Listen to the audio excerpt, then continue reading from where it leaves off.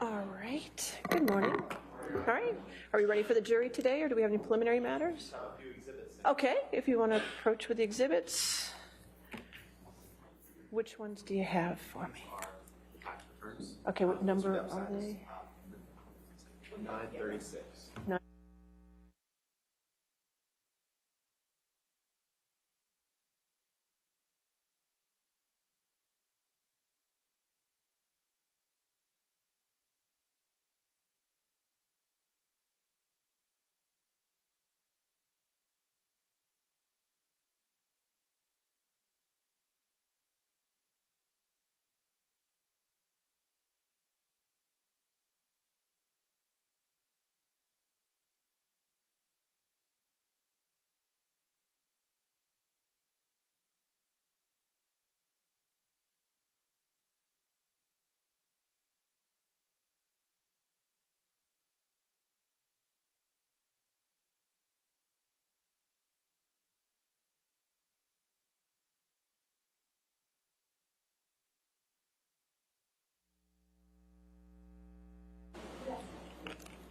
All right. Are we ready for the jury?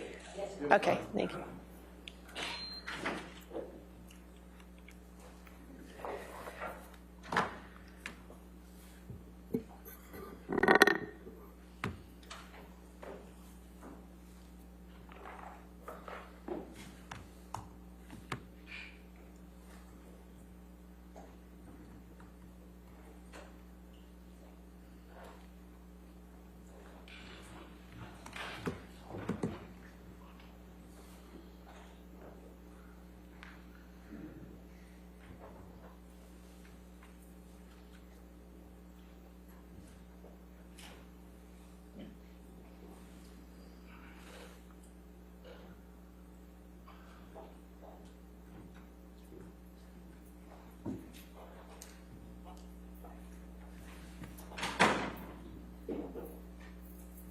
All right. Good morning, ladies and gentlemen. All right. Are we ready to continue with the witness on deposition? Yes, Your Honor. The remaining portion of the deposition video of Aaron Filati will include the questioning by counsel for Mr. Depp. All right. Thank you.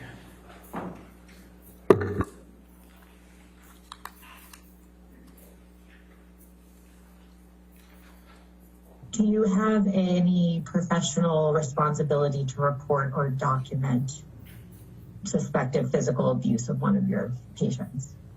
If I witness or find out information of domestic or child abuse, yes. And so what is that responsibility? I need to notify superiors of the information I was provided with. When did you first meet Ms. Heard?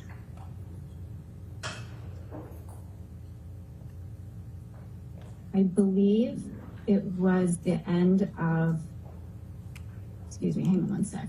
Oh, I have it here. I'm just looking at my nursing notes. It looks like August 27th, 2014. Okay, so can we please pull up the nursing notes, which I believe are Exhibit 2? Okay, I'd like to, while we have this document up, I'd like to go through this section that's called client history. Do you see what I'm referring to? Yes. Was the information in this paragraph self-reported to you by Ms. Heard? I just have a quick moment to review that, and then I can answer that question. Certainly. Thank you.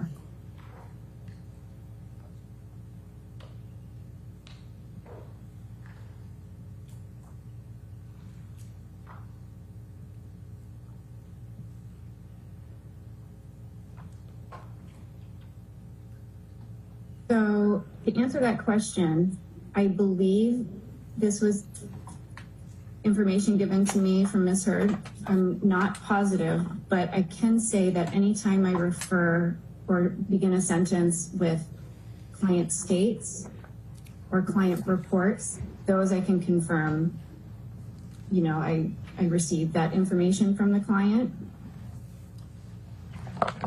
As far as in totality, I would assume most information came from Ms. Heard, but I can't rule out that I didn't get any information from the treating physician in preparation either. And I think you, would this information have been relayed to you at that first meeting with Ms. Heard? This information, if it was information I received from Dr. Kipper, I would have had that information probably prior to meeting her. But anytime that I said states and I can confirm that I got that information, I would assume that it was sometime within the first day or two of meeting her, because I usually take a client history when I meet a client. Go down a couple more sentences. It says, AH reports history of substance abuse, including an addiction to cocaine and liquor. CT client reports abstaining from cocaine for a couple years, but was unable to report exact dates. Do you see that? Do you see that where I'm referring to? Yes, I see that. And that's something that you would have written? Yes. Okay. And this is also information that you believe Ms. Heard would have reported directly to you? Again, I don't have specific recollection of this, but I would have to refer to my notes that says the client reports it. So the assumption would be made that she provided me with that information.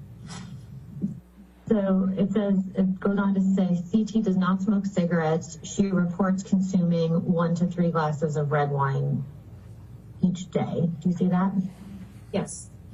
And again, this is based off of your notes, something that Ms. Heard reported to you, correct?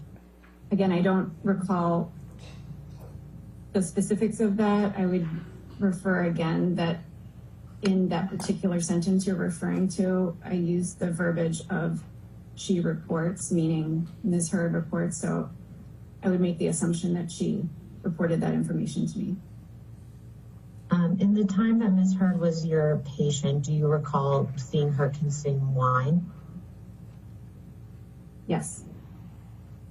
Is this self-report of 1 to 3 glasses of red wine each day consistent with your recollection?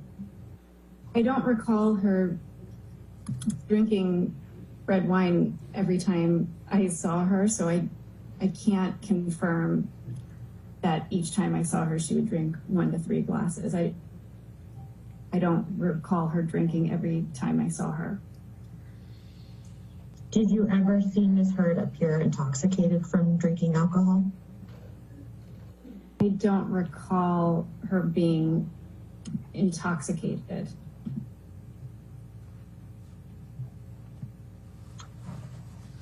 Okay, so moving on to the next sentence here, it says she reports a familial history of substance abuse. Both mother and father have abused and become dependent on stimulants, methamphetamine, opiates, and alcohol. Did I read that correctly? Yes. And the she here, it refers to Ms. Heard? That's correct. Okay. So this is also something that Ms. Heard reported to you as far as your notes reflect? Again, I don't have specific recollection of this. It appears that she did report that, but I don't remember. So a couple sentences later here, it says, client admits to history of anxiety, eating disorder, attention deficit disorder, bipolar disorder, codependence issues, and occasional insomnia. Do you see that sentence? Yes. And based off of this note and specifically the language that says client admits, you believe that this is something that Ms. Heard would have reported to you? As you stated, because it says client admits, I would make that assumption.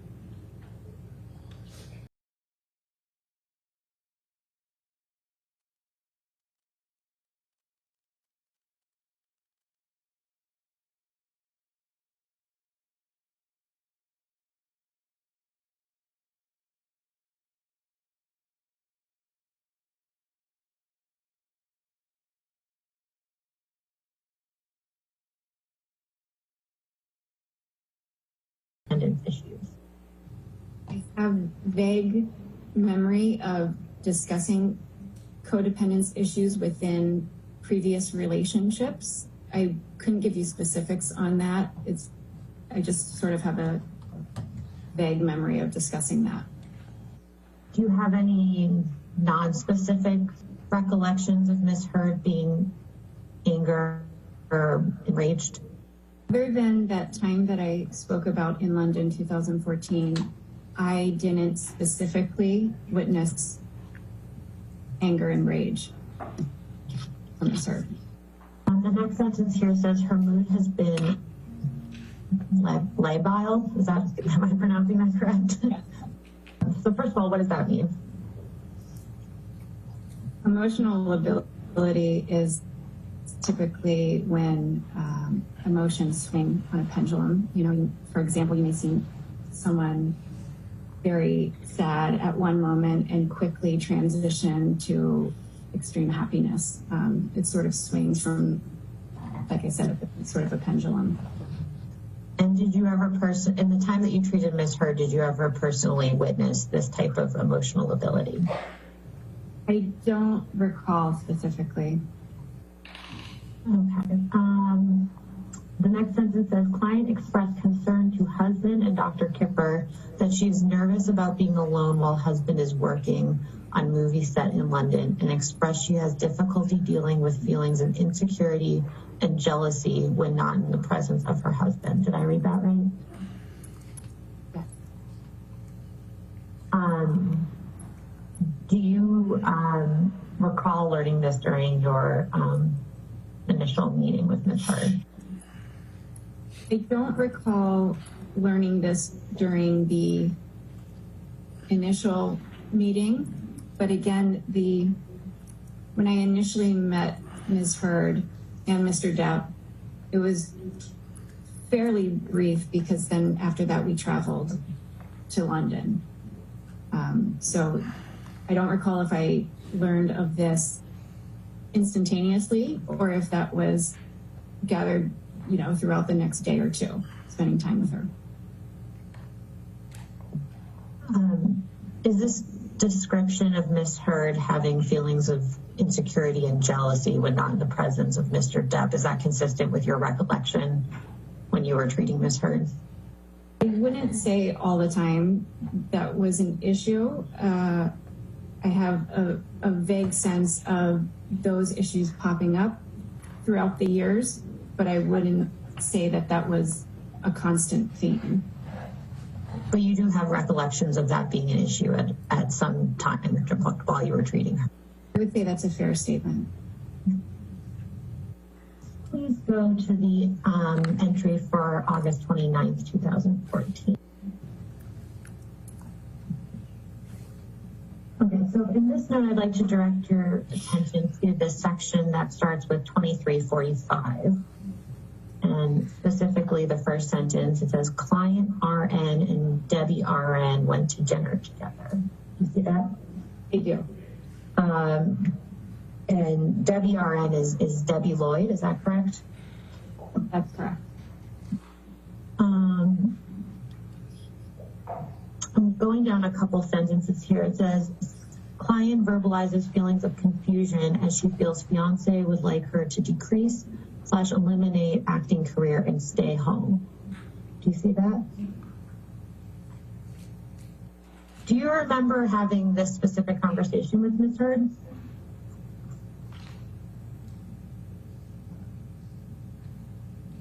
I don't remember specifically, but I do have a general recollection. No, I don't recall specifics. Did you ever have any discussions with Mr. Depp concerning Ms. Heard's acting career?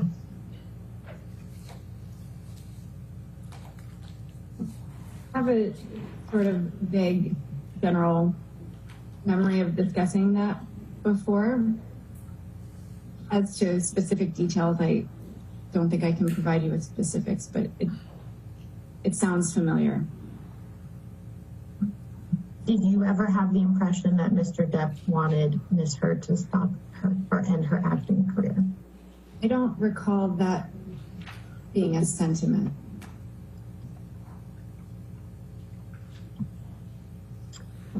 Let's, if we could scroll down to the entry for September 2nd, 2014.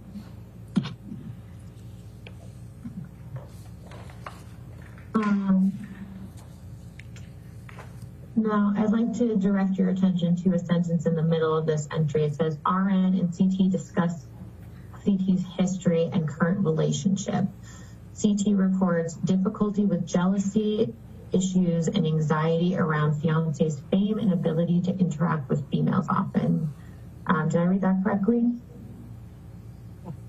And that's a note that you wrote, correct? Do you recall Ms. Heard expressing the sentiment to you? Again, like we discussed earlier, I don't recall that specifically. I do have a general sense of jealousy, anxiety issues popping up throughout the years, but I don't remember that specific discussion to give you anything deeper than that. Let's please move on to the entry for September 4th, 2014.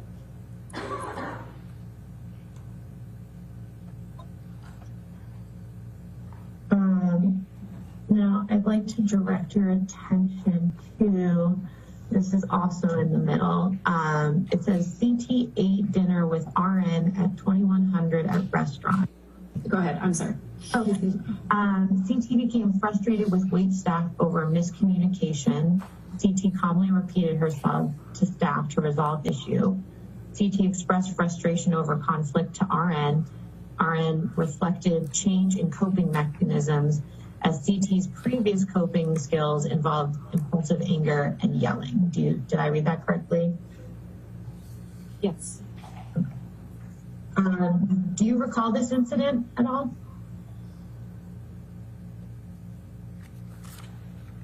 I wouldn't have said that I remembered this in preparation for the deposition. When I was rereading through these notes, I have sort of a vague memory of this, but I think my notes here probably are more specific than what I exactly remember. Let's actually go to the entry for September 21st, 2014, and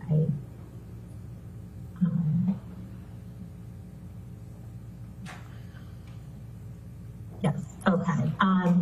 Please take a moment and review this, and once you're done, the question is does this note reflect that incident in London that you just referred to?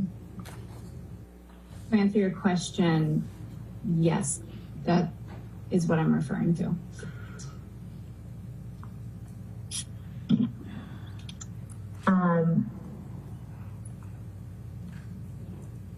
It says down here at the bottom of the notes, client's fiance offered emotional support. Is that accurate to your recollection? I don't recall. I would have to refer to my nursing note, as it's probably a lot more reliable than my current memory. I believe you testified earlier, though, that you recall that Mr. Depp was present on this occasion. Is that right? That's correct. Okay. Now we can move on to the entry for September 22nd.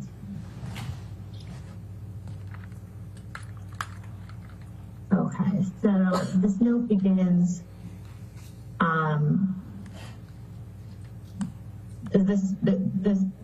strike that.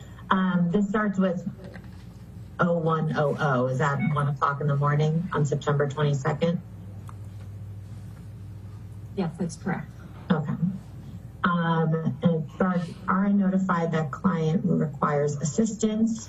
Upon arrival, client noted to appear irritable, loud, and angry. Client screaming at times and appears agitated. Client crying and states she got into a verbal argument with fiance after RN departure. Does this refresh your recollection at all about Ms. Heard having an outburst? I don't know that it refreshes my memory. I would say it reflects my memory. This is the same outburst in London that you had been previously referring to? Yes, that's correct.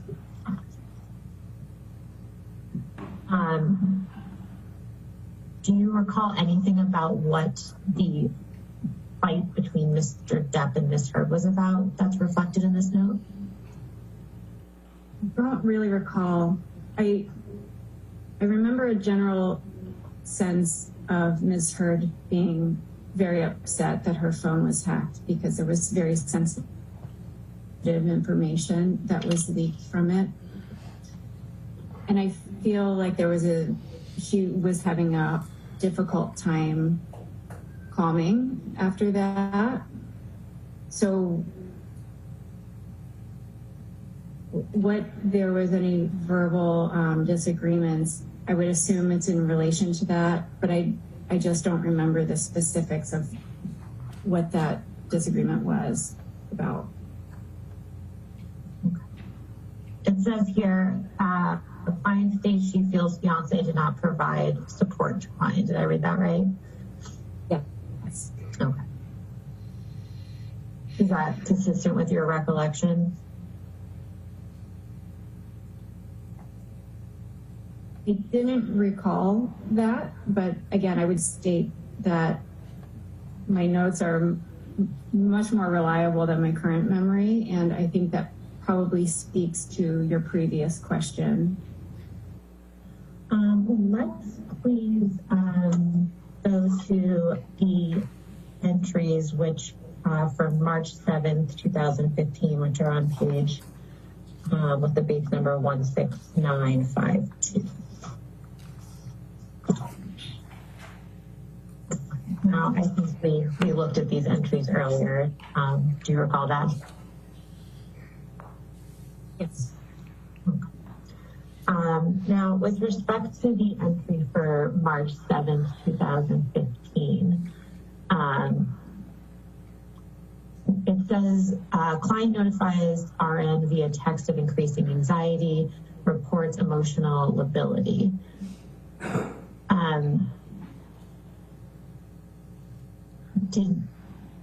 Do you recall Ms. Heard reporting why she was feeling anxious at this time? No, I don't recall the specific reason of why she is notifying me of that at this time.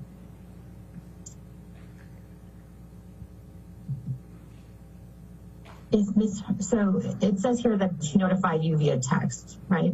Right. Directing your attention to the next note from March 8th, 2015.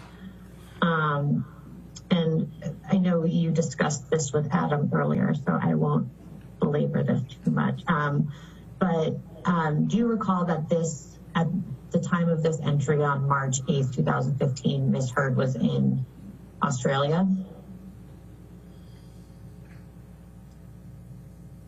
I would make that assumption based upon my note for March 8th. I state that client will be returning to Los Angeles, accompanied by House Manager Ben. I'm paraphrasing there, but yes, I believe she was coming from Australia for this particular entry. It says here, RN plans to meet client upon arrival. Do you see that? Oh, yes, I do. And I think you testified to this earlier. You did see Ms. Heard the next day when she arrived back in Los Angeles. Is that correct?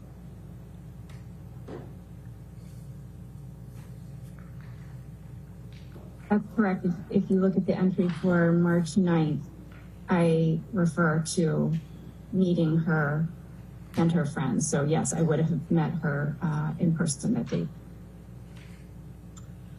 Do you recall how long you spent with Ms. Heard that following day? I don't recall. My note states that I met her for dinner at 2200, which military time would be 10 p.m.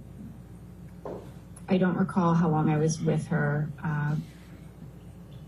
So I would assume a couple hours, but again, that I'm just making an assumption. Do you recall observing any injuries to Ms. Heard when you saw her on March 9th, 2015? No, I don't recall. I don't make note of it, but I don't recall either. If Ms. Heard had visible injuries, is that something that you would have documented in your nursing notes? I would assume so. Do you recall Ms. Heard seeking any medical treatment from you when you saw her on March 9th, 2015? I don't recall.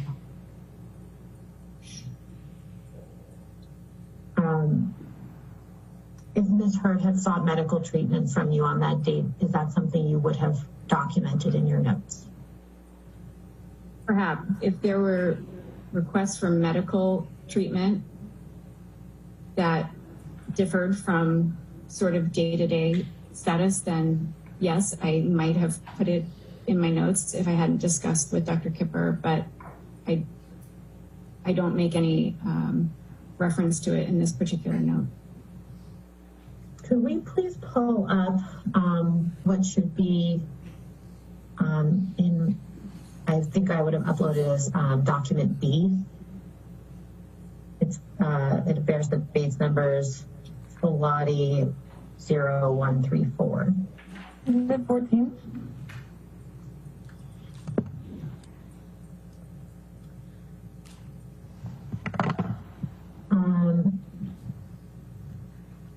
I think we covered this before, but just to confirm, is this your email up at the top that says erinboren@hotmail.com?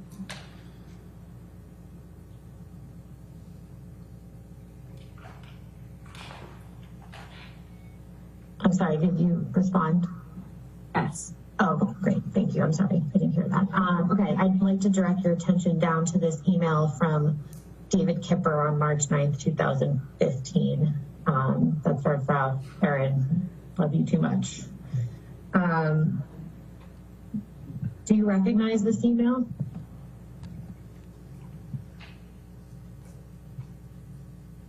I believe I produced this in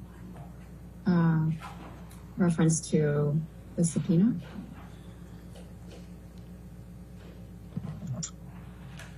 Do you recall receiving this email? I don't recall, but I do remember reviewing this. I don't think I reviewed it in preparation for today, but probably at the time of the document request. I think I probably reviewed this.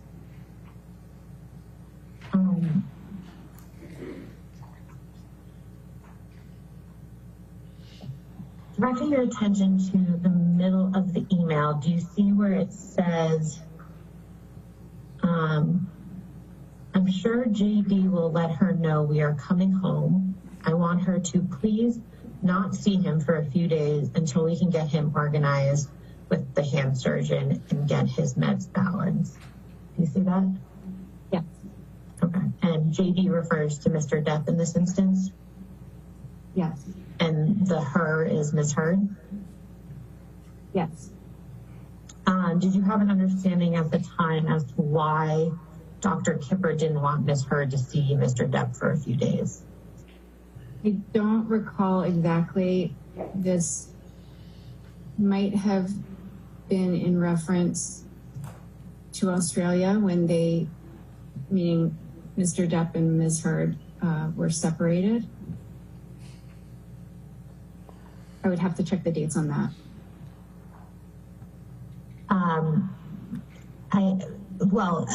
Turning back to your notes where Ms. Heard was returning from Australia on March 9th, 2015, does that orient you? Yes, thank you. Yeah, that would be the same time period. Okay.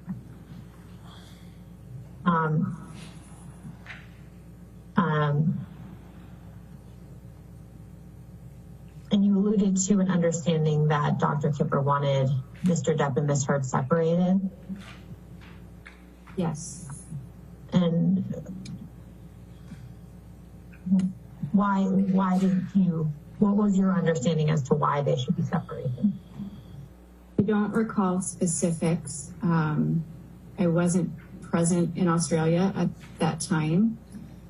I just remember a general sense of a big argument happening and the treatment team deciding that they should not be around each other. So Ms. Heard returned to Los Angeles and Mr. Depp stayed in Australia. For how long, I don't recall.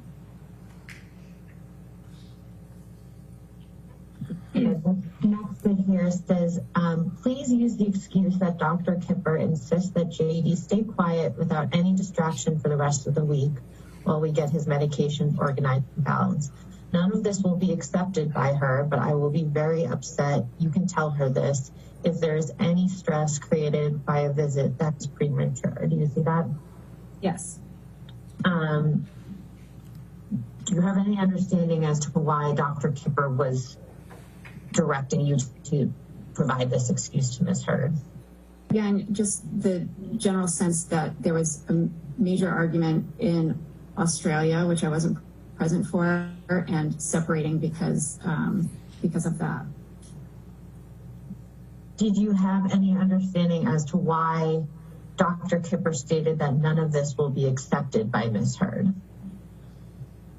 I would be speculating on that, but you know, we used joking terminology. Based on your experience treating Ms. Heard at this time in March of 2015, would you agree, or did you agree with Dr. Kipper that Ms. Heard would not accept not seeing Mr. Depp for a period of time? I don't know specifically.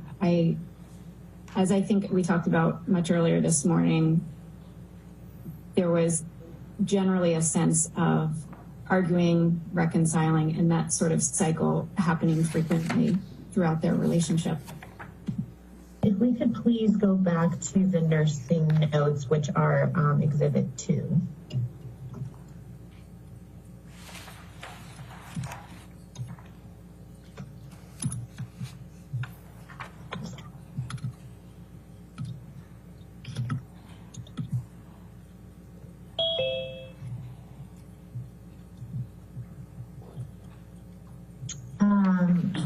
Could we please go back to the entries from March 2015 that are on the page with the base number 16952?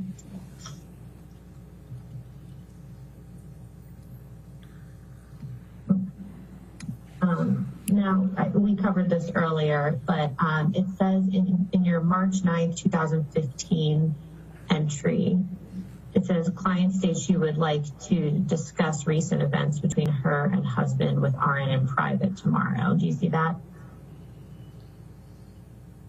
Oh, yes, I do. Directing your attention to the entry for March 10th, 2015, it says RN met client at home at 1600. Does that refresh your recollection that you did meet with her the next day? No, it doesn't refresh my recollection. However, I would refer to my nursing note. Do you have any reason to doubt that these notes are accurate? No. Do you recall what Ms. Heard showed any injuries to you on that at that time? No, I don't recall any injuries. Okay. Can we go back to Exhibit 2, which is the nursing notes, and specifically the entry for March 25th, 2015. Just go back up to the top of this entry for March 25th, please. And I just want to ask you about one more part of this. It says, states she is concerned about ability to trust fiance following argument on March 23rd, 2015. Do you have any recollection of Ms. Heard expressing concern about her ability to trust Mr. Depp? I would say I have a generalized memory of there being, as I stated before, jealousy and anxiety issues, including mistrust within the relationship. Do you recall Ms. Heard ever telling you that she thought Mr. Depp was cheating on her? No, I don't recall that specifically. I just, as I've said, have a general sense of remembering jealousy being an issue. If we could,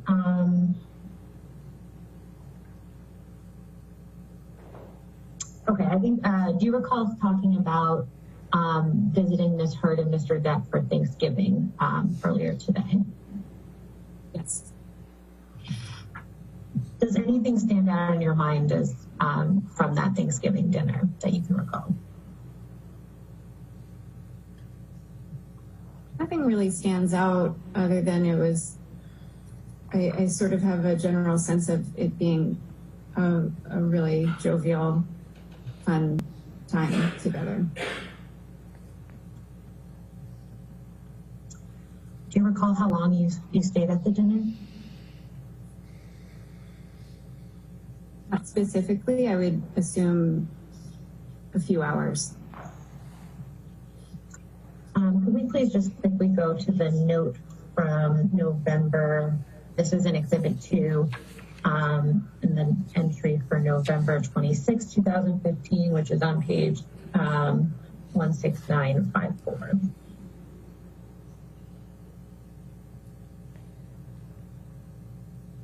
Please stand by.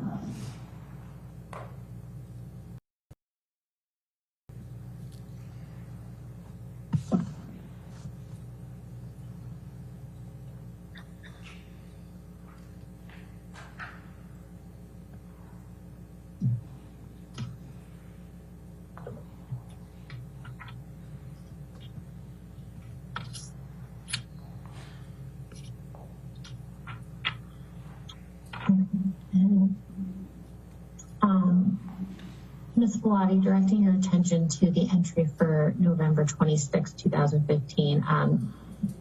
You recall seeing this entry earlier today? Yes. And I believe you testified that this is the entry from the Thanksgiving dinner that you spent with Ms. Heard and Mr. Depp?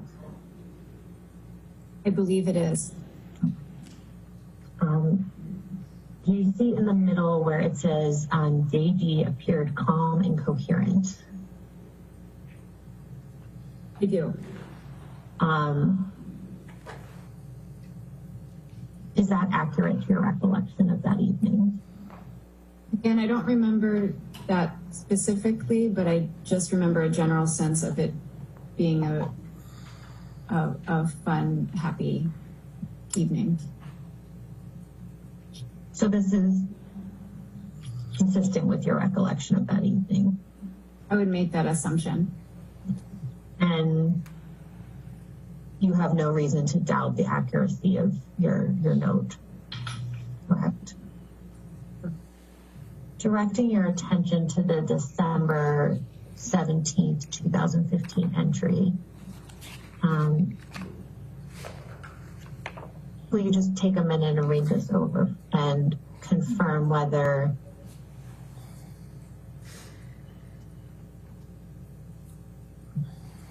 strike that. Do you recall going and visiting Ms. Heard on December 17th, 2015? I remember in so much as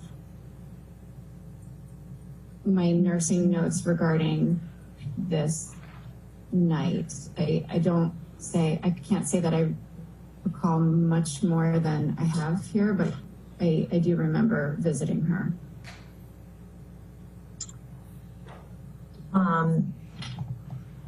It says here that the client had visible bright red blood appearing at center of lower lip. Do you see that? Yes. Did you, other than the blood on Ms. Heard's lip, do you recall seeing any other injuries to her on that date? recall other than what I state.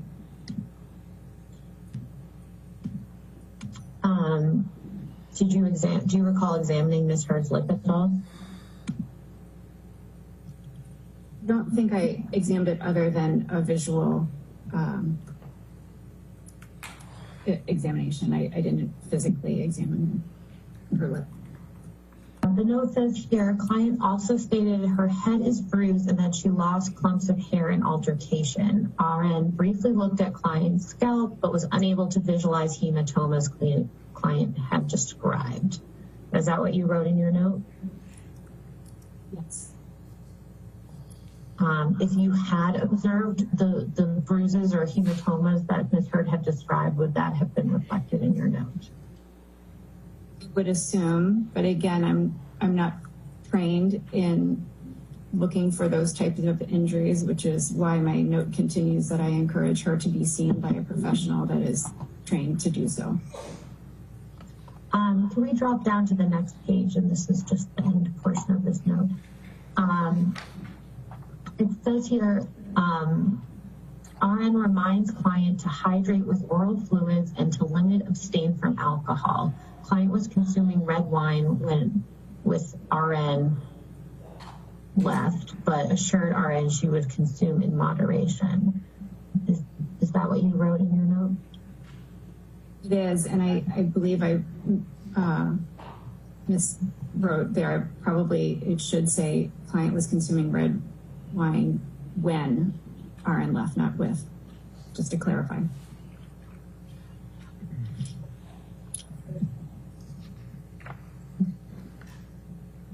Why would you advise Ms. Heard on this occasion to limit, or why did you advise Ms. Heard to limit or abstain from alcohol on this occasion? I don't recall why I would be speaking to limit or abstain from alcohol on this occasion. To confirm, based on your nursing notes, you were aware that Ms. Heard claimed to have been injured by Mr. Depp in December of 2015, right? Correct. And you went and actually saw her shortly after that alleged incident, correct? Not that same day, but possibly the following day, I believe.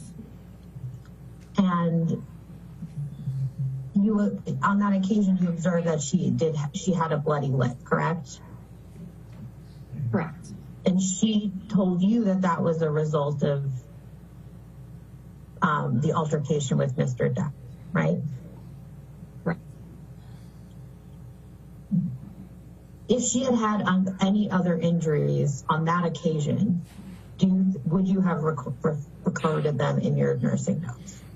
I make that assumption based upon my other notes that reference the blood on her lip. Could we go back to Exhibit 2 in the nursing notes for April 21st, 2016? Which actual page number?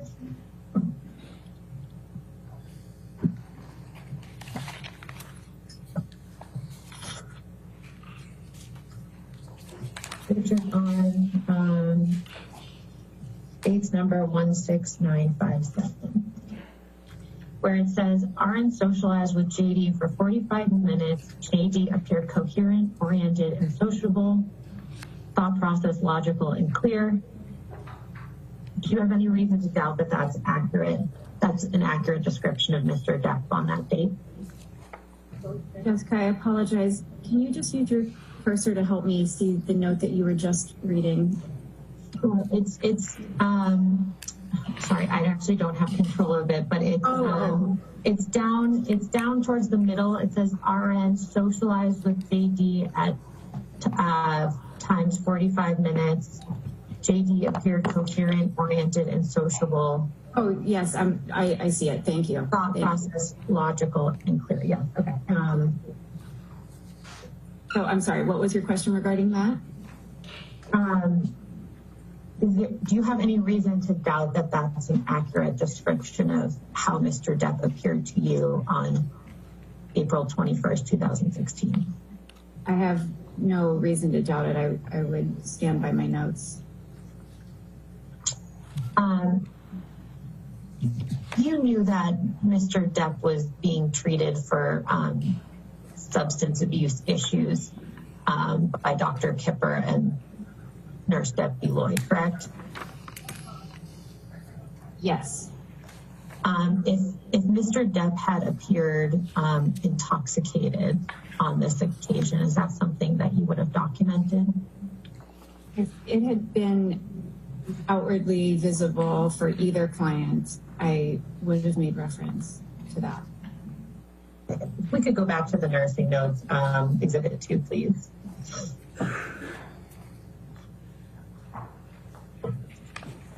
And if we could go down to the entry for May 11th. Thank you. Now, Ms. Lottie, we looked at this. You looked at this entry earlier today, correct? Correct. Directing your attention to just a couple lines down, it says, client discussed her birthday trip to Coachella Music Festival. Trip was April 22nd, 2016 through April 24th, 2016.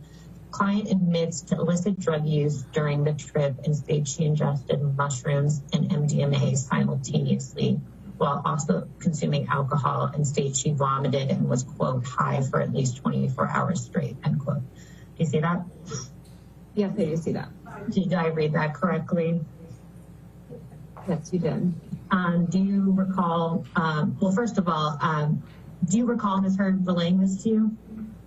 I don't recall these specifics that I state here in the note, but I remember sort of a conversation talking about the trip after they had returned.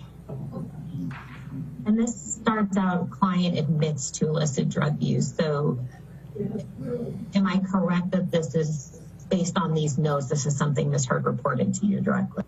Again, I don't remember these specifics. However, my usage of client admits refers to the client reporting something to me.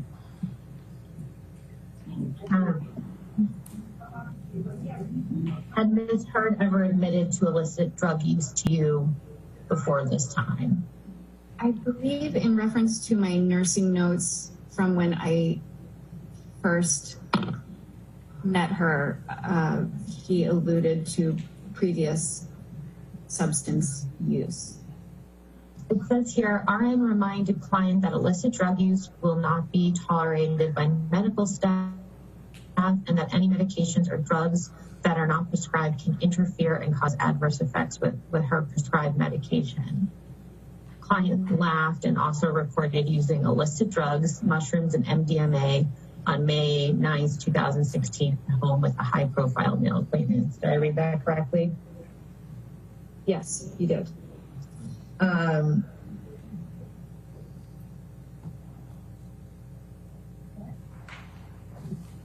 Do you recall Ms. Heard laughing in response to your reminder about illicit drug use? No, I don't recall that. In your time caring for Ms. Heard, did you ever see Mr. Depp physically abuse her?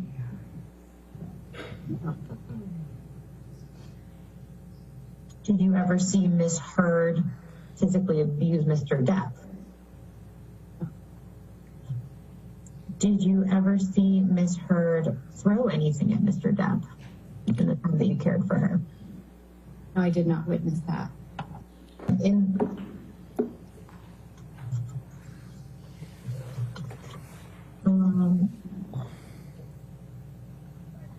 In the time that you treated her, did you ever see Ms. Heard lose her temper?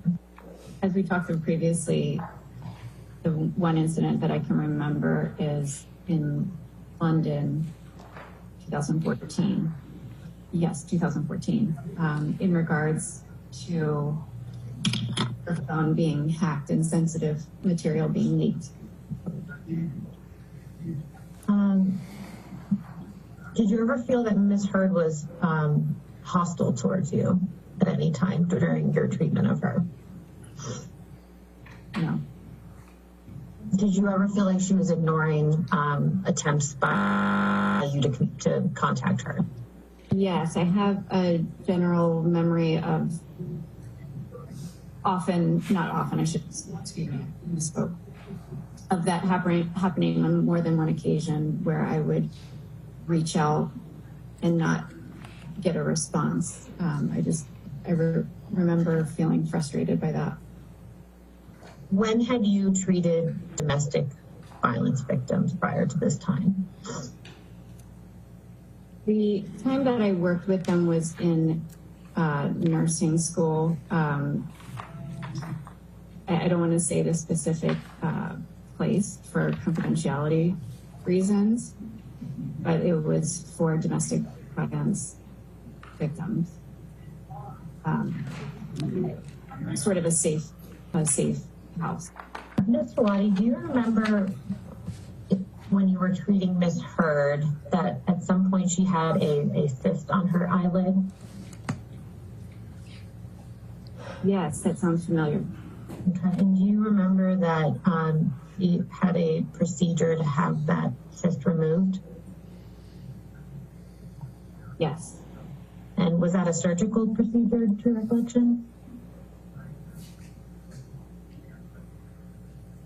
From what I recall, that was handled at an outpatient surgical center. Other than that, I don't know the details of that specific process.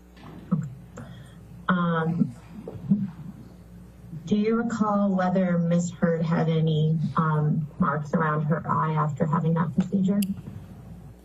I don't recall. I remember a topical ointment being applied, but I don't recall if there were marks on her eye or not. At this point, the questioning switches back to counsel for Ms. Heard. All right, thank you. Do you say Yeah. Pilati 93? Yes. Okay.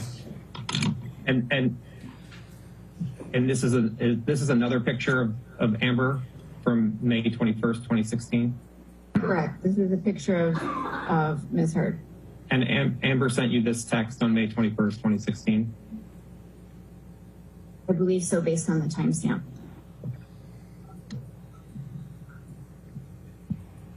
And the same for this picture on the next page. Amber sent you this picture of her. Correct. And the same for this page, the next page. Amber sent you this picture of her on May 21st. Yes.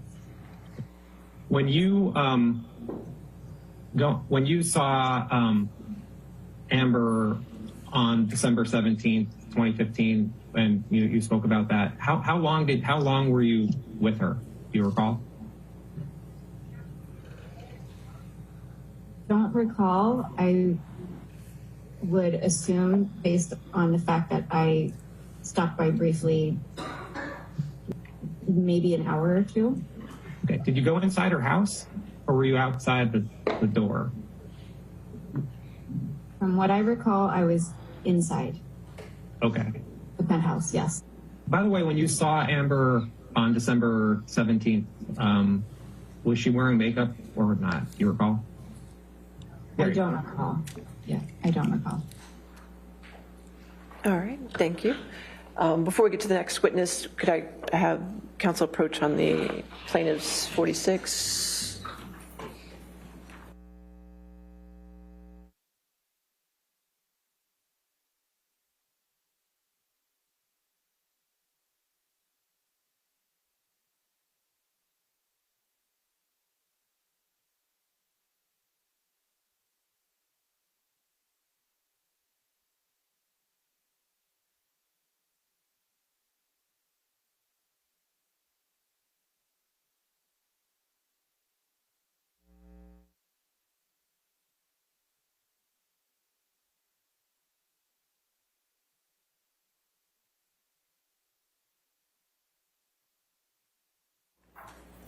All right, so plaintiff's 46 is in evidence.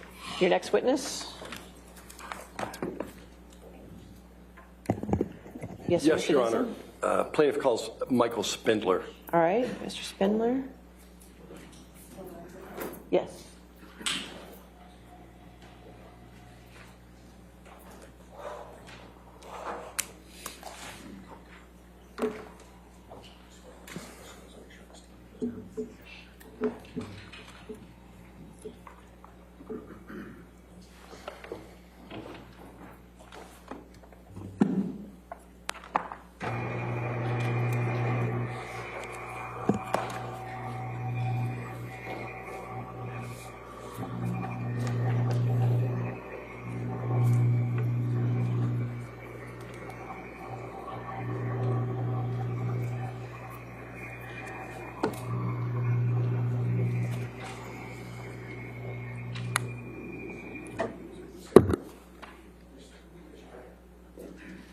Do you solemnly swear or affirm to testify truthfully in this case and penalty of law?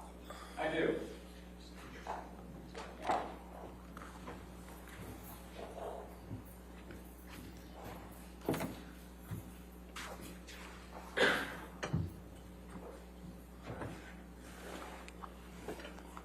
Good morning, sir. Good morning. Would you state your name for the record? Michael Spindler. Where do you live? I live in the Los Angeles, California area. What's your occupation? I'm a forensic accountant. What do you mean by forensic accountant? Well, a forensic accountant does accounting work that is a bit more investigative in nature.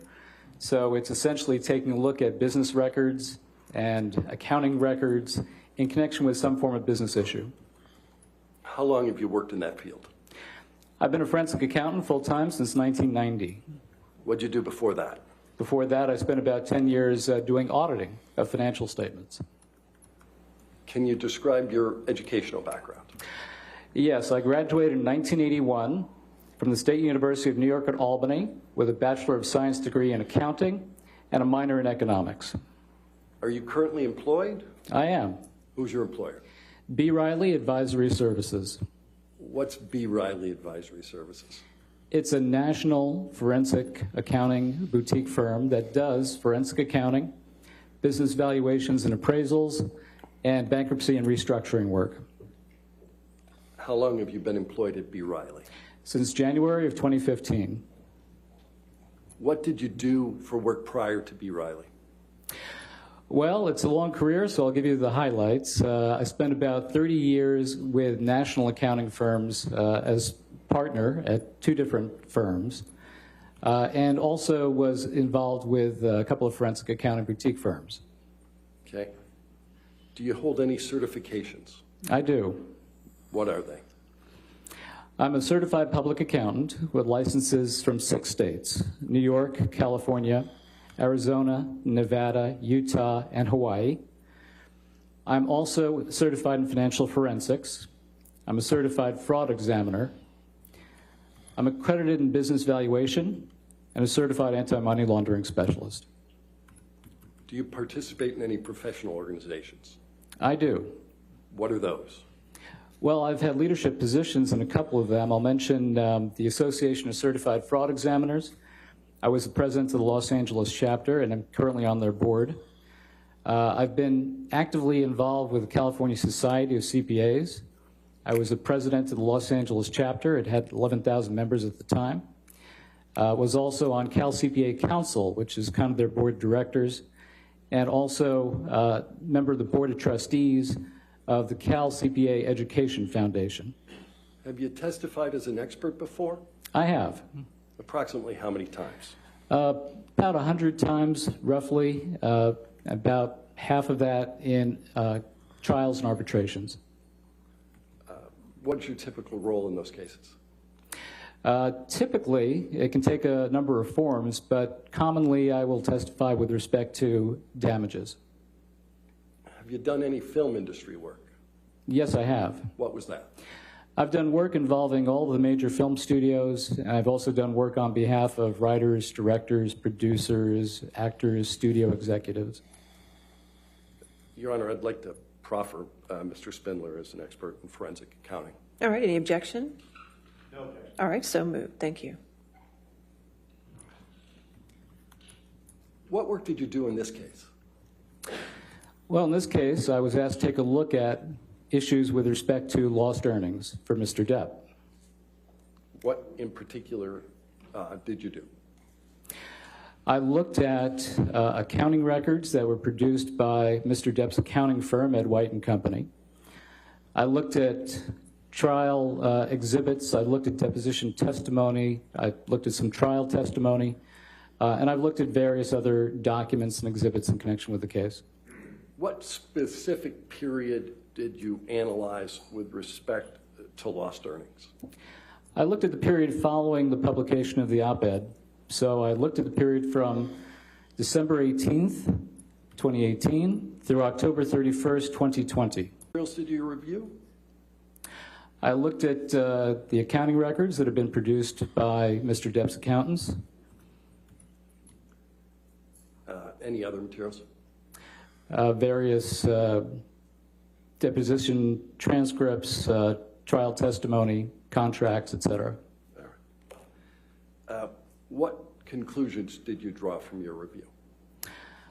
I concluded that Mr. Depp suffered lost earnings of approximately $40 million. How did you reach that conclusion? Well, there are really two main components to that. The first relates to the loss of the role of Captain Jack Sparrow in the Pirates 6 film.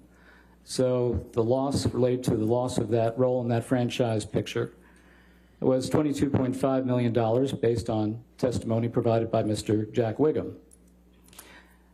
In addition, we looked at, yes? Did you do anything else with respect to Pirates 6? Well, we also calculated the net earnings that Mr. Depp would have received from that. Okay. And what did you base your analysis of Pirates 6 on? Based on the testimony of Mr. Jack Wiggum. Okay. What else did you do with respect to the lost earning analysis that you did? Well, the other main component to this is taking a look at all the other roles, the non-franchise films. So those films, studio films, independent films, and endorsements that Mr. Depp realizes and enjoys. So in connection with that, we looked at his bookings for the year 2017. And by bookings, I mean instances where Mr. Depp is hired for a project, and he receives that first money related to that project in 2017. So, in other words, you've got a deal, and cash has showed up, so it's real. So we looked at his 2017 bookings, and we calculated for that year, for that period, his bookings were about $17.5 million. The main components of that, Mr. Wiggum testified to. We then looked at the period of time following the op-ed of December 18th, 2018 through October 31st, 2020. So if annual earnings was $17.5 million, in what is known as a typical year, a reasonable base year, at that rate, what would we have expected Mr. Depp to have earned from that period of October 18th, 2018 through October 31st, 2020? And we then compared that to his bookings, his actual bookings for that period of time. Why did you use 2017 as a typical base year? Well, a couple of reasons. First of all, Mr. Wiggum testified that that was a typical year for Mr. Depp. And it's also the most recent clean year that was experienced. In 2018, you had the publication of the op-ed. That didn't happen in 2017. Okay. Did you do anything, did you prepare anything to assist the jury with respect to the analysis that you performed? We did prepare a chart, yes. Okay.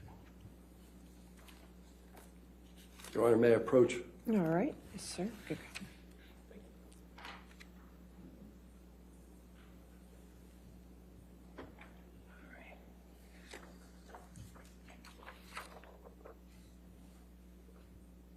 Thank you.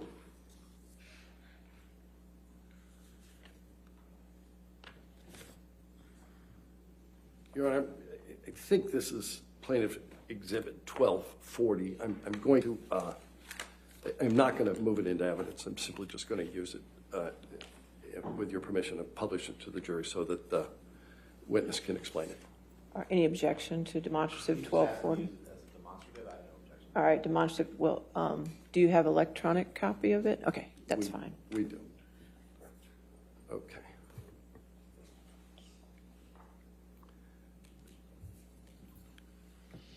Who did this chart? I, in combination with people working under my direction from my firm. All right. Can you explain to the jury what you've done here? Sure, I'd be happy to. So, as we discussed previously, Mr. Depp lost the role in Pirates 6, and the effect of that was lost earnings of $22.5 million based on Mr. Wiggum's testimony. And then what we've shown here is the 10% agent commission. So why did you deduct 10%? Because that's the rate for Mr. Depp's agent. That's what his agent receives out of Mr. Depp's earnings in connection with setting up a project for Mr. Depp. So we deduct that 10%, which comes to $2,250,000, just 10% of $22.5 million. And the net effect of that, the amount that Mr. Depp would have received after deducting that fee, would have been $20,250,000. And that's the first component of this. All right. What did you do in terms of the analysis of lost bookings for non-franchise films? Okay, so that's the next section of the chart. And as I mentioned before, his 2017 bookings were about $17.5 million. So that rate of earnings over the period from mid-December through the end of October 2020, or mid-December 2018 through the end of October 2020, would come to about $32.8, $32.9 million. We then compared that to actual bookings during that period of time of mid-December 2018 through the end of October 2020. That amount was $10,586,000. We deducted those bookings, the actual amounts, from what we would have expected to arrive at his lost bookings for non-franchise activity, and that comes to about $22.3 million. And once again, we've deducted the 10% agent's commission. So the net effect, the lost earnings to Mr. Depp after that agent's fee for non-pirate films comes to about $20 million. What does the figure at the bottom corner of the chart, the $40,318,237, what does that represent? Well, that's your grand total. That's the sum of those two components for total lost earnings of $40.3 million. No further questions, Your Honor. All right, cross-examination.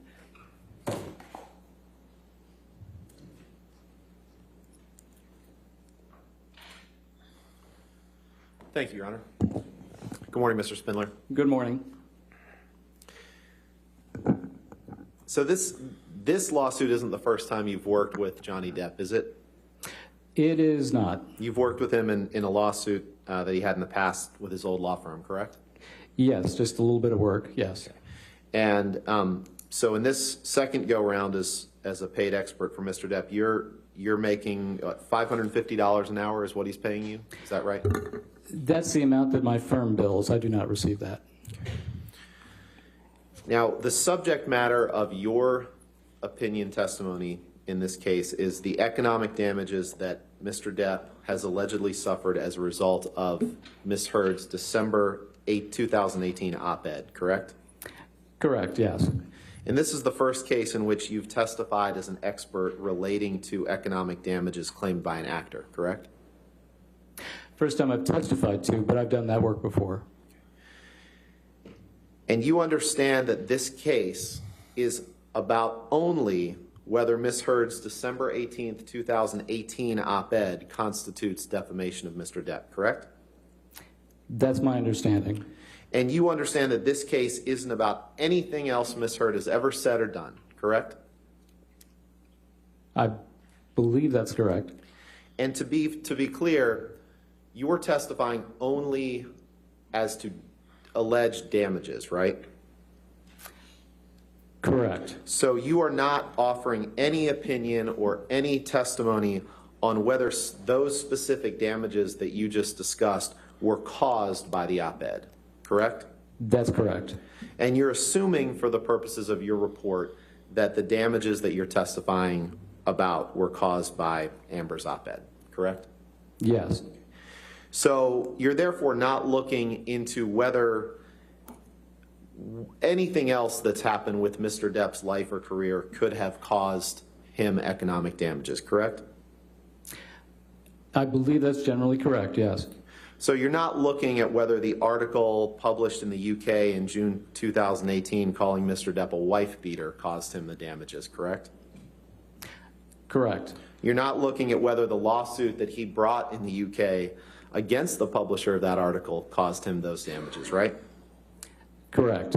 You're not looking at any of the evidence that came out in that lawsuit about alleged instances of abuse against Amber, correct? Correct. You're not looking at whether the consequences of Mr. Depp's drug and alcohol use have caused him the damages you're discussing, correct? Correct. You're not looking at whether the worsening performance at the box office of Mr. Depp's movies over time has caused him the damages that you're testifying about, correct? Correct. And I'm not acknowledging any of this being accurate. I'm just saying that that wasn't part of my calculations. Sure, I understand. I just want to make clear what you didn't look at, what you're not opining on. And so to round that out, you're not considering even the impact of Amber obtaining a restraining order in May 2016 and whether that may have caused him damages. That's not part of your opinion, correct? Well, since we were taking a look at lost bookings using 2017 as a base year, any activity that preceded that would have been baked into those calculations that way. And we'll get to those calculations in a minute because I'm going to put up the chart that you put in your expert report. But first I want to talk about Pirate 6 because that's basically the two components of your damages is Pirate 6 and then this non-franchise lost bookings, right? Correct. So for Pirate 6 specifically, you assume that he would have made $22.5 million on Pirate 6, right? Correct. And you took Jack Wiggum's word for it in making that assumption, correct? I based it on his testimony, yes. Now, you never saw a contract that Mr. Depp had for Pirate 6, correct? Correct. Because no contract exists, to your knowledge, correct? So far as I know, I've not seen one. And you didn't take into consideration Jack Wiggum's testimony that Disney was non-committal about Mr. Depp being in Pirate 6 even before the op-ed, correct? Correct. And you didn't take into consideration the press articles that came out prior to the op-ed that suggested that Disney had made a decision not to cast Mr. Depp in Pirate 6, correct? Correct. And you have no idea whether Pirate 6 will ever be made, right?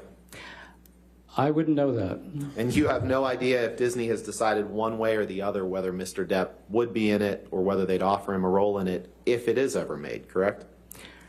Well, my understanding is that they made a public statement that he would not. Okay. And you have, if Disney decided that he wouldn't be in it, you have no idea when they decided that, correct? I know that there was a public announcement subsequent to the publication of the op-ed. What public announcement are you talking about? I believe there was an interview of Mr. Bailey that was published several days after. Oh, okay. Well, that interview of Mr. Bailey didn't say that he wasn't going to be in it. In fact, have you looked at the article that the jury saw the headline for yesterday, dated November 5th, 2020, about Mr. Depp potentially not being in Pirate 6? Have you looked at that article? I assume not. No. Okay. And you didn't take into account Mr. Depp's statement that he wouldn't do Pirate 6 for $300 million and a million alpacas, correct?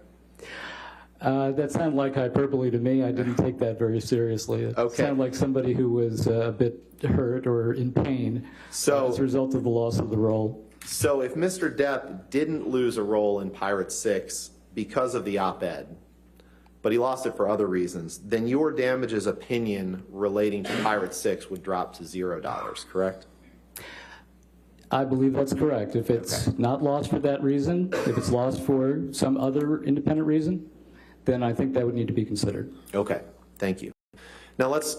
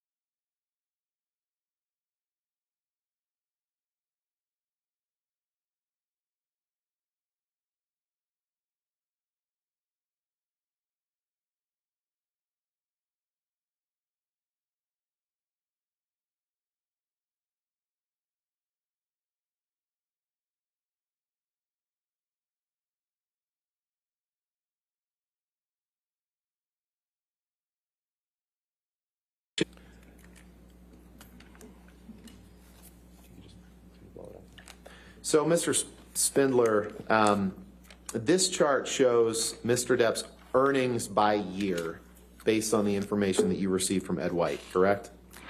Correct. From 2009 to 2020? Yes. And it shows that from about 2009 to 2019, and I didn't add these up visually, but from your report, you say that Mr. Depp made about $459 million. Correct? Correct. Now, the two highest earning years in this time period were 2010 and 2011, right? Yes. You see that? You made about $70 million in 2010. I do, yes. And then the third highest year was 2014, right? Yes. Made under 60 million. And you'd agree that from the period 2010 to 2020, his annual income on average was decreasing. Yes, but you have to take a look at the components of this. Right. And in as 2000, I was just wanted to get your agreement that from 2010 to 2020, his annual income was decreasing. Now, in 2020, he earned more than he did in 2016, correct? On an overall basis, yes. And in 2020, he earned more than he did in 2018, correct? Yes, just After the based on op-ed. earnings. And in 2018 and 2019, he earned an almost identical amount, correct? Yes, And just based on 2019 and earnings. 2020 were both after the publication date of the op-ed, correct? Yes. Okay, now I want to talk about some of these non-franchise earnings because when I looked at your chart that was displayed to the jury, I didn't see anything specific listed. So can you just confirm for me that you can't name a single lost business opportunity other than Pirate 6 that Mr. Depp lost as a result of the op-ed? That's correct. That's not the nature of this A calculation. single television, just if you could just answer my questions yes or no as best you can, please. You can't identify a single television project that Mr. Depp allegedly lost out on as a result of the op-ed, correct? Correct. That's not the And nature you of this. can't identify a single advertising campaign or marketing opportunity that Mr. Depp lost out on as a result of the op-ed, correct? Right. These are the calls that So we did it's not fair to receive. say that for the lost opportunities that you can't name, you're assuming, as with Pirate 6, that those opportunities were lost because of the op-ed, correct? Correct. Now, you mentioned something interesting in your direct and in your report. You say that you used 2017 as the base year to calculate what you claim Mr. Depp's should have earned in 2019 and 20, correct? Correct. And let's take a look at this because 2017 he made that much, correct? About 45 million or so? Yes. But in 2016 he made just a shade over 20, correct? Correct. 2018 he made a shade under 20, right? Yes. Same with 2019, right? Correct. And then 2020, he actually made more than he had in the prior 2 years or in 2016 and made about, what, 22, 23 million or so? Is that right? Right. But as I indicated, this is just based on earnings. You need to get behind it. Right. So you said, there were a couple interesting things you said. You said that the most recent, that 2017, I want to explore why you relied on that. Now, first of all, you said that you relied on Jack Wiggum's testimony that 2017 was a reasonable year to use, correct? Correct. Despite the fact that 2017, he made more than twice as much as he's made in any year over the last 5 years, correct? Yes, but when you take a look at their, if I can finish this you thought. Answer my question. No, well, I want to get to your thoughts because you said that one of the reasons you used 2017 was because it was, you said, I wrote it down, the most recent clean year, right? Correct. And then I think you explained, you said because the op-ed was written in 2018, right? Correct. But the op-ed wasn't written until December 18th, 2018, correct?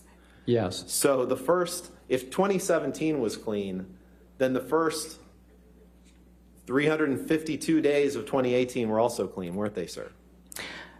If I may explain, Mr. Wiggum testified that for the first half of 2018, Mr. Depp chose to take some vacation time. Also, he chose to go touring in the summer with his band, and then he did a film towards the end of 2018.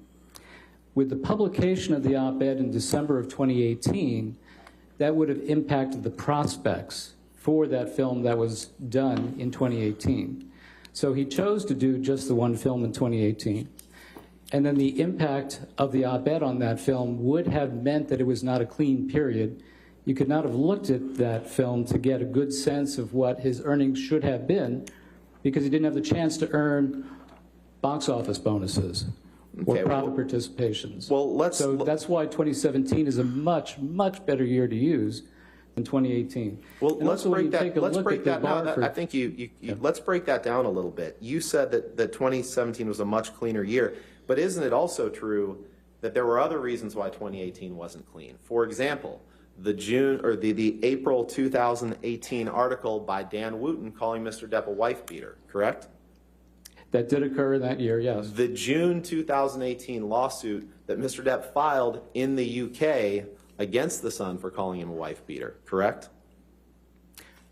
Yes. And how about the October articles reporting that Disney had decided to move on from Mr. Depp and not cast him in Pirates 6, correct? I'm sorry, what effect would that have had? Well, it came before the op-ed, so it's another reason why 2018 isn't a clean year in your mind, correct? An article no, 2 those months aren't before the the reasons why. op-ed, an article 2 months before the op-ed saying that Disney had decided not to cast Mr. Depp. That would also keep 2018 from being what you would call a clean year, correct? I've described the reasons why I believe 2018 was not a clean year. Okay. Now, you're aware, as we talked about, that Amber's op-ed wasn't published till December 18th, 2018, correct? Correct. So Mr. Depp could not have lost out on any opportunities as a result of the op-ed prior to December 18th, 2018, correct? Correct. And he couldn't have lost out on any opportunities in 2017 as a result of the op-ed. Fair? Fair. And he couldn't have lost out on any opportunities in 2016 as a result of the op-ed, correct? Correct. And so in calculating your damages, you didn't use 2016, you didn't use 2018, but you chose to use 2017, correct? Yes, and for very Mr. good Depp reasons. still made more in 2020 than he did in both 2016 and 2018 before the op-ed was published, correct? Correct, and that's Nothing just further. based Thank on you, sir. earnings. All right, redirect. Yeah, thanks, Ron.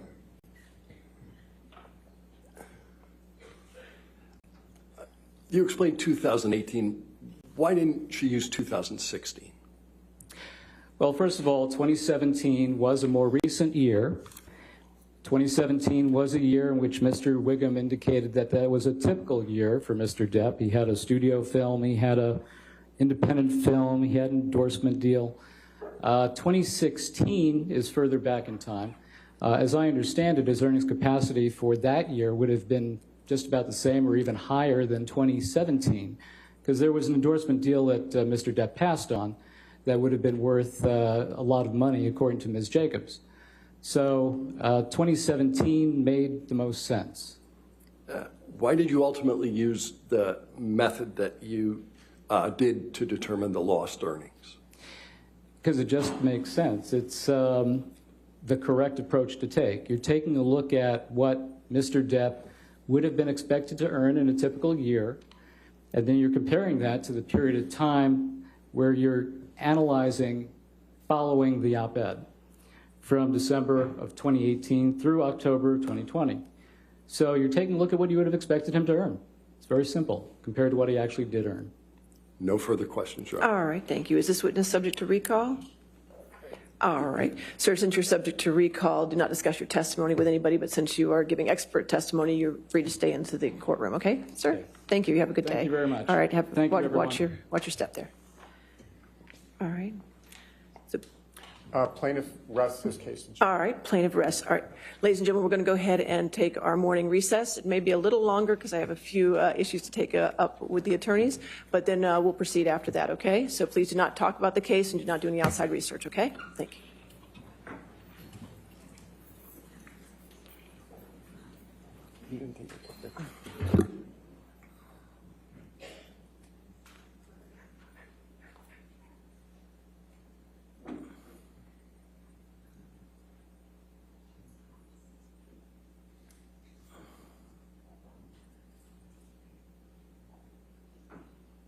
All right. Why don't we go ahead and take our recess till 11:45, and then I'll come back and entertain any motions at that time, okay? All right, thank you.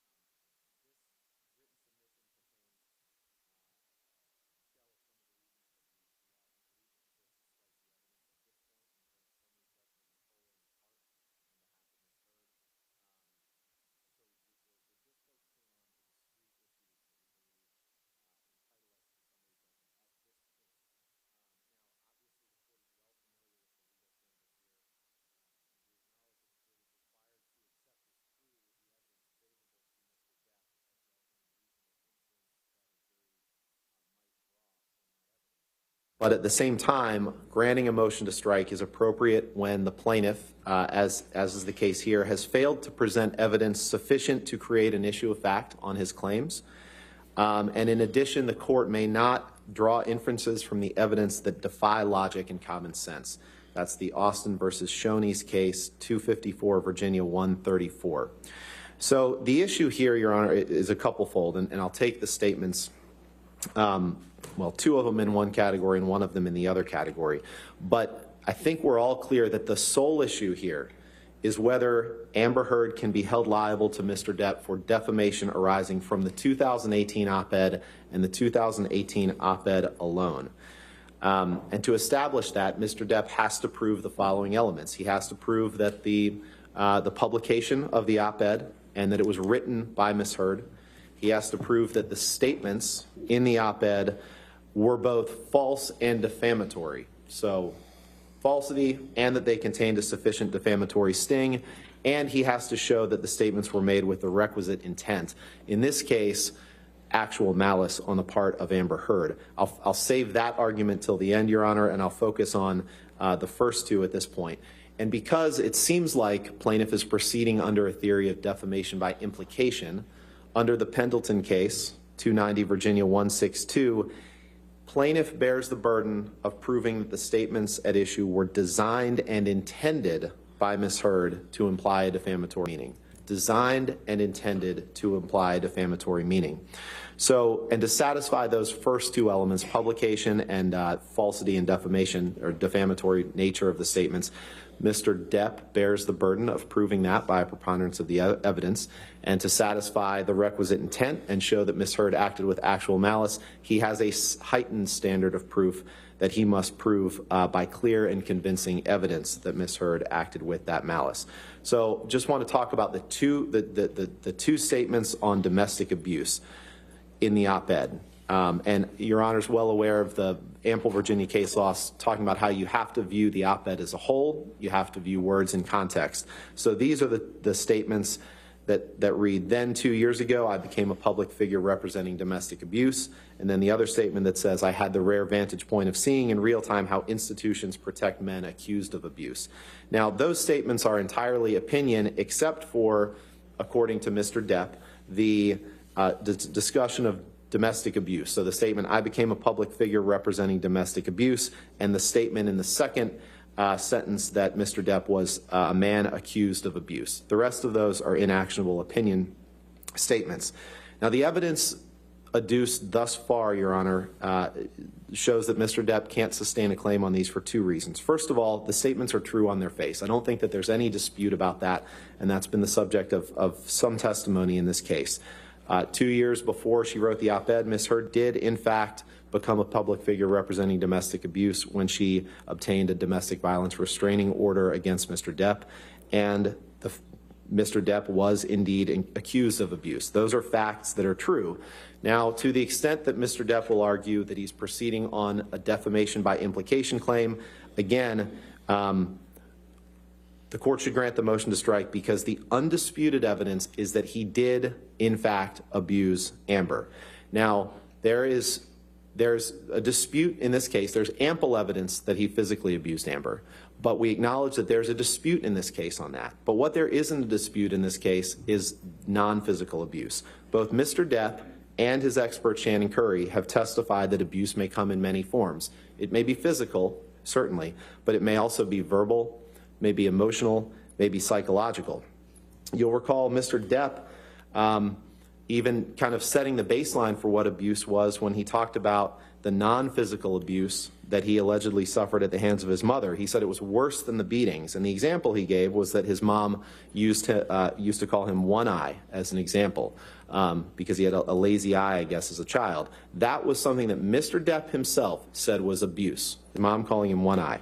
So we setting aside the evidence of physical abuse in this case, which is already overwhelming, Mr. Depp's claims relating to these two statements should be stricken because of the ample and undisputed evidence in the record of non-physical abuse by Mr. Depp toward Ms. Heard. There's evidence in the record of recordings, messages, including messages written in blood with his finger, blood and paint, vile names, shouting, menacing and threatening statements, There's the video, the kitchen video in Sweetser. There's the audio of him calling Miss Heard, like I say, numerous vile names. There's the audio of him asking her to cut him and whether she wanted to be cut. So there's plenty of evidence out of the words or out of the mouth of the plaintiff in this case that constitutes non-physical abuse of Miss Heard. Again, under the standards set forth by his expert and the plaintiff himself. Those are far worse than his mother calling him one eye when he was a child. In addition to that, Your Honor, there's Travis McGivern's testimony from yesterday in which he testified that at a minimum on the night of March 23rd, 2015, both parties were being verbally abusive to each other. Mr. McGivern also testified about Mr. Depp, quote, rearranging her closet, throwing racks of clothing down onto the floor and throwing at least one rack down the stairs. Now, in California, property damage alone can be a basis for getting a temporary restraining order under California law. So further evidence of non-physical abuse or non-physical toward Miss Heard. You saw the cupboards in the Sweetser kitchen video. And then Dr. Laurel Anderson, Your Honor, testified that she believed that the parties engaged in mutual abuse and that at least some of the time that was initiated by Mr. Depp. This is all evidence. We haven't gotten to put on our case yet. And to the extent that this case proceeds, and that will start now, but this is all evidence that has come in while plaintiff controls the playing field of what evidence has come in, and he can't overcome that. In this case, Your Honor, if Mr. Depp abused Miss Heard physically, verbally, emotionally, or psychologically even one time, then she wins on those claims. Then she wins. It's that simple. And the evidence is overwhelming and undisputed in the ways that I've just described that he did. So for that reason, Your Honor, those claims should be stricken. And I'll just cite the Union of Needle Trades versus Jones case. This is 268 Virginia 512 that states, if the plaintiff does not establish the falsity of the statement by a preponderance of the evidence in his case in chief, he has not met his threshold burden, and the trial court should strike the evidence and grant summary judgment to the defendant. That's exactly what should happen here. Now I'll move on to the second issue, which is the headline containing the phrase sexual violence. That should be stricken for a couple reasons. First, Your Honor, the evidence has established that Ms. Heard didn't write the headline. Mr. Doherty from the ACLU, that's the only evidence that's come in this case thus far. Plaintiffs control the evidence. Well, I understand, but there's also a stipulation that Ms. Heard would not be called in the plaintiff's case because they would then use her testimony for part of their case. In your case, right? That's correct, Your Honor. Yeah, I agree, and that goes to a different issue that I'm not arguing. I'm not arguing that the court should strike because they haven't put Ms. Heard on to testify about the headline. But I assume part of that would be that they would, I guess they intend to get from Ms. Heard is that she either wrote it or republished it. Yeah, what happened the next day is Ms. Heard posted it on her Instagram account and said, look what I published yesterday in the Washington Post. So she adopted the title, and her name was on the article which contained the title. And Mr. Ronborn, the only reason I'm sorry to interrupt you, only because I know that was a stipulation, so it's hard for me to say that that's all the evidence for motion to strike if there's a stipulation that they're still going to get more evidence in on that particular issue. I think, and I'm happy to hand the court the transcript of the April 8th hearing, because one of the things that we're not arguing today is that because they haven't put in evidence of I think it was a tweet, but Mr. Chu says it was Instagram, I don't know,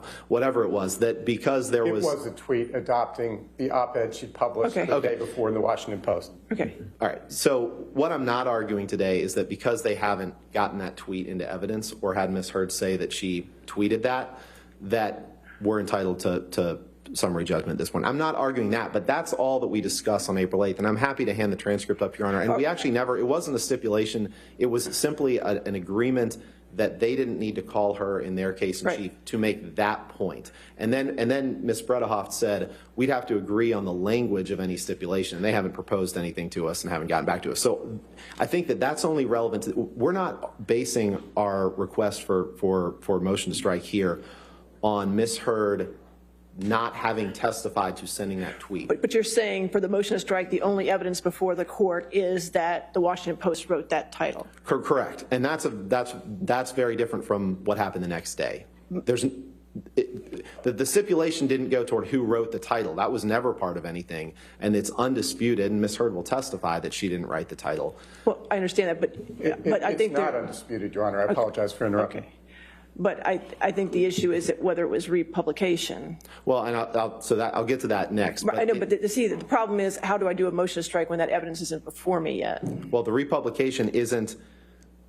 So the evidence that's before you is that the Washington Post wrote the headline, or that Ms. Heard didn't, and that's the only evidence, and that's not going to change.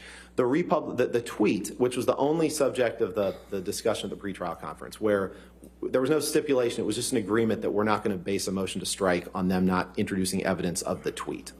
That was what it was. I'm happy to hand the transcript up if Your Honor would like to see that. But that isn't actionable because under the Lakova versus Halper case, 995 F3rd 134, retweeting a link doesn't constitute republication. Now, that case dealt with it does if you add something to it, but I just don't know the evidence. Your Honor, very quickly, it's a judicial admission. They admitted in Ms. Heard's answer, she admitted to the tweet. So that establishes that she adopted the op-ed in its entirety, and it was discussed. We talked about judicial admissions. One was the op-ed itself. The second, and this is reflected Your in Honor, if I could finish my argument, I mean, I would appreciate. I can't wait to oppose this. That's fine. Go ahead. Go ahead. Go ahead. So, and again, we can look at the transcript. You understand my concern. I do understand your concern, and I guess what I'm saying is that there's two levels. One is there's no dispute, and there's not going to be a dispute that she did not write the headline. So then you look at is the tweet actionable? And the argument here is that as a matter of law, retweeting something isn't actionable. And so, as under the Lakova case, 995 F3rd 134, and that case dealt with hyperlinks and how those aren't actionable.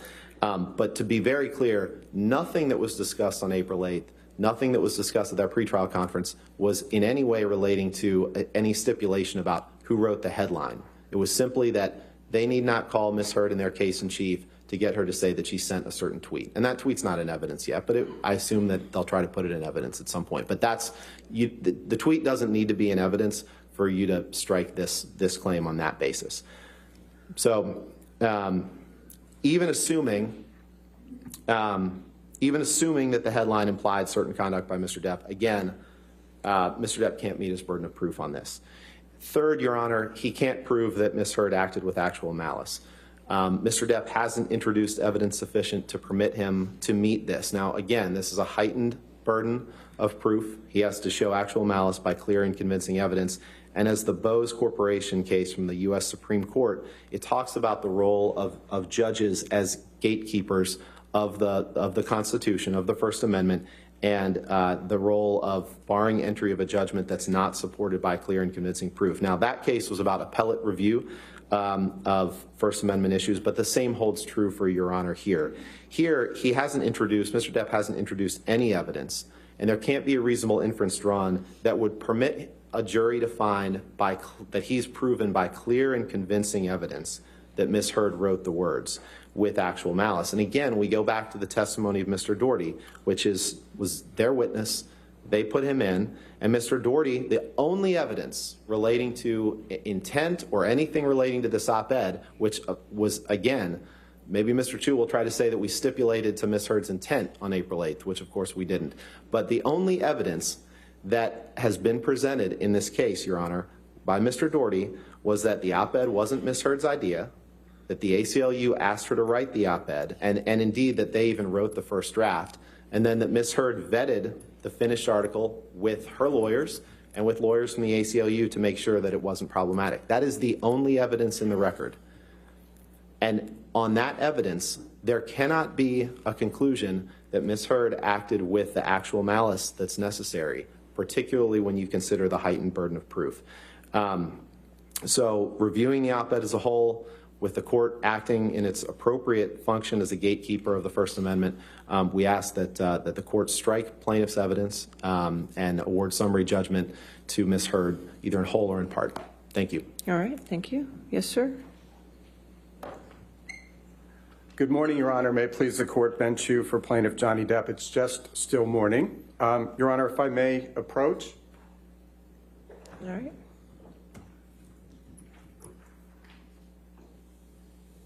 Thank you. Thank you, Your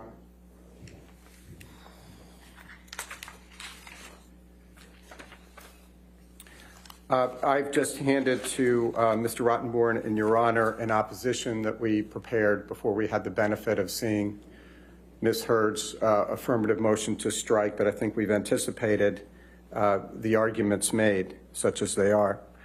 The court should deny defendant Amber Heard's motion to strike because Mr. Depp has come forward in his case in chief with multiple credible witnesses, documents, and authentic tape recordings of Ms. Heard herself, not only satisfying all of the requisite elements of his claim for defamation, including actual malice, but also going the extra mile of showing that Ms. Heard physically abused him. She's the abuser in this courtroom.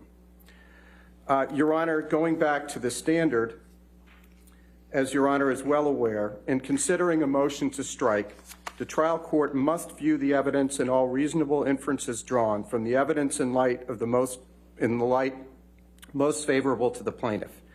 Any reasonable doubt as to whether the plaintiff has produced sufficient evidence of the wrong alleged must be resolved in the plaintiff's favor and the motion to strike denied, unquote. And that's the Boeing case, I believe Mr. Rottenborn referred to, 243 Virginia 81 at 81, 1992. Quote, the weight and credibility of the testimony of witnesses are solely matters for the jury. The jury may accept that part of the testimony it believes and reject that which it does not. It is also within the exclusive province of the jury to draw any reasonable inferences from the evidence before it, citing Rate versus Minix, 275 Virginia 579 at 585. In deference and respect to the court's time, Mr. Depp incorporates by reference the legal analysis set forth in the court's opinion letter dated March 27, 2020, overruling Ms. Heard's demurrer to the 3 defamatory statements at issue. And that letter opinion is attached as Exhibit 1 to Mr. Depp's opposition. That's where the court fulfilled its proper gatekeeping role that Mr. Rottenborn referred to. As a threshold matter, the elements of a defamation claim are the following: publication of an actionable statement with the requisite intent, citing the Shaker versus Bonfault case, 290 Virginia 81 at 91. As to damages, they are presumed here because Ms. Heard's false allegations of domestic abuse, sexual assault, and rape constitute defamation per se, citing the Tronfield case, 272 Virginia 709 713, a 2006 case. As the court noted at page 3 of its opinion letter, typically an editorial or op-ed column is ordinarily not actionable because it appears in a place devoted to or in a manner usually thought of as representing personal viewpoints. However, Virginia recognizes that, quote, a defamatory charge may be made by inference, implication, or insinuation, citing the Carwell case. And a statement expressing a defamatory meaning may not be apparent on its face, citing Pendleton, with which the court is quite familiar, 290 Virginia at 172. Accordingly, in order to render words defamatory and actionable, it is not necessary that the defamatory charge be in direct terms, but may be made indirectly, and it matters not how artful or disguised the modes in which the meaning is concealed, if it is in fact defamatory. Carwell, 196 Virginia at 7. And based on the authority and reasoning set forth in pages 4 through 8 of the opinion letter, the 3 statements at issue are actionable under a theory of defamation by implication. Mr. Depp established in his case in chief that Ms. Heard in fact made all 3 of the defamatory statements at issue. As the court admitted into evidence as Plaintiff's Exhibit 1, the op-ed Ms. Heard published in her own name in the Washington Post on December 18, 2018. And let's take the 3 statements and the proof that has been adduced. Statement number 1, Amber Heard, quote, I spoke up against sexual violence and faced our culture's wrath. That has to change. Per page 6 of the opinion letter, The first statement could reasonably convey the alleged defamatory meaning, i.e. that Mr. Depp abused Ms. Heard, to its readers without extending the words beyond their ordinary and common acceptation. See Pendleton 290, Virginia at 172, also citing the Carwell case. Resolving every fair inference in Mr. Depp's favor, this statement could reasonably imply that the sexual violence Ms. Heard spoke up against was in fact perpetrated by Mr. Depp. Mr. Depp produced several credible witnesses and documents proving that Ms. Heard was implying that he committed sexual violence against her. Mr. Depp himself testified to that, as did his sister, Christy Dombrowski. Mr. Depp's former agent, Christian Carino, testified that, as did his current agent, Jack Wiggum. But perhaps most convincing of all, and most disgusting of all, was the testimony of the ACLU's Terrence Doherty, a lawyer nonetheless. Mr. Doherty testified, among other things, that when when they were pitching the op-ed to the Washington Post, they stated, "Hey, Michael, wondering if we might interest you in a piece by Amber Heard, who, as you may recall, was beaten up during her brief marriage to Johnny Depp, on what the incoming Congress can do to help protect women in similar situations."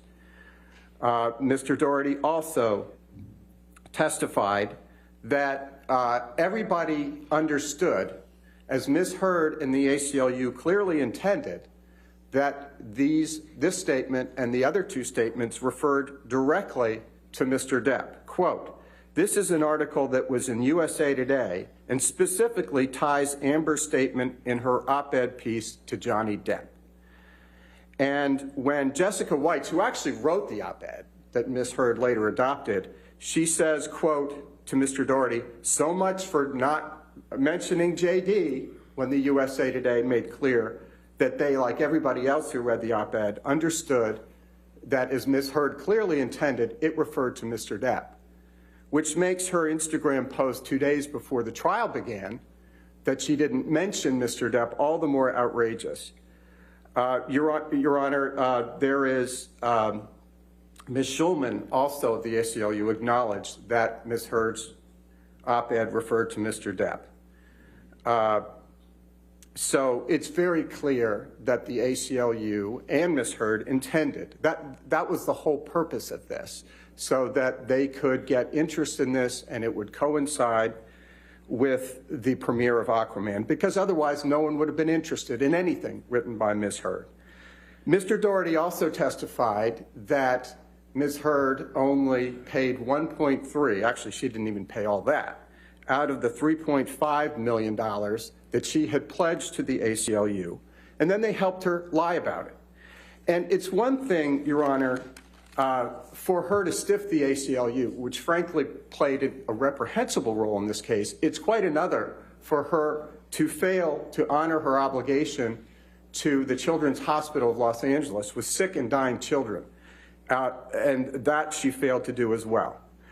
And as Your Honor has mentioned, the fact that she put her name on that article means that she is responsible for all of those statements, which she specifically adopted later. And I'll go through the other two statements quickly, Your Honor. Well, can we stay on this one for one moment, though? Yes, Your Honor. Because do you agree that the only evidence before that we've heard in this trial, as far as the title of the op-ed, is that even Mr. Doherty, I believe, testified to it, that it was something that Washington Post wrote? Well, for the one online. He's not our witness, Your Honor. That's a witness from the ACLU. Well, I understand, but it's the only evidence I have. I respectfully disagree, Your Honor. All right. What the only real evidence Your Honor has is Plaintiff's Exhibit 1, which is Amber Heard putting her name on the entire article, including the title. That is the only evidence before you. The ACLU was a co-conspirator with Ms. Heard, and whether they say, oh, maybe the Washington Post wrote it, that's not the end of the story. All she has done is create an issue of fact as to whether she wrote the title or not. So you're saying just having that exhibit in evidence is enough? Absolutely, Your Honor. Her name is on the article. Okay. What does an average reader expect? So that alone is sufficient to beat a motion to strike. If they want to come back later and say, gee, she didn't write the title, as if that were a defense. I hope they make that argument. I hope they make that argument to the jury, because it's about as credible as her argument that, oh, I wasn't referring to Johnny Depp. She didn't have to. And the testimony of Terrence Doherty was very clear that when they took out the references to Johnny Depp, no one was interested in this article anymore. So she said, put it back in, put it back in, make it more spicy so people would read. Otherwise, she couldn't get it in the Washington Post. It would be back in Teenage Vogue, which is the other publication that was considering publishing it, because no one was interested in what she had to say unless she was defaming Mr. Depp. But if I could go to the second statement, and I'll try to be quick, Your Honor. 2 years ago, I became a public figure representing domestic abuse, and I felt the full force of our culture's wrath for women who speak out. As for the second statement, defendant called herself a public figure representing domestic abuse, which can be read to imply that she became a representative of domestic abuse because she was abused by Mr. Depp, not just because she spoke out against alleged abuse. This inference can be drawn without extending the language beyond its ordinary common acceptation, citing Carlisle, 196, Virginia at 8. Your Honor, quote, to constitute a publication, it is not necessary that the contents of the writing should be made known to the public generally. It is enough, it is said, if they are made known to a single person, unquote, citing Snyder versus Fatherly, 158, Virginia, 335 at 350. Everybody and his grandmother testified that Ms. Heard was referring to her bogus ex-parte TRO that she obtained on May 27, 2016. And it was interesting that Mr. Depp's own lawyer said that she wasn't even provided notice. So Ms. Heard made very sure that Mr. Depp wouldn't have notice of the ex-parte TRO. And Ms. Heard herself, the evidence shows, knew that Mr. Depp, having just suffered the loss of his mother, was already on the other side of the country, was already in New York at the time of this TRO, and was heading to Europe for several weeks. So she knew she didn't need any protection from him. This was just a scam for her to get the $7 million in the divorce settlement that she said she gave to the ACLU. She swore she gave to the ACLU and the Children's Hospital of Los Angeles, and she pocketed instead. Mr. Depp, Ms. Dombrowski, Mr. Carino, Mr. Wiggum, and the inimitable Mr. Doherty of the ACLU, which lent its once respected name to Ms. Heard's defamation. So while Ms. Heard may have avoided any direct mention of Mr. Depp's name, there is extensive testimony and evidence in the record showing that the implication of her op-ed could not be more clear, i.e., that Mr. Depp abused Ms. Heard during the course of their marriage. Under Virginia law, quote, it is not necessary that the defamatory charge be in direct terms, but it may be made indirectly. And it matters not how artful or disguised the modes in which the meaning is concealed if it is in fact defamatory. Citing Carlisle, well, we can argue as to how artful it was, but the implication was very clear, as the court has previously ruled, or not law of the case, but as the court has persuasively written in its opinion letter. Let's move to the falsity of Ms. Heard's ever-evolving and ever-escalating change of IPV and sexual assault.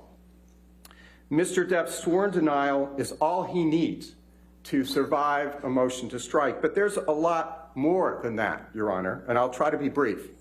3 police officers, actually 4, but the 3 who testified already, Officers Sines, Haddon, and Gatlin, testified unequivocally that Ms. Heard did not have a mark on her on the evening of May 21, 2016.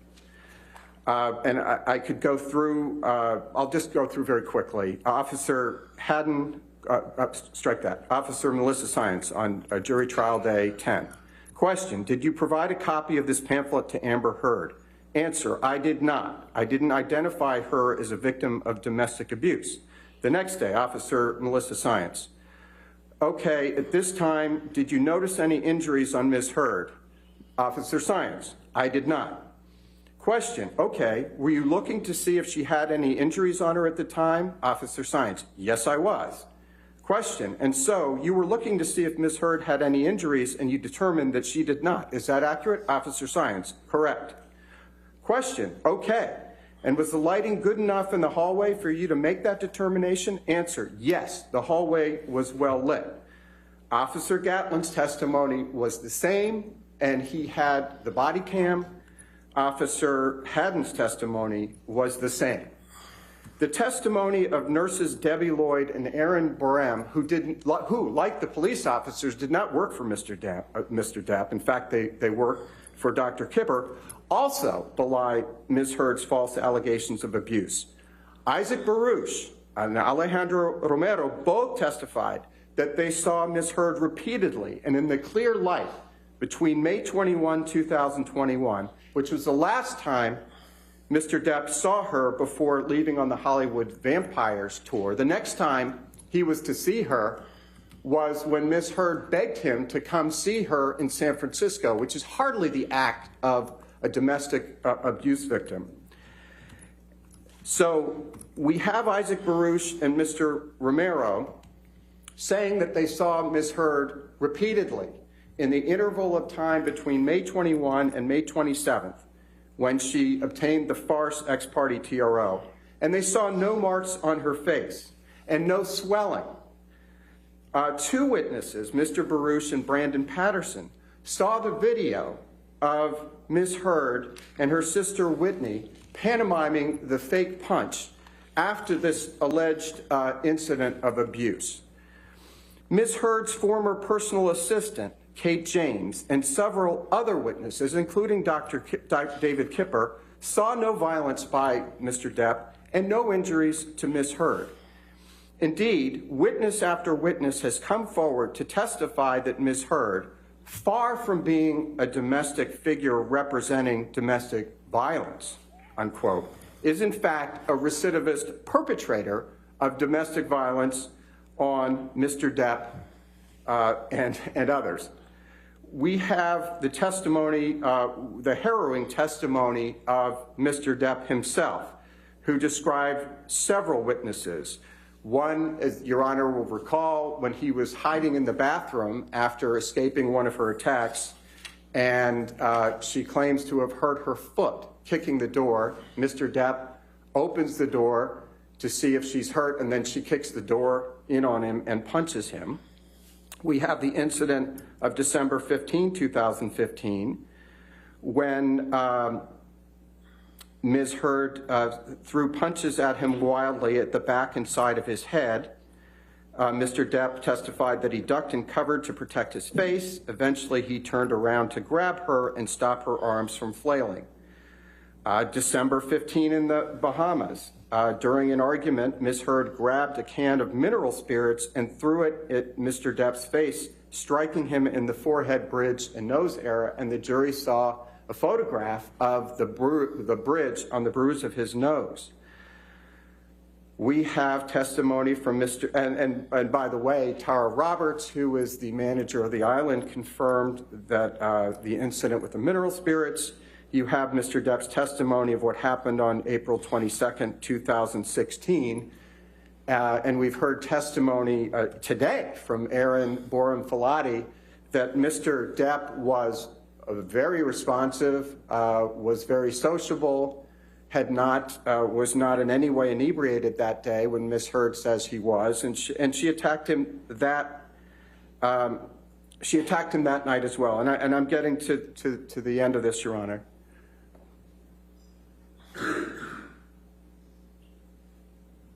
We have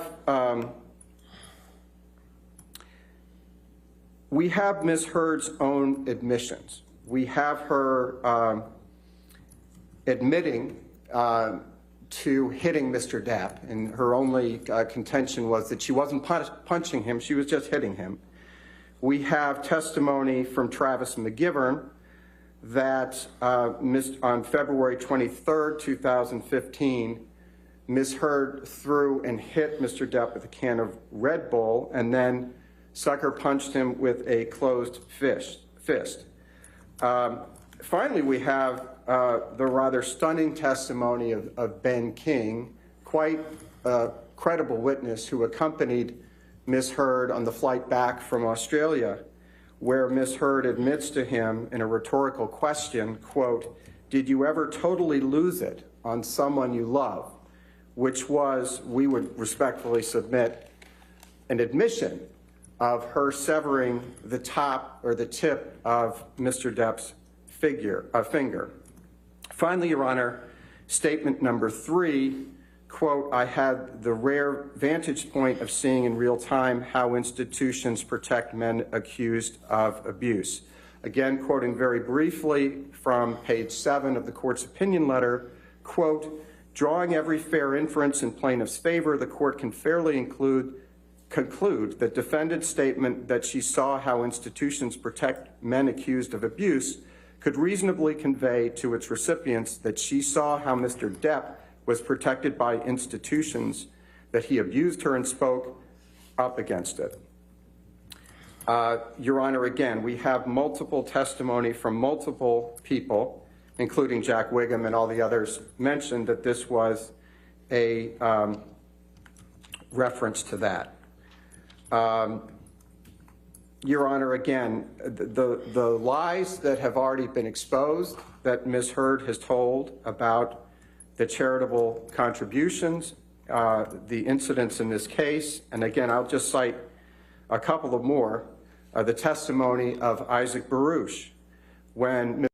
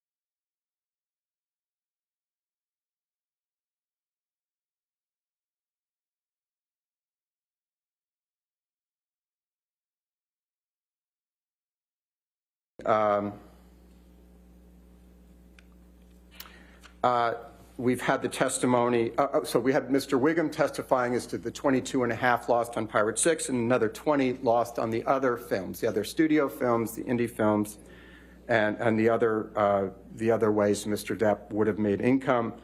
We have Richard Marx's testimony, Douglas Banya's testimony, and the testimony of Michael Spindler just this morning.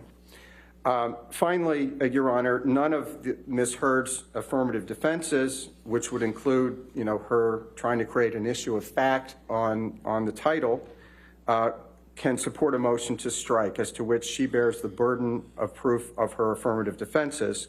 Quote, "Whether the defendants have met their burden cannot be resolved when considering a motion to strike." See 243 Virginia at 83. And just to respond to Mr. Rottenborn's citation to the Lakova case, which we hadn't seen until he mentioned it today, I would only note, Your Honor, that defendant admits that she tweeted a link to the online version of the op-ed at paragraph 97 of her answer, though again, the admission of Exhibit 1 is more than enough to survive the motion to strike.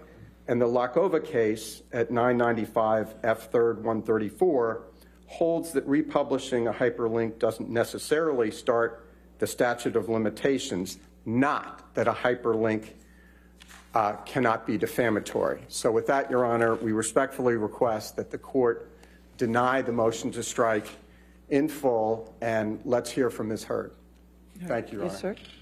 Thank you. Your motion? Thank you, Your Honor. I can only assume that Mr. Chu wrote that speech for an audience outside the court because it didn't really address my arguments. I'm going to focus on what our specific arguments are for the motion to strike, Your Honor. Mr. Chu spent almost 30 minutes of the court's time talking about the disputed evidence of physical abuse in this case, which Ms. Heard hasn't even put on her case, and I can tell you she's not the abuser, and if the case moves forward, she and her witnesses will put on even more evidence of the physical abuse she suffered at the hands of Mr. Depp. But that's not the basis for our motion right now, Your Honor. He talks about how Mr. Depp had a sworn denial, and that should count. We read his testimony. He claims he didn't strike her. But again, that's not the basis for our motion. The basis for our motion is the clear and undisputed evidence of non-physical abuse. By his definitions, by his standards, by the standards of his expert, there is no dispute that Mr. Depp abused Amber. And therefore, if he did it even one time, there's no dispute that even under their theory of the case, the implication that they want the jury to draw from the article, which again, I'm not arguing for the purposes of today, because under the legal standard, I'm not going to argue that. I'm not going to waste the court's time with that. But even under their standard, the undisputed evidence is that Mr. Depp did commit abuse against Ms. Heard, and therefore that those first two statements were false. That's our argument on that. As to the headline, it's funny, Mr. Chu, we played 2 or 3 hours of an ACLU deposition. Now he says, well, that wasn't our witness. It was his witness, Your Honor. He just spent 10 minutes talking about what Mr. Doherty said, and Mr. Doherty testified that the Washington Post wrote the headline. That is the only evidence, Your Honor. I understand he says, well, Exhibit 1 has her name on it. Exhibit 1 has her name on it. But the only evidence in this case about who wrote that headline is Mr. Doherty's testimony. It is undisputed. They could have put anyone else on it. They could have called Ms. Heard for that because that was not part of the stipulation at the pretrial conference. It was only the tweet that we talked about, Your Honor, and they chose not to do that. Now, Ms. Heard will testify she didn't write that headline, so it wouldn't have helped them. But they've had 3 weeks to put on their case, Your Honor. They've controlled the playing field of evidence. There is no dispute that Ms. Heard did not write that headline. No dispute. Simply saying, well, her name is attached to it, that can't overcome the testimony of the ACLU. They call them a co-conspirator. Of course, Mr. Depp chose not to sue them. But the testimony of Terrence Doherty that she didn't write that headline, that takes care of the sexual violence headline, Your Honor. And I'm not going to take up any more of the court's time addressing portions of Mr. Chu's argument that don't go to our motion, unless Your Honor has any specific questions. But I want to be respectful. All right, thank you, sir. All right. For this motion, I've taken the arguments of counsel, and last night I reviewed all of the evidence that has been submitted in this matter. So as to the second and third alleged defamatory statements, the motion to strike at this juncture, I view the evidence in the light most favorable to the plaintiff and reasonable inferences from the evidence to the plaintiff. And if there is a scintilla of evidence that a reasonable juror could weigh, then the matter survives a motion to strike. In this matter, there is evidence in the case that a jury could weigh that the statements were made by the defendant, that the statements were about the plaintiff, that the statement was published, that the statement is false, and the defendant made the statement knowing it to be false, or the defendant made it so recklessly as to amount to a willful disregard for the truth. The weight of that evidence is up to the fact finder. So the motion to strike is denied as to statement 2 and 3. The motion to strike as to statement 1, I'm going to take under advisement because if it's not a stipulation, I'm not sure what it is, but there seems to be an agreement that the tweet of Ms. Heard is part of the plaintiff's evidence, which is not in evidence at this point. So I can't rule on that statement whether or not it is just a tweet or if it's some sort of republication or something. I don't know because I haven't seen it yet. So as to the motion to strike on statement 1, I'm going to take under advisement because ruling on it now, it would be premature because I just don't have that evidence in the case, okay? Thank you very much, Your Honor. All right. Since it's 12:30, you want to just take lunch? Go ahead and let the jurors go to lunch and come back at 1:30. Does that sound okay? Yes. Okay. All right. Do you want to do it now? Yes. Okay, sure. All right.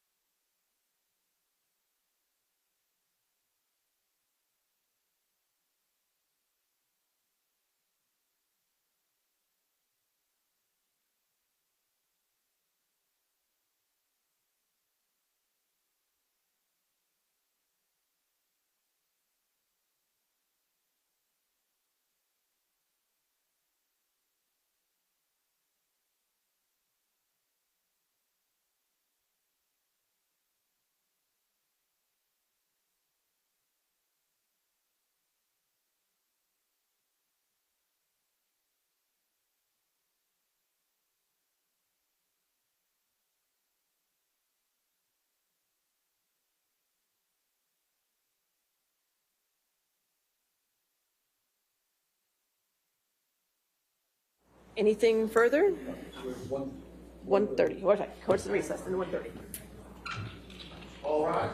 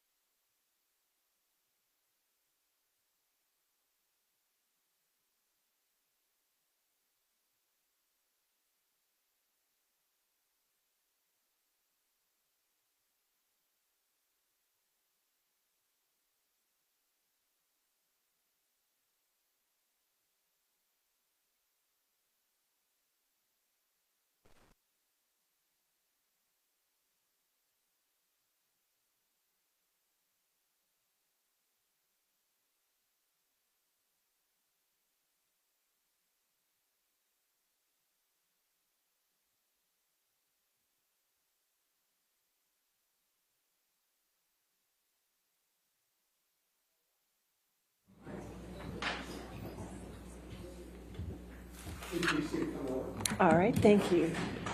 Yes, oh, you have another, oh, perfect, thank you. All right, that's 1804. All right, thank you. And you want to approach on the other issue?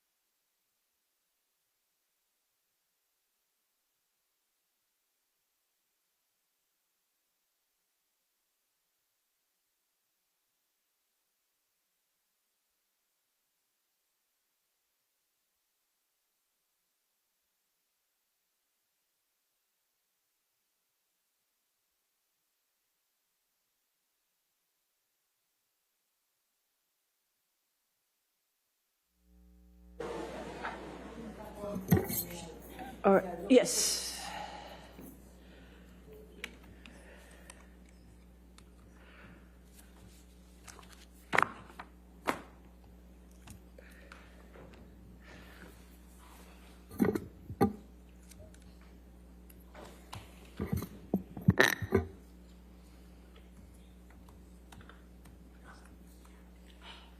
All right, we ready for the jury? Okay.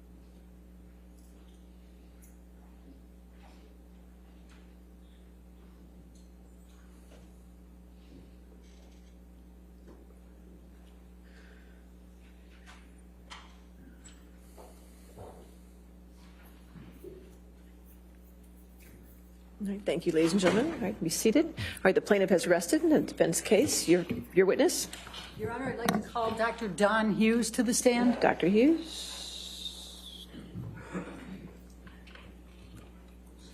Do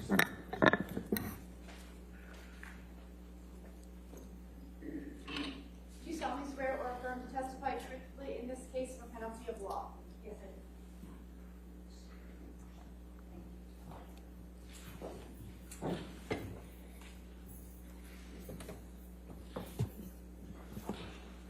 Good afternoon, Your Honor. Good afternoon. Good afternoon.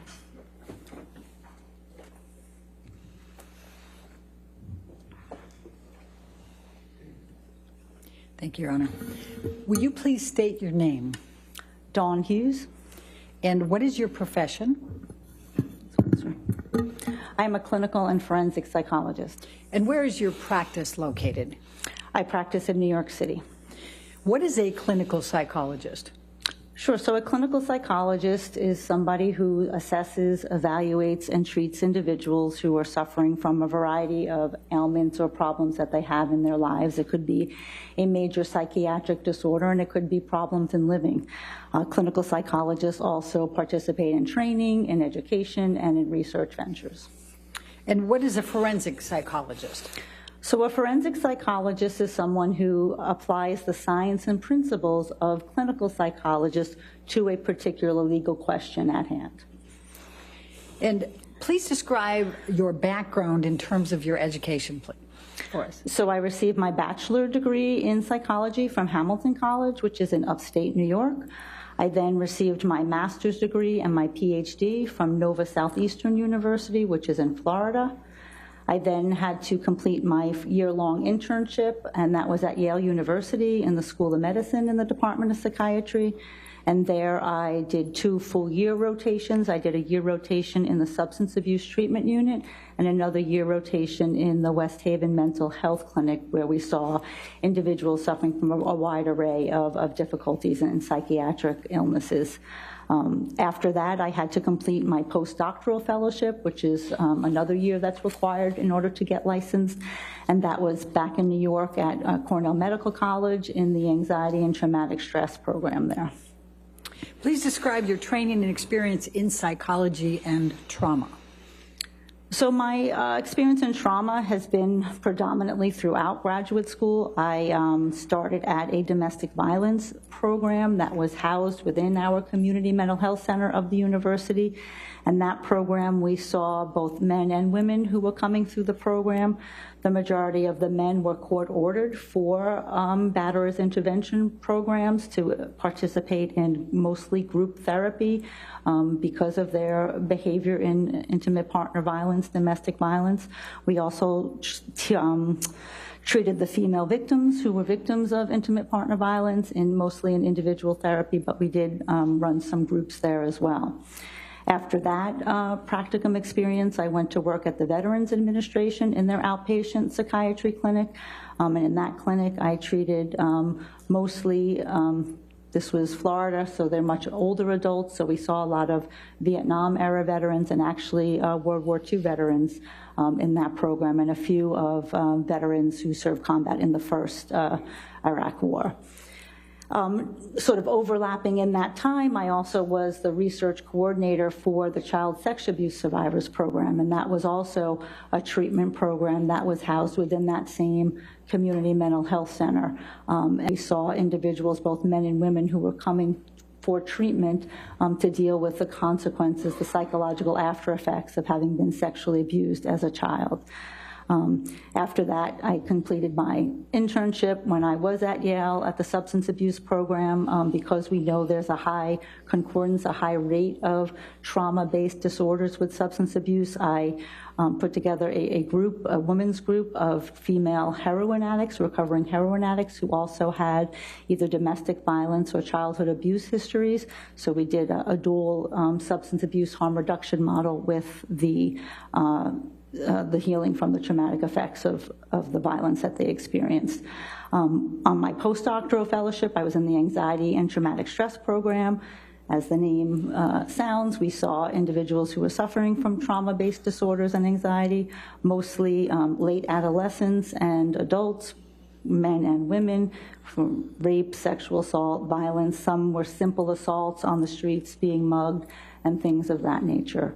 I also did teaching and training for Victim Services, which is New York City's largest victim-based organization who runs a lot of services for victims of domestic violence and shelter-based programs. And I did some education and training for them and teaching for a number of years. Thank you. Let's talk about your current occupation. What positions do you currently hold?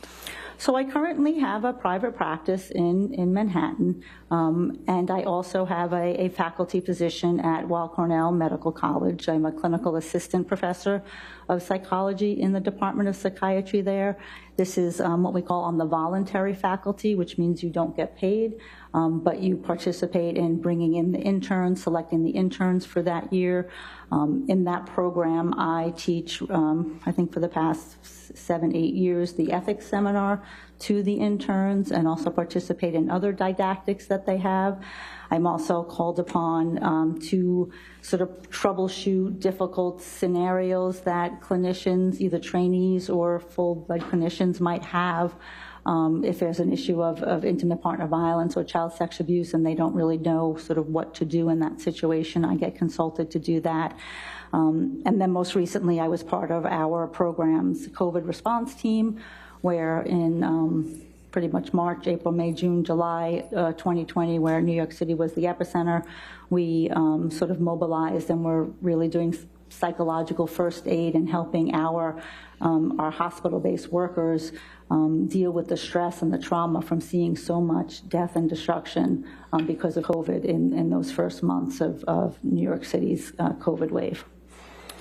What does your independent practice entail?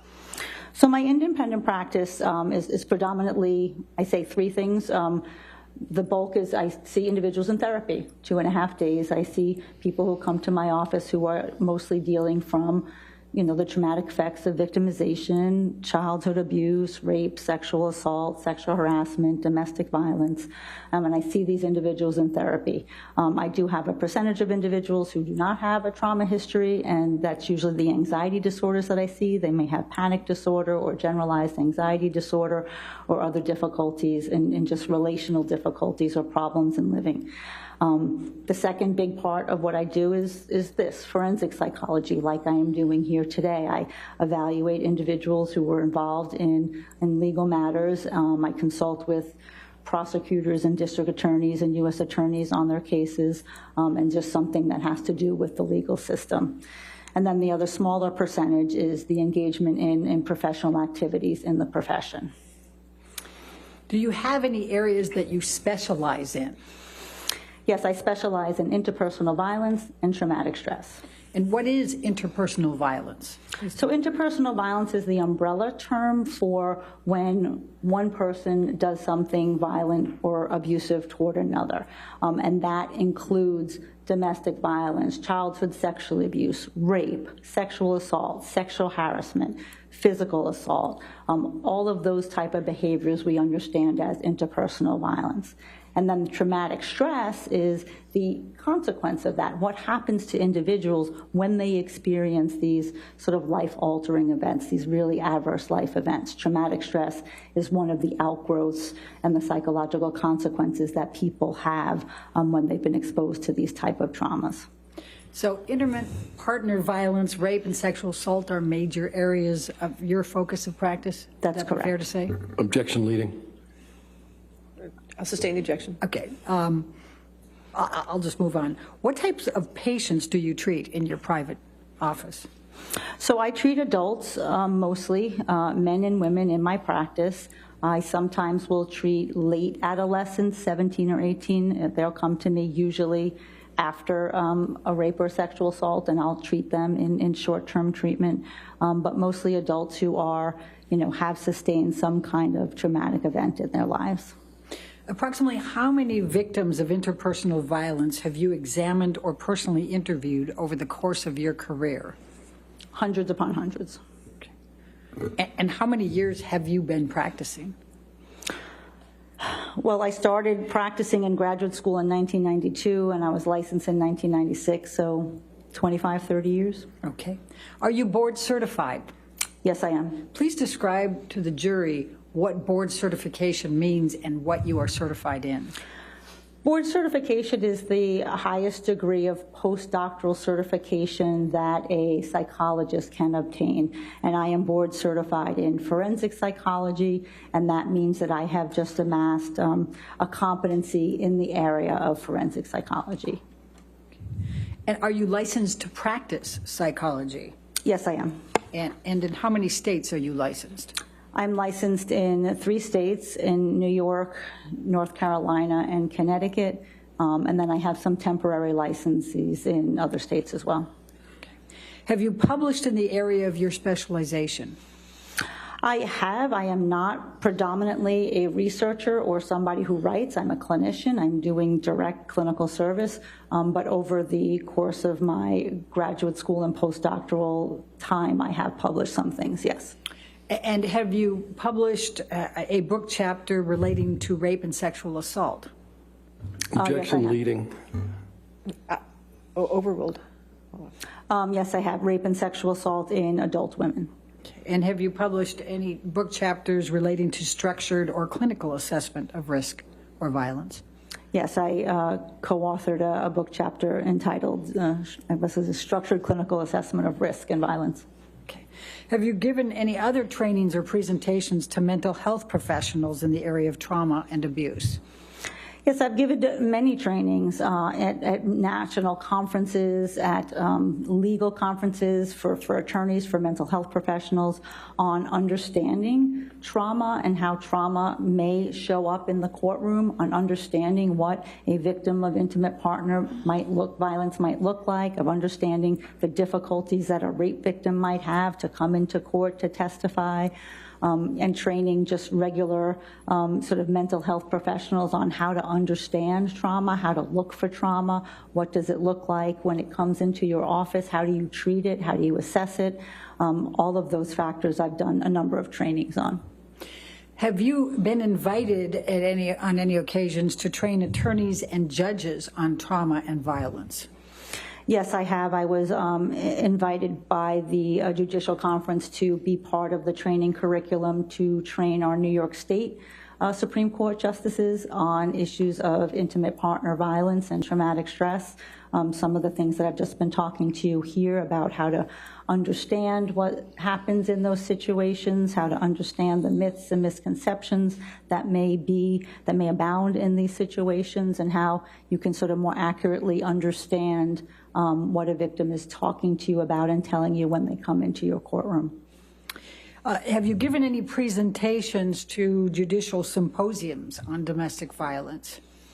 Yes, I've also been contacted by, sometimes judges will have symposiums in their courtroom. They will make a decision to hold a particular symposium on particular topics, and I was asked to come to presentations for judges on numerous occasions. And what, if any, presentations did you do on understanding women's use of force in IPV? That was a recent presentation. I think that was invited by one of the judges of the Office on Domestic Violence in New York. And the title is When Women Use Force in Situations of Intimate Partner Violence. And my topic was to talk about the complexities of that issue and what does that look like and how can we differentiate if both people are fighting. How do we know that this is intimate partner violence? So what does the research tell us about that? How do we understand that, and how can we really accurately assess that? And that was sort of the bulk of what that training was about. What professional organizations do you belong to? I belong to a number. I belong to the American Psychological Association, which is the largest body of psychologists in the United States, over here, headquarters in D.C. Because it's so big, there are subdivisions of American Psychological Association, so I belong to the Division of Trauma Psychology. I belong to the Division of Psychology and the Law, the Division of Psychologists in Private Practice. I belong to other organizations, the International Society for Traumatic Stress Studies, which As the name says, it's an international society where we are interdisciplinary, mostly psychiatry and psychology, researchers and clinicians, to really understand and further our awareness about trauma and traumatic stress. I belong to the International Society for Trauma and Dissociation. I belong to the Anxiety Disorders of Association of America.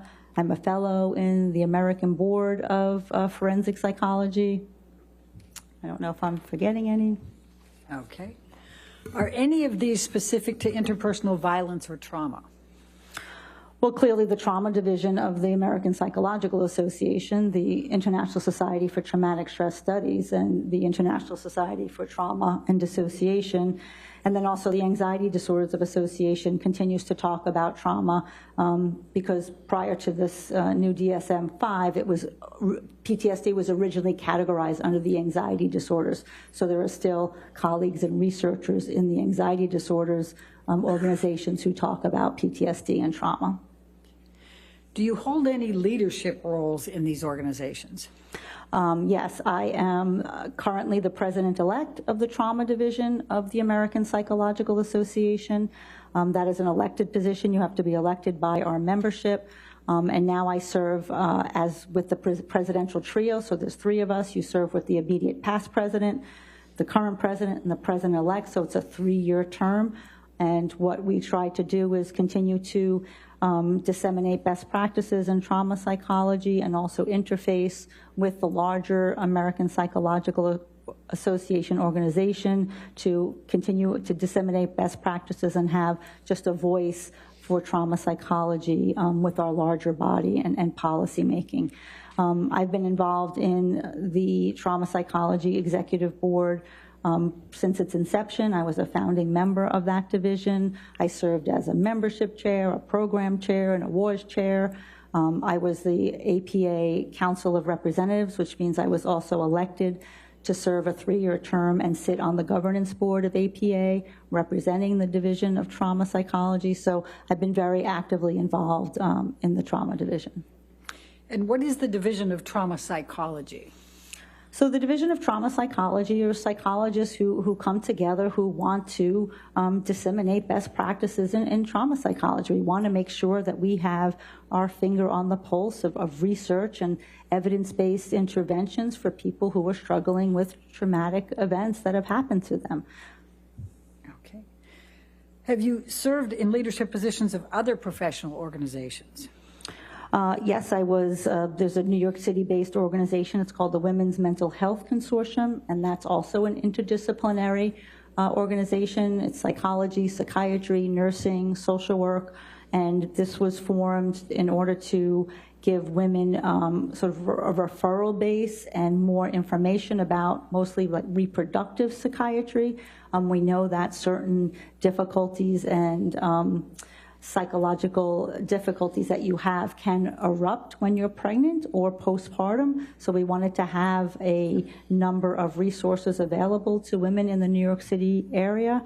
I was a membership chair there for a number of years, and then I was the president of that organization, I think 2009 to 2017. I don't have my CV, but I think that's about right.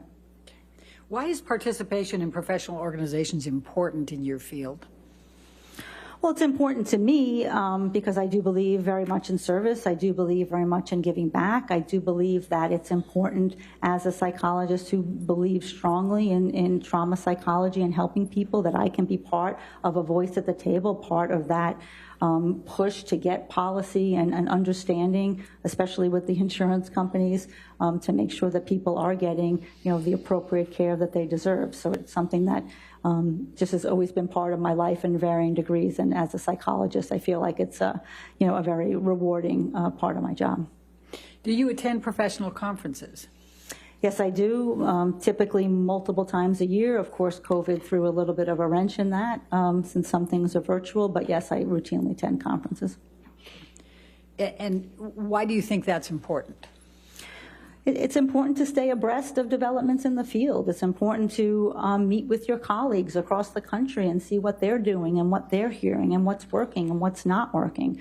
So when you're at a conference and somebody's presenting new or novel research, then you can take that information and bring that back to your clients and bring that back to my forensic work. So it absolutely enhances the work that I do.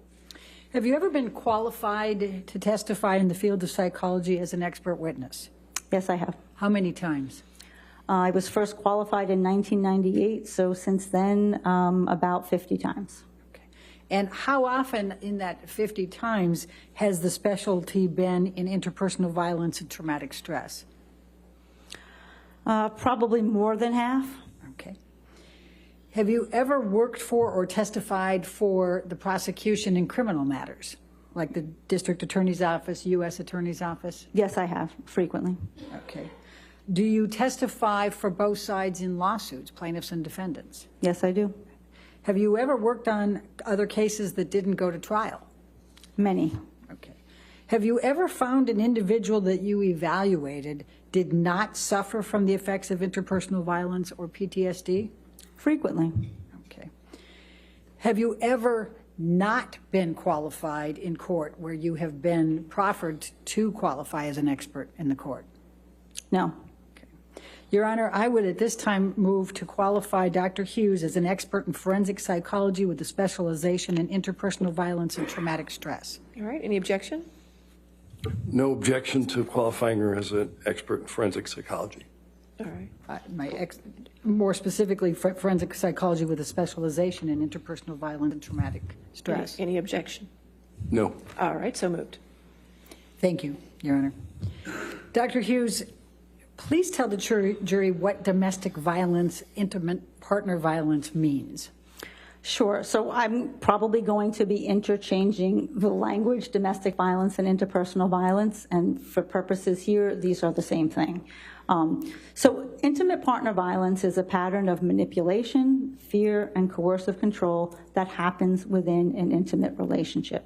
It constitutes using a variety of abusive behaviors, and that can be physical violence, sexual violence, psychological aggression, emotional abuse, stalking or surveillance behaviors, and economic abuse. The abusive behaviors occur over time, not all at once, and they're also interspersed with very normal times, times without violence, times with love and happiness, and it's this interpositioning of the violence with the love and the abuse, with the love and the care, that makes it very difficult for a victim to extricate herself from that situation and from that relationship. And what would you say is the overarching dynamic of these relationships? So the overarching dynamic is the abuse of power and control of one person wanting to have dominance in that relationship, say over most things that the couple or that the victim does or does not do. Please tell the jury what coercive control means. So coercive control is a tactic of victimization. The goal of it is to establish dominance. What coercive control does is that it imposes negative consequences for noncompliance with your partner's expectations or demands. And what that does is it erodes away at the victim's autonomy and her independence. What is physical violence?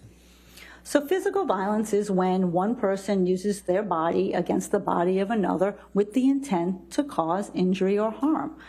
That can be push, shove, slap, kick, punch, beat up, meaning multiple types of physicality in one instance, throw, slam into a wall, push into something hard that you could hurt yourself. Clearly, use of a weapon would be a physically violent act as well. Does size and strength matter between the parties?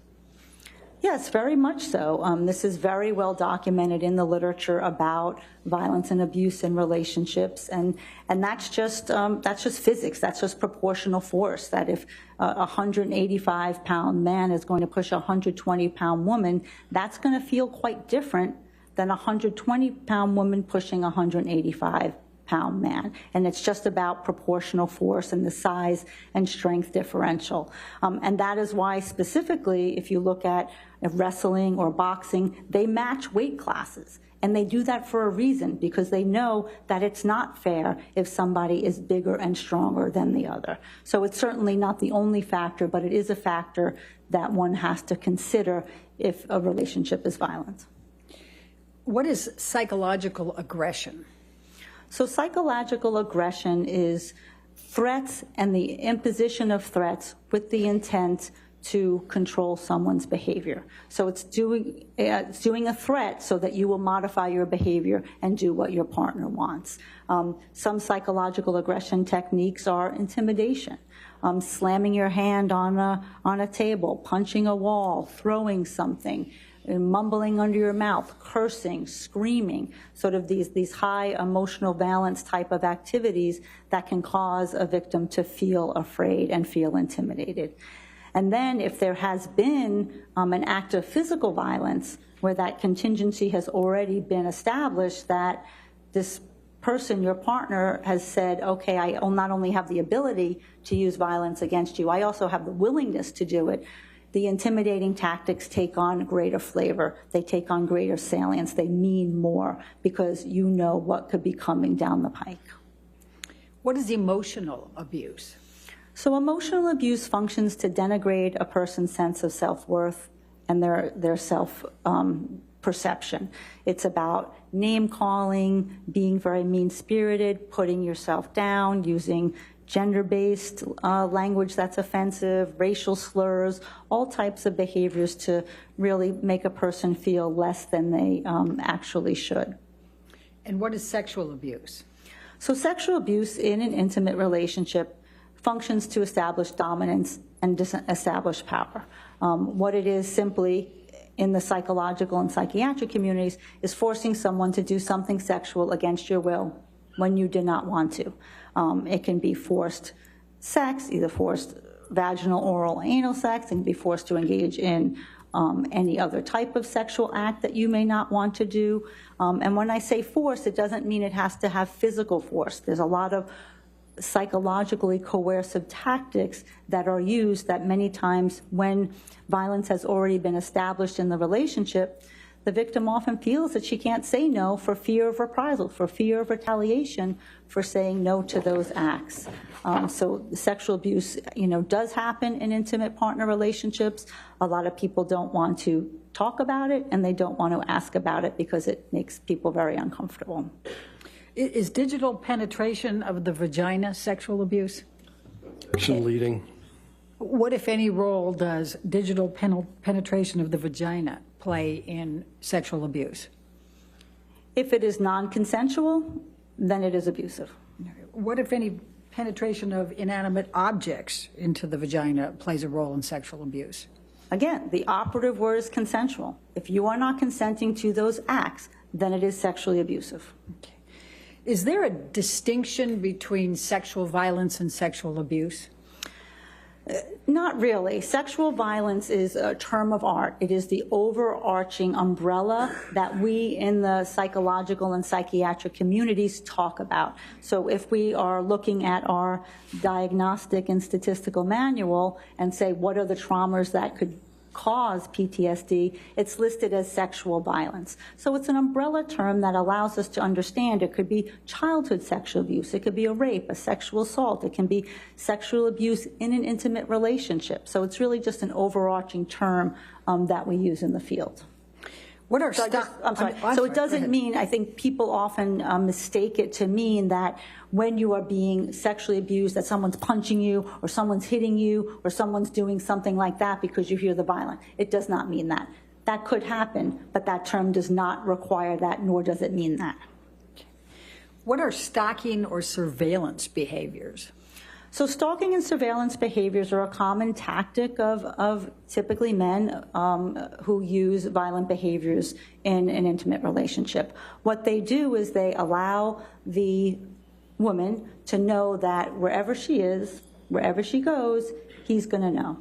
I'm going to maybe look at your phone, see who you're talking to, track you on Find My iPhone, look at your Instagram, look at your emails, really having a way of knowing all of the personal information about you. And what that does, it again erodes the victim's autonomy and it erodes her sense of privacy. She doesn't feel that wherever she can go, that somewhere he's not going to be part of her life in a very objectionable way. Sometimes there's the pop-ins. They'll show up at places that they're not supposed to be and that we don't want them to be, just as a way of checking. Sometimes they'll have friends or family check up on their partners to make sure where they are. What time did you get home? But you didn't turn off your phone at this time, but you came in the door this time. Like all of the sort of constant questioning and interrogation about an individual's whereabouts. What about economic abuse? What is that? So economic abuse is a way to, again, continue to maintain control over your intimate partner. Sometimes it's withholding information about the finances, of not letting you have access to the finances. If you can't have access to a credit card or a checking account or, Apple Pay on your phone, then you're rendered usually much more economically dependent on your partner, and that limits tangible options for you. For individuals where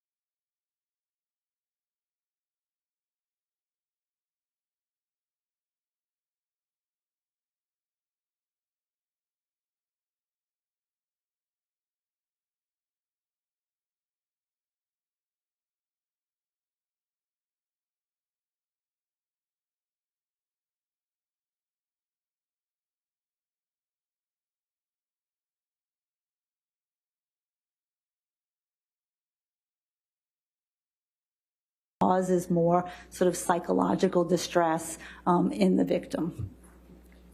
What, if any, role can shame or humiliation play in this coercive dynamic?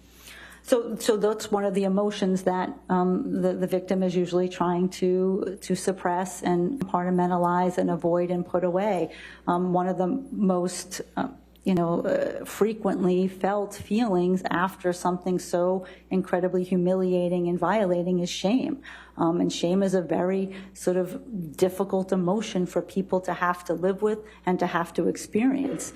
And then a lot of times what we see in these relationships, especially ones where sexual assault is perpetrated, there's typically the emotional abuse as well. So now if you're called names like a whore and a slut and easy and fat, and you're feeling the shame from the sexual assault that just happened, it sort of acts as a compounding effect, and it sort of kind of slowly deteriorates the psychological functioning of the victim, and where they're just really trying to get back to the good guy, get the good guy to come back, but they're suffering these symptoms underneath.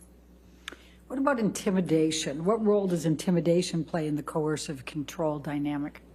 Intimidation is one of the huge factors that we see in coercive control. Again, the goal is to get your partner to do what you want them to do. And if you've established that you can use violence and other sexual violence and physical violence, slamming your hand on a table, throwing a glass, breaking a door, throwing anything, causing a fit, yelling and screaming. That can rise the fear level in a victim that she may modify her behavior quicker, and he might not need to use physical violence because he's already established that fear is there. What, if any, role could writing obscene messages play in being considered intimidating behavior? Objection leading. I said, what, if any, Your Honor? Overruled. I mean, certainly writing obscene messages to your partner could absolutely be an intimidating behavior. What, if any, role does emotional abuse or degradation play in the dynamics? So emotional abuse and degradation, as I stated before, functions to decrease your sense of self-worth. It decreases your sense of agency. It makes you feel bad about yourself. And when you feel bad about yourself, you're less likely to actualize and see options for leaving. You're so sort of mired in this dynamic of abuse that you come sometimes to believe the bad things that the person is telling you about. So, maybe I am not talented and fat and lazy and stupid, and it interferes with that ability to problem solve and figure out, can I get out of this relationship? And sometimes you feel you don't even deserve to get out of the relationship when the abuse is so chronic and so repetitive. What role does surveillance as a means of control play in that dynamic? So surveillance... Objection leading.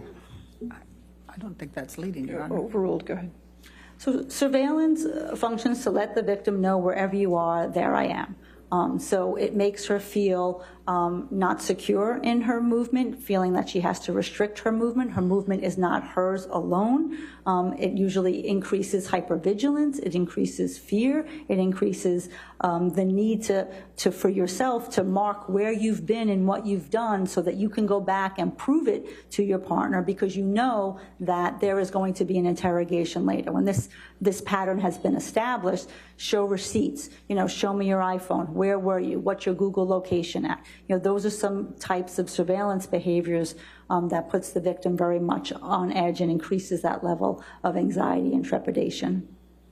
What role does possessive jealousy play in these relationships? So possessive jealousy is a very difficult dynamic in intimate partner violence. It's very common in situations of coercive control. It's rooted in possession, that the gentleman feels that he can possess her and that he can have her whenever he wants. It's a very possessive dynamic. But the accusations, the problem is when you make the accusations, the woman's forced to refute the accusations. So they're continuing in this dynamic where she's trying to prove, I didn't do what you said, this didn't happen. And then unfortunately, sometimes it escalates because the man is not taking the no for an answer, because this is a perseverative, obsessive pattern that's very difficult to penetrate, that often these type of conversations lend themselves to physical and sexual violence. Does this dynamic happen overnight? No, it doesn't happen overnight. It happens over time. We don't, a woman doesn't get into a relationship with a man who's beating her up and sexually assaulting her and calling her names and doing all that. She gets into the relationships for all the right reasons, just like we all get into relationships for love, for companionship, for kindness, for a future. But then slowly, all of these behaviors start to take form. And I say it's sort of like sucking the oxygen out of the room, and then before you know it, you're suffocating. So, and that brings me to my next question. What role do physical abuse and coercive tactics play interspersed with normalcy and positive moments? Objection compound. I'll sustain the objection. Okay. I'll figure this out some way. What role does love and normalcy play in these dynamics you've been describing? Objection compound. Overruled. Thank you. So love and normalcy are almost always in these relationships. That, when you are in a lull and the violence is not happening, you're back to sort of the loving man that you wanted, the person who you wanted to be with. And when you pair sort of this violent dynamic, physical violence, sexual violence, with love and attachment, it creates a trauma bond. It creates a psychological bond. An emotional dependency is created. So it makes it very difficult for the victim of the abuse to sort of extricate herself from that relationship, and for her to even believe, frankly, I mean, that takes a lot of time to even believe that she can and that she should. And what, if any, role does that dynamic you've described have in the victim thinking they can fix the problem? So what do we know from the research? The research with working with battered men who come into treatment is that the only person who can change the abuse is the abuser. So no matter what the tactics that the woman uses, she's trying to do all these different things to fix him, to have him not be violent, to have him not be sexually violent, to have him not be obsessively jealous. And all those things don't change his behavior because it's up to him to change his behavior. And this was played out a million times in the batterers intervention groups that I led. And the men would tell us, it doesn't matter what she does. I don't care. So the problem is that the woman continues to think that she can fix it, and yet she can't. But she's the one who's then rendered sort of helpless and hopeless because everything that she's trying to do is failing. What is the cycle of violence? So the cycle of violence is one way to describe this domestic violence pattern. Typically what we see, and the cycle can be different in a variety of relationships, but typically what we see is in the first phase, so sort of multiple 3 to 4 phases. In the first phase, there's a tension building phase. You're sort of starting to feel that apprehension. He may be throwing his papers on the table a little more. He may be slamming the fridge door a little more. He may be mumbling under his mouth a little more. He may grab a glass a little more forcefully than he normally is. And then there's the incident phase. Then there's the blow up, where the violence, the abuse, the screaming, the sexual violence or the physical violence, all that occurs. Then we come to the contrition phase. I'm sorry, I didn't mean it. It wasn't me. I'm not going to do it again. The promises for change.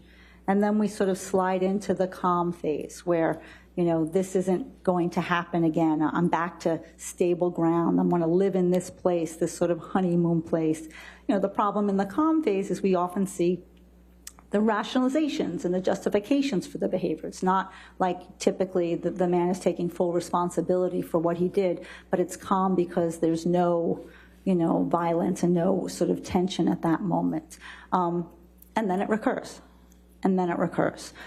So you're stuck in this vicious cycle of trying to figure out, how can I be with this man who hurts me, and yet I love him so much. And what, if anything, does the term love bomb mean? So the love bombing is, it's more of the colloquial term for the younger folks here, but, where you shower someone with affection and love, in this contrition and calm phase where, you're, everything about you is special. You're the best thing in the world. I'm never going to do anything to hurt you again. I would never let anyone hurt you. And it could be sending flowers and buying gifts or going on trips or your favorite restaurant. And that is, a way of where the man is trying to make those amends. And then it gets the woman hooked. So they get hooked on the kindness. They get hooked on the love. They don't get hooked on the abuse. I've never met one woman in the hundreds and hundreds and hundreds that I've evaluated who was not concerned about the violence. They're all concerned about the violence, but they go for the love. So in your experience with these dynamics that you've described, does the victim ever yell at her partner? Absolutely. Why? We know from the research that women use verbal and physical acts of aggression in these relationships. That's not uncommon. This has been researched for 5 decades. And a woman may yell at her partner because she's angry.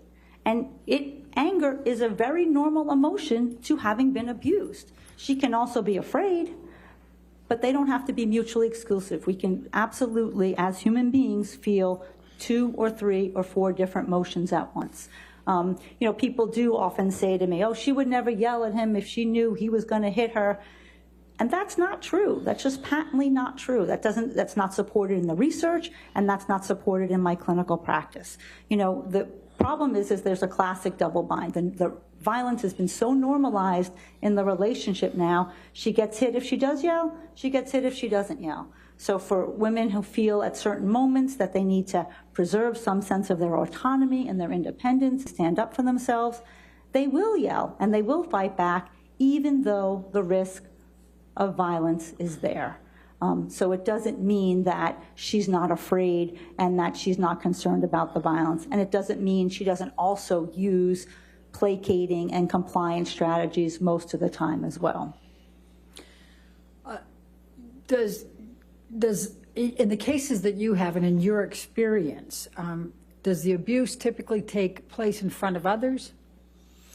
No, I mean, this is classically what we talk about behind closed doors. Most of the intimate partner violence, the domestic violence, happens, in the privacy of your own home. So sometimes we see the remnants of it, the after effects, or victims talk to their friends or family about it, but very rarely are you seeing it happen, the actual blow-up phase happen in the middle of witnesses and other people. What does the term bystander effect mean? So bystander effect means what happens when people are aware that domestic violence is happening. What happens when they're aware, even if they're not seeing it, that it could be happening. And what happens is we know that it's very difficult for people to stand up and say something. It's very difficult, especially in situations where there's a larger community of folks and the person who perhaps is perpetrating the abuse is the leader of that community.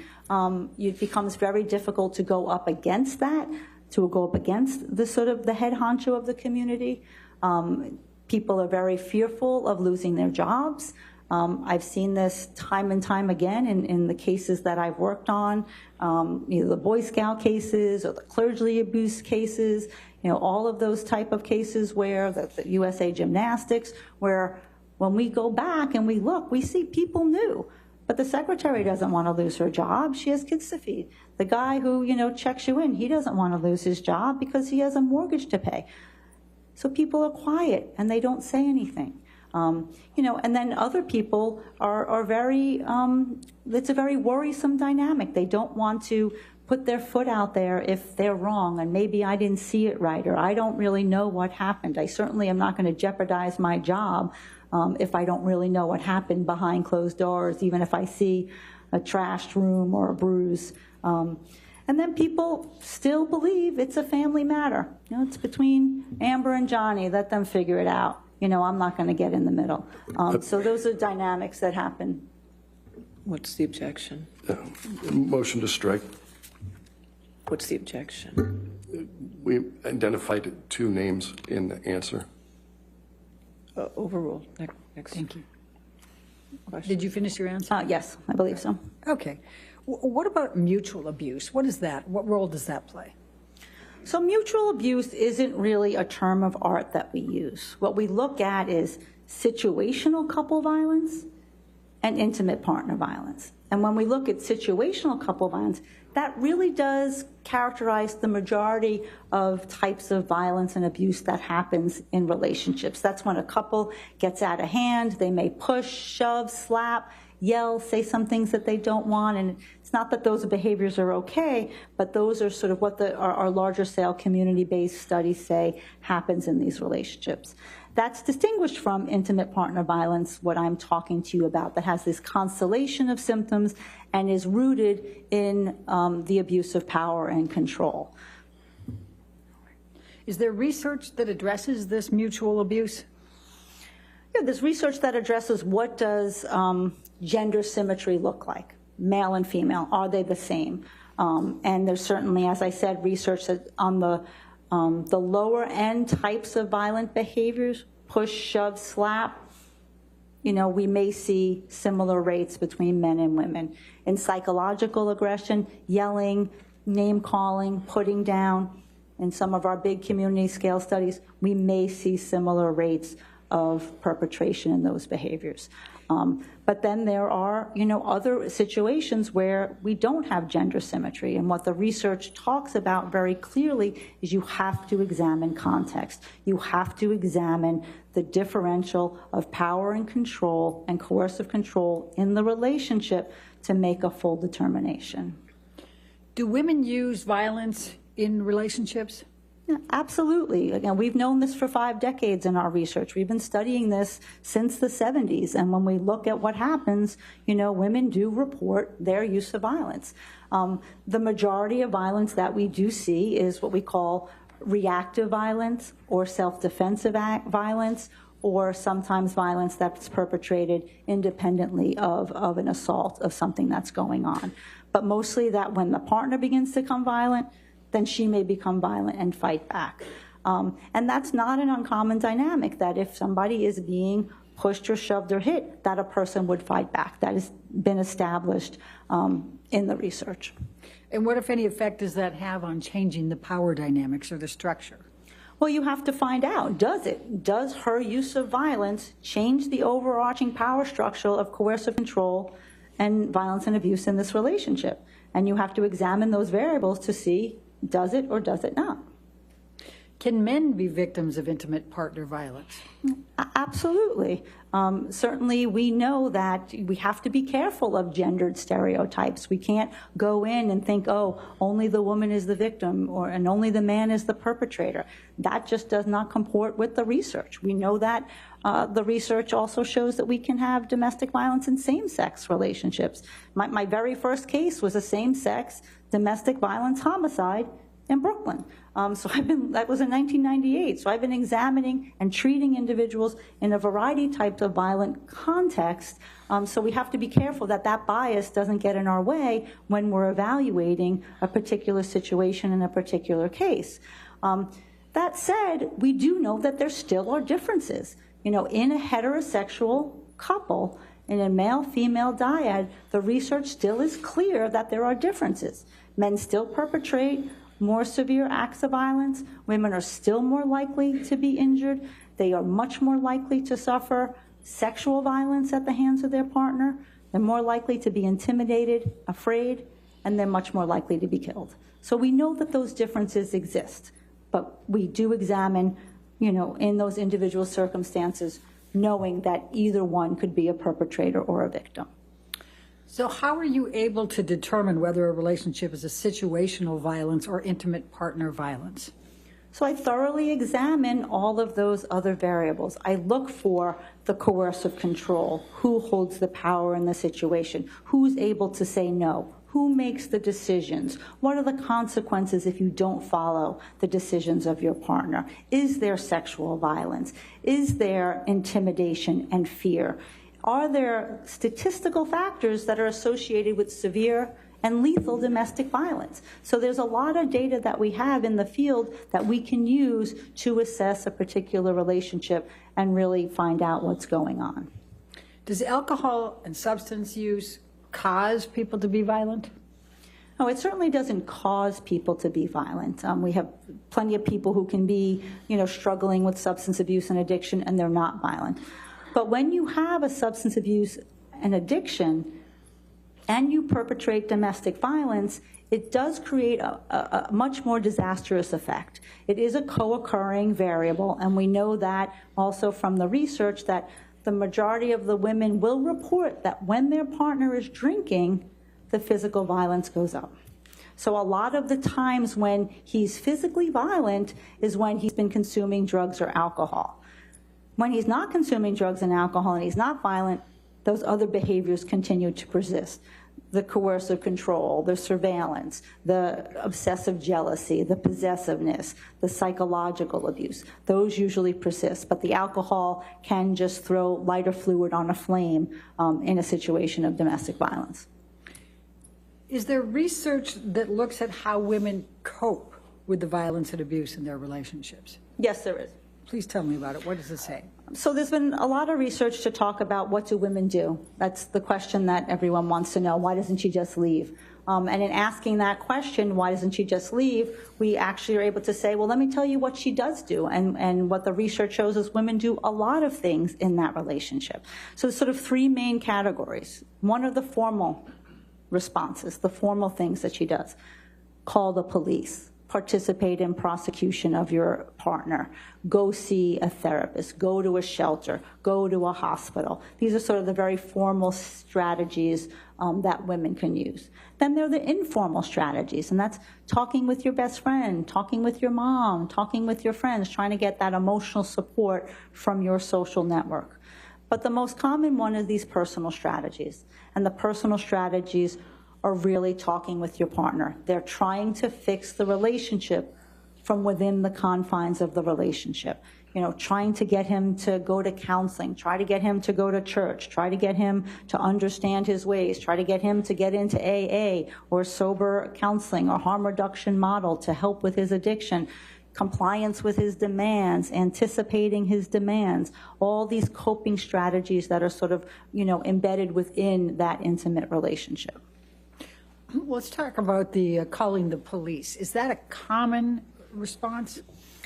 It's not a common response. Many women do not want to call the police on their partners. You know, using criminal justice interventions in crimes of women and children are the least likely to be called into law enforcement.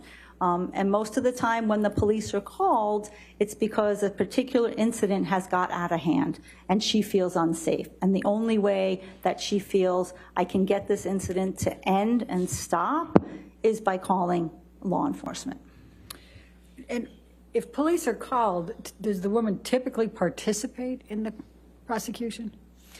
I mean, this has been a problem and a difficulty for prosecutors across the country since I've been doing this work. I'm actually frequently called by the prosecutor to testify about a fact pattern because the victim won't come in and testify. So dropping restraining orders, not participating in the prosecution is a very common dynamic in situations of intimate partner violence, domestic violence. And what we know from our law enforcement data and colleagues is that when you get that 911 call, they're very specifically trained to say, that's likely not the first episode. The chances are there have been more severe episodes before you get this call. So you can't go on the scene and think that this is the first episode of violence. And that's why a thorough assessment is supposed to be done when police officers arrive on the scene. So usually that episode that calls the police is just meant to stop that incident in that moment, to get a sense of safety. But most women don't want to participate and go forward with restraining orders. Why do women in violent relationships stay in the relationship when the man's hurting them? I mean, they stay for all the reasons we talked about in the cycle of violence. They stay for the loving man. They stay for the man who's kind. They stay for the man that they decided to marry and had hope and promises for their future. So there's a lot of sort of love and attachment is why they're connected to their partner. Some people stay because they have economic reasons and they don't have tangible resources to leave. Some people have children in common and they don't want to deprive their children of a father. So some people fear retaliation. If I leave, I'm going to get seriously hurt. And frankly, the statistics bear it out. The most dangerous time for a woman is when she's leaving that relationship. Her likelihood of being killed grows substantially at that moment. So leaving sometimes isn't a best strategy. Staying keeps her safe. So there's usually a multitude of factors of why a woman decides to stay in the relationship. And again, as I said previously, it doesn't mean she's unconcerned about the violence. It's just she hasn't figured out a way out yet. What, if any, role does emotional attachment and love play in that? That's, probably the biggest one is that you have this, we talked about that trauma bond that has developed, that psychological attachment to your partner. You don't want to leave him. You've connected with him on so many other levels that giving that up just feels like a threat to your integrity. You're just and a threat to his because you're just so intertwined and attached. What, if any, role does hope and optimism play? Hope and optimism are really what keeps victims alive in these situations. That's what gets them going from one episode to the next, to get up the next day and maybe he's not going to drink today. Maybe it's going to be on his good side. Maybe he's going to come home and not disappear for 3 days. Continuing to hope that some type of change is coming down the pike. Now, you mentioned lethality a little earlier. Can you please explain to us what that means? So lethality is means death, means fatality, and we have very well validated instruments and data that looks at what factors happen in a relationship where a woman ends up dead. And we do that through looking retrospectively, saying, here's, this person ended up dead, killed by her partner in a homicide, and let's see what factors were there so that we can work at preventing it. It's very methodologically sound over different case control designs over multiple cities, used by the FBI and law enforcement. So these are a number of factors that tell us that somebody is in a very dangerous situation. So some of the factors are an increase of frequency and severity of the violence, threats to kill, choking behavior, sexual assault, obsessive and possessive jealousy, controlling behavior, the perpetrator's use and abuse of substances, alcohol and substances, the perpetrator's threatening of suicide himself, right? Those are some of the top factors, and there are more that are very, very dangerous. When we hear that and we hear a woman is in a situation where those are present, then we are moving out of situational couple violence. What, if any, role does destroying property? And destroying property, destruction of property, personal property is also one of the risk factors for danger and fatality. And what, if any, role does leaving threatening messages play? Yep. That's also a risk factor for lethality. What are the psychological and traumatic effects that such interpersonal violence has on victims? Objection compound. Psychological and traumatic effects are kind of interchangeable. I'll sustain the objection. What are the psychological effects that such interpersonal violence has on victims? So these have also been well researched, and they are wide and varied. We see depression and depressive disorders, sometimes with suicidality. We see anxiety and anxiety disorders, a lot of stress. We see post-traumatic stress disorder. We see substance abuse and substance abuse disorders. We see trust difficulties and difficulties in interpersonal relationships. As a result, we see a lot of shame and humiliation. We see anger and rage, a whole sleep disruption, a whole host of difficult psychological consequences having sustained a relationship of intimate partner violence. What, if any, role does low self-esteem play? Well, low self-esteem is a very common after effect, and that, when you're embedded in the relationship, it also makes it just very difficult for you to climb your way out. What is emotional dysregulation?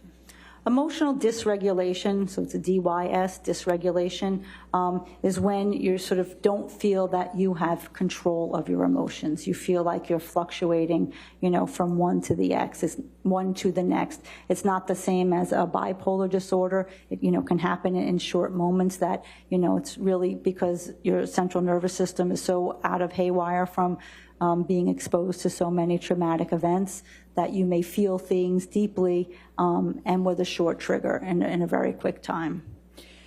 In your experience, is there a particular way victims of intimate partner violence remember the violence they endured? Well, memory for traumatic events is something that has been well researched. Sometimes people have what we call dissociative amnesia, where because of the physical or psychic pain of what they're going through, a portion of the memory either gets blocked or can't get retrieved. Whether it's stored or retrieval, we're not really sure.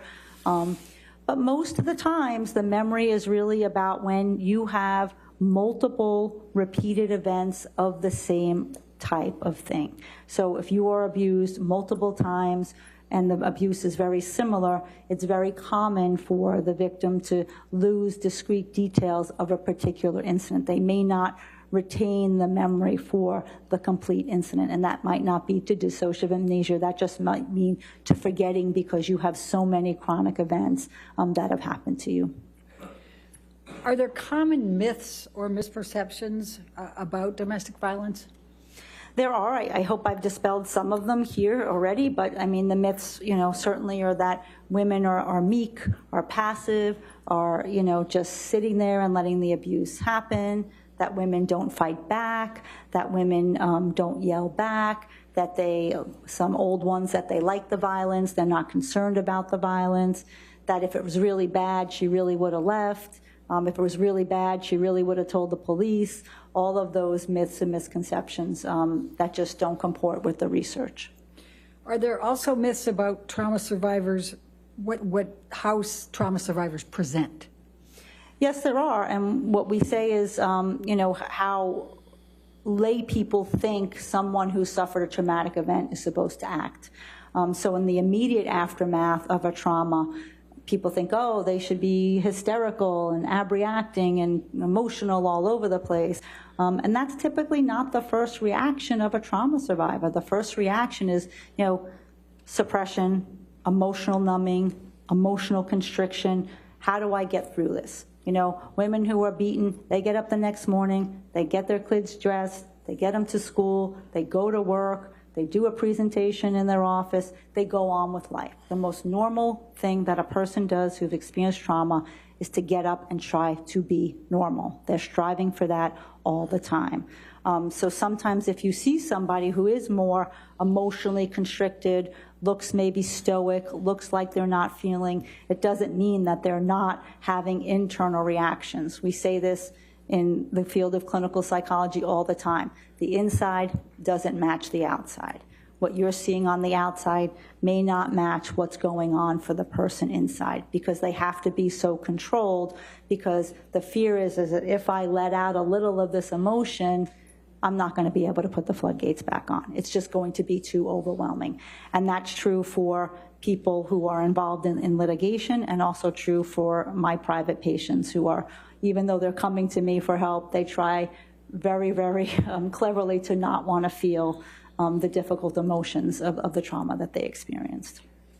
And is it also possible that they can look very friendly and smile and laugh and things like that? Yeah, absolutely. Compound. Sustain. What, if any, please describe some of the ways that a victim can hide that, as you just testified to. We call that the appearance of normalcy, the appearance of competency, right? And it doesn't mean that they're not. It doesn't mean that they're not normal and that they're not competent, but it doesn't give you a bird's eye into their inner experience. And that's what we do in the rooms of therapy, where we really help people deal with that they keep to themselves. But yes, someone can be smiling and happy. It doesn't mean that they're not suffering inside. Is there a single profile that fits all women in domestic violence situations? No. Is there a single profile of a man who perpetrates intimate partner violence? No. Your Honor, I'm at a point of moving to a new topic area. I don't know what Your Honor wants to do, because I know we switched the lunch around. I'm perfectly happy to keep going, but if this was a good stopping point, we could make that for the break. All right, let's go ahead and take our afternoon break for 15 minutes, okay? Just do not discuss the case and do not do any outside research, okay? It's a little early.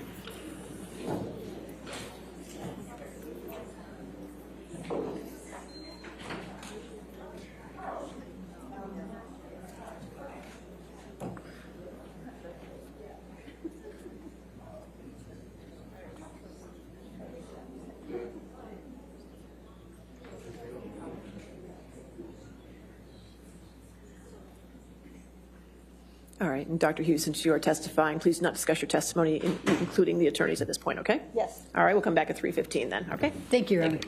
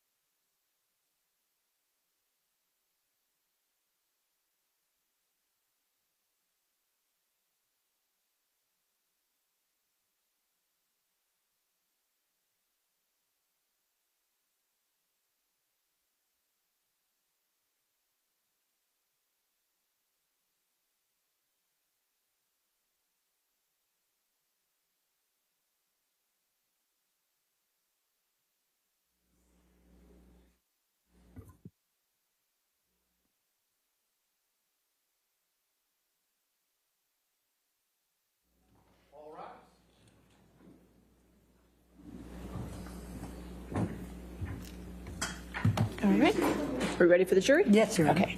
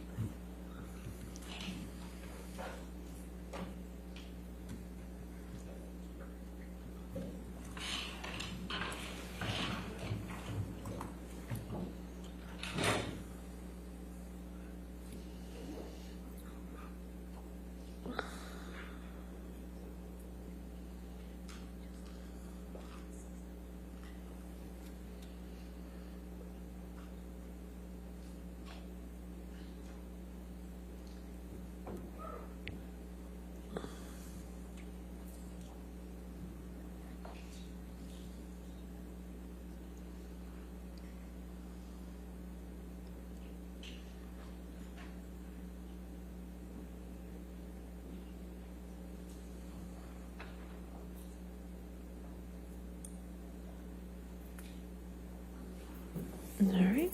Be seated. All right. Your next question. Thank you, Your Honor. Dr. Hughes, did there come a time when you conducted a forensic psychological evaluation of Amber Heard? And please tell the jury what a forensic psychological evaluation is. Could you turn it on at the bottom base? Okay. A forensic psychological evaluation is an evaluation that is conducted for the courts to answer a particular legal question. It contains multiple parts. Ms. Heard is not a client of mine. She's never been in therapy with me. She's not under my clinical care. It is an objective evaluation to determine a particular legal question. Forensic evaluation follows a methodology that what we say it's a multi-method, multi-hypothesis-driven methodology, which means I look at a variety of different documents and data using multiple hypotheses. It's not just one hypothesis, one theory of the case. You're going in looking to see, what possibly could be going on here. And then you use the data to arrive at that opinion. You look for consistency across the data to arrive at that opinion. And the forensic psychological evaluation has many parts. It has the clinical interview part, a structured or semi-structured clinical interview where I'm asking Ms. Heard lots of things about her life, both before Mr. Depp and after. It involves a psychological testing component of the evaluation, which allows me to do a good broad scan of different symptomatologies that people might have in their lives, as well as to have indicators of how she approached the test. Is she defensive? Is she malingering? Is she feigning? Is she exaggerating? It gives me indications about how she approached the evaluation. I review a number of documents, medical records, psychological records, the text, the audio, all the different things that we've had in this case, and then I conduct collateral interviews. So, Dr. Hughes, just to be clear, do you assume everything the victim reports is true when you conduct these examinations? No, of course not. I always approach a forensic evaluation with a healthy dose of skepticism. With any forensic evaluation, there exists a motivation that the individual may be telling you something that is not accurate. It doesn't mean that that's there, but you have to control for that and know that you're looking for, again, what does the data tell you, the external data, about what the person is also telling you. Did the forensic evaluation follow a standard methodology, or was it specific to Ms. Heard? No, this is my standard methodology that I would use with any individual who's in a forensic matter, and I would be called to evaluate them. When did you meet with Amber Heard? Okay, so I met with Ms. Heard for a total of about 29 hours. I met with her for the first time in September 2019. I saw her for 4 visits in my New York City office. That's about 21, 22 hours. And then I saw her twice over Zoom. One was in January 2021. And New approach? Okay.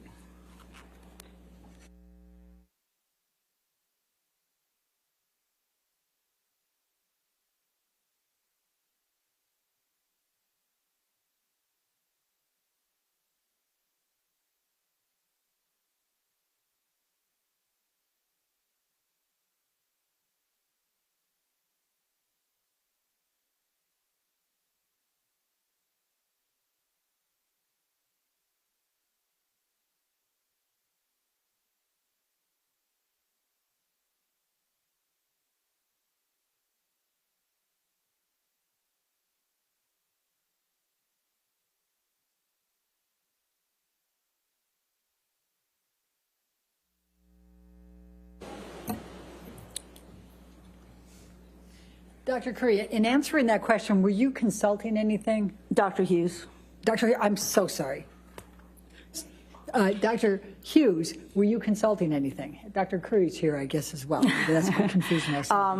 I'm consulting my cheat sheet of the dates that I saw Ms. Heard so that I could accurately report to the court. I also have my final designation in front of me so that I could give the most accurate information to what I put in that report. Okay, okay. And do you want to see that? Okay. Should we just take the break now and have him look at it, or does he want to? Would you like to look at it now or before cross-examination? It's just to post it. Okay, before cross-examination. Okay, All right, that's that's fine. fine. Thank you. Okay. Please continue. I think you were telling us when you saw Ms. Heard. Sure.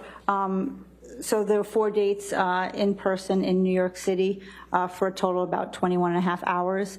And then I saw her in January 18th, 2021 over Zoom for 3 hours, and then December 27th, 2021 for 4 hours over Zoom. And what did the evaluation consist of? So as I stated, the evaluation consisted of psychological testing, a semi-structured clinical interview with Ms. Heard, a review of a whole host of documents relative to this case and medical records and psychological records, and then 3 collateral interviews, 2 with her treating therapist, Dr. Bonnie Jacobs, Dr. Connell Cohen, and also with her mom. And in the semi-structured clinical interview, what were you assessing? Well, when someone comes in for the evaluation, you sometimes don't know what you're going to see or what you're going to get. So you absolutely have to do a full clinical interview and have a sense of their life patterns, things that have affected them in their lives, you know, where they have worked, where they have lived, just get a full sense of their sort of being before the incident for which they're talking about. Then I do a full intimate partner violence assessment, looking at all those characteristics that I talked to you about earlier to get a sense of the full structure of and the dynamic of this relationship. I also did looking at what were the effects, what were the psychological consequences of being in that relationship. And I also looked at the psychological consequences of some of the statements that were made by Mr. Depp through his attorney that are part of this, the counterclaim in this lawsuit. At the end of that process, considering all the data, did you arrive at any expert opinions? Yes, I did. All right. I'd like to start with your main expert opinions and then go through those. Can you please tell the jury what your main opinions were?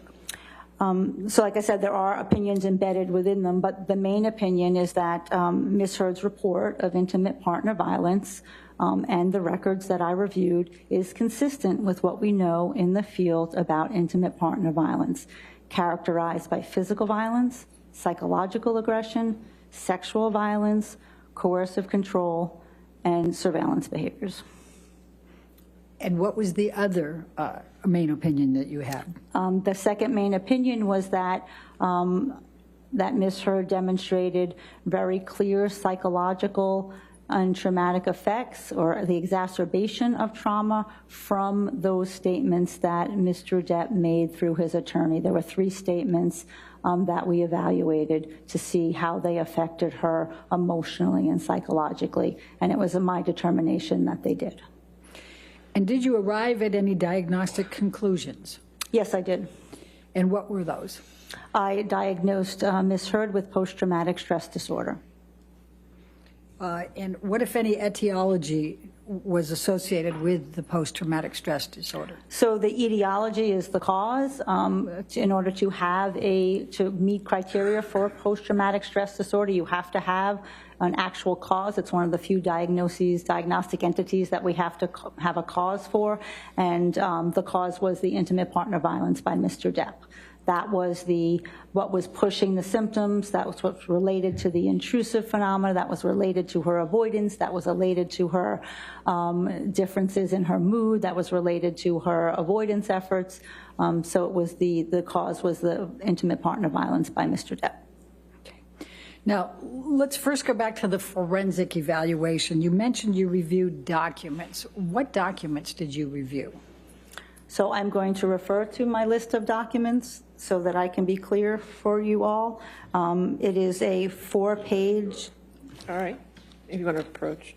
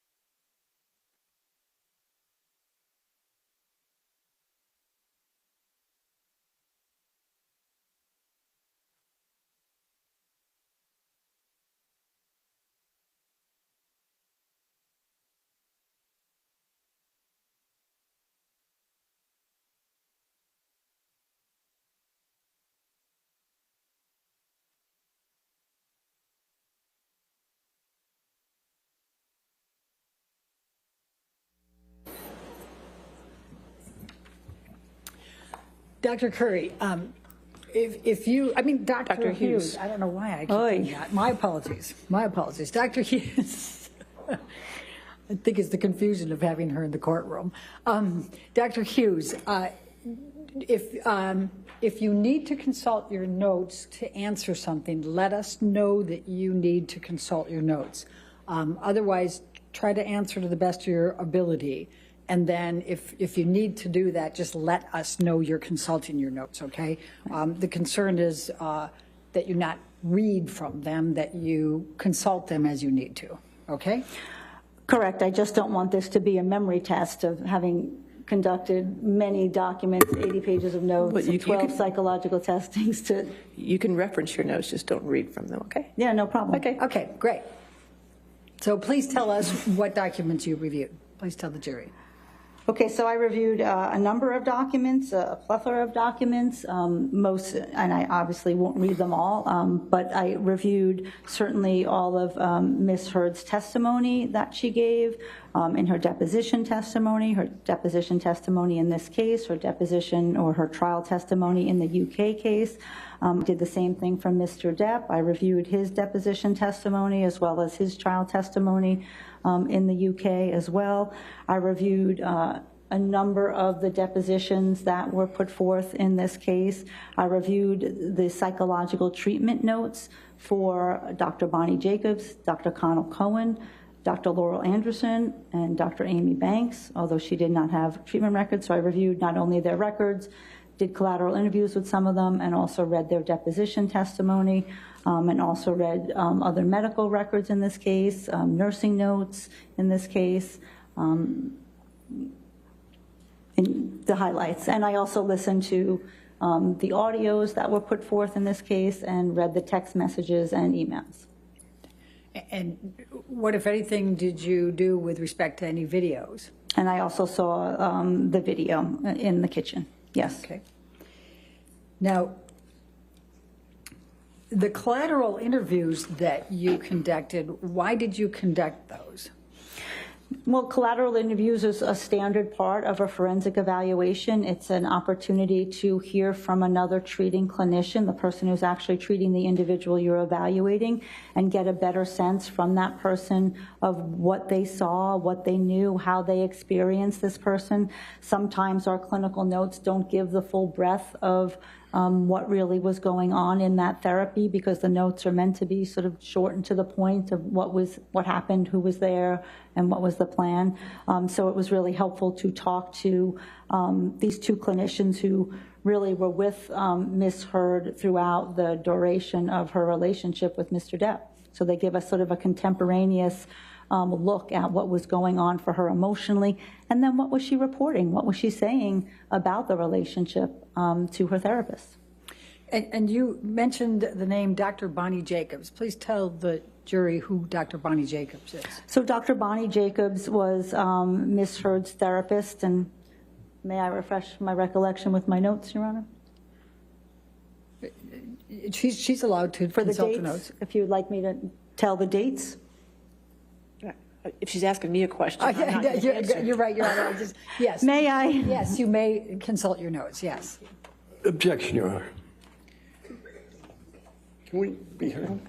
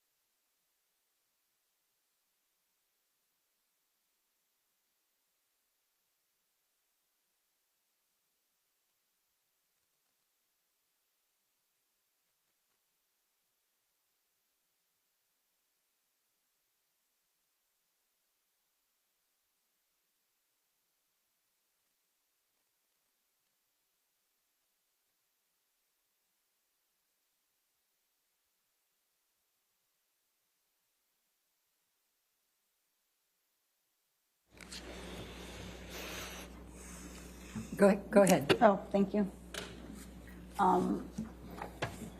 So she treated with Dr. Bonnie Jacobs, who is a psychologist, from October 2011 through August 2014. She actually was seeing Dr. Jacobs somewhat earlier, before she got in the relationship with Mr. Depp. And then she transferred care to Dr. Connell Cohen, who was referred by Dr. Kipper, who was the treating physician for Mr. Depp, and then later for Ms. Heard. And she treated with Dr. Cohen from after she left Dr. Bonnie Jacobs in September 2014 to June 7th, 2016. Okay, thank you. And so and I guess you got ahead of me there, so you also talked to Dr. Connell Cohen, correct? That's correct. Okay. And you also spoke with Paige Heard, did you say? That's correct. And who is Paige Heard? Paige Heard is Amber Heard's mother. Okay. And when did you speak with Paige Heard? I spoke with all of these individuals at the end of 2019. Again, I can check my notes and let you know the exact date if you'd like. I think the end of 19. Yeah, they all were in the end of 19, yes. All right. And are you aware that Paige Heard has since died? She died 2 years ago? Yes, I am aware, sadly. Okay. Now, let's talk about the psychological testing. You stated that you conducted psychological testing, is that correct? That is correct. Can you... Overruled, I'll allow. Can you please tell the jury how many psychological assessments you administered to Amber Heard? I administered 12. Can you please tell the jury which ones you administered? So I am going to refer to my designation that has the list so that I don't forget anything. Okay.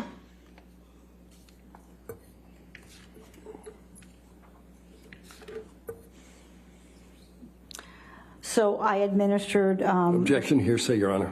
She can refresh her recollection. As long as she's not reading it. Right, you just can't read, that. You're not supposed to read from it, but you can refresh your recollection as you're speaking. So I can look and just look up, and that's refreshing my recollection? Okay. All right, if we could approach for a moment.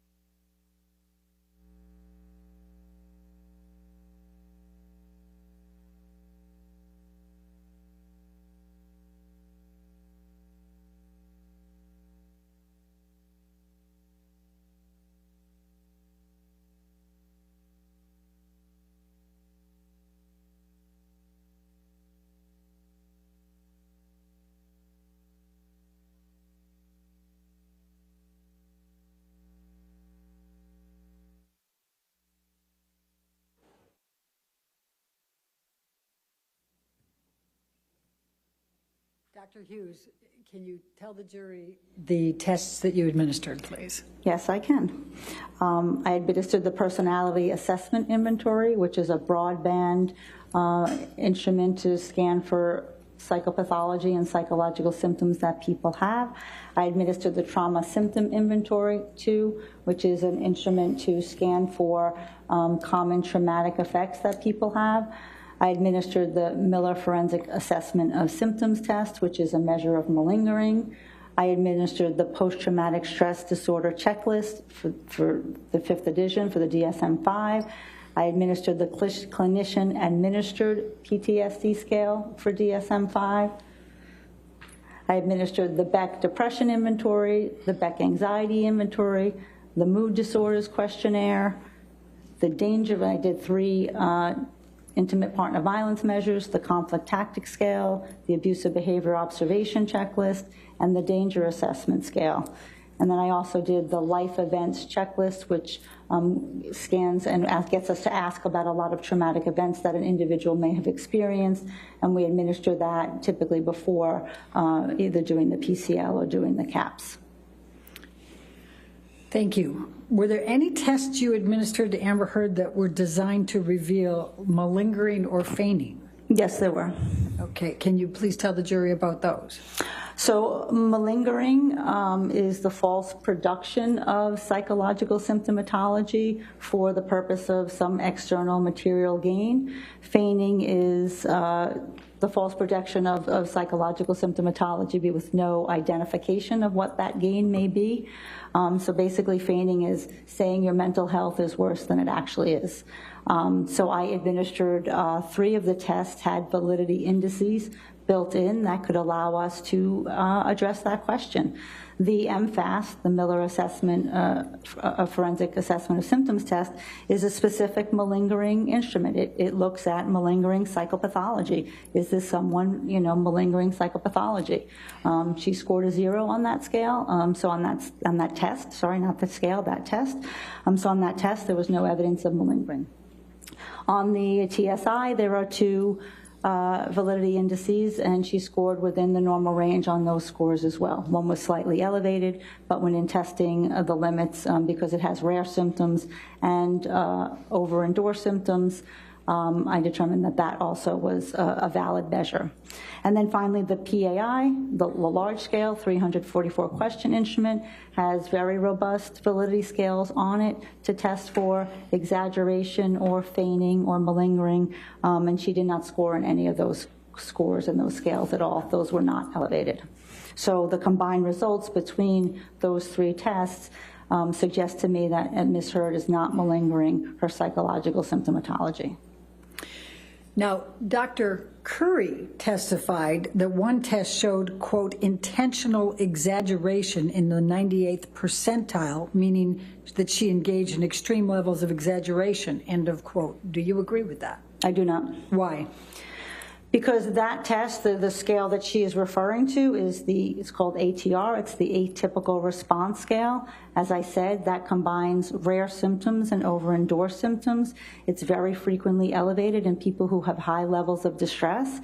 And then importantly, on this test specifically, it says, do not use the percentile rank. It is in the manual, it is in italices, because the way that this test was normed, it was normed on people who have trauma. So it's what we call negatively skewed. That means it falls on the tail end of the continuum. It is not a normal curve where we would normally think of how a percentile would work. So you would not use the percentile rank on this test. You want to approach? Yes, please. Okay. I want the objection.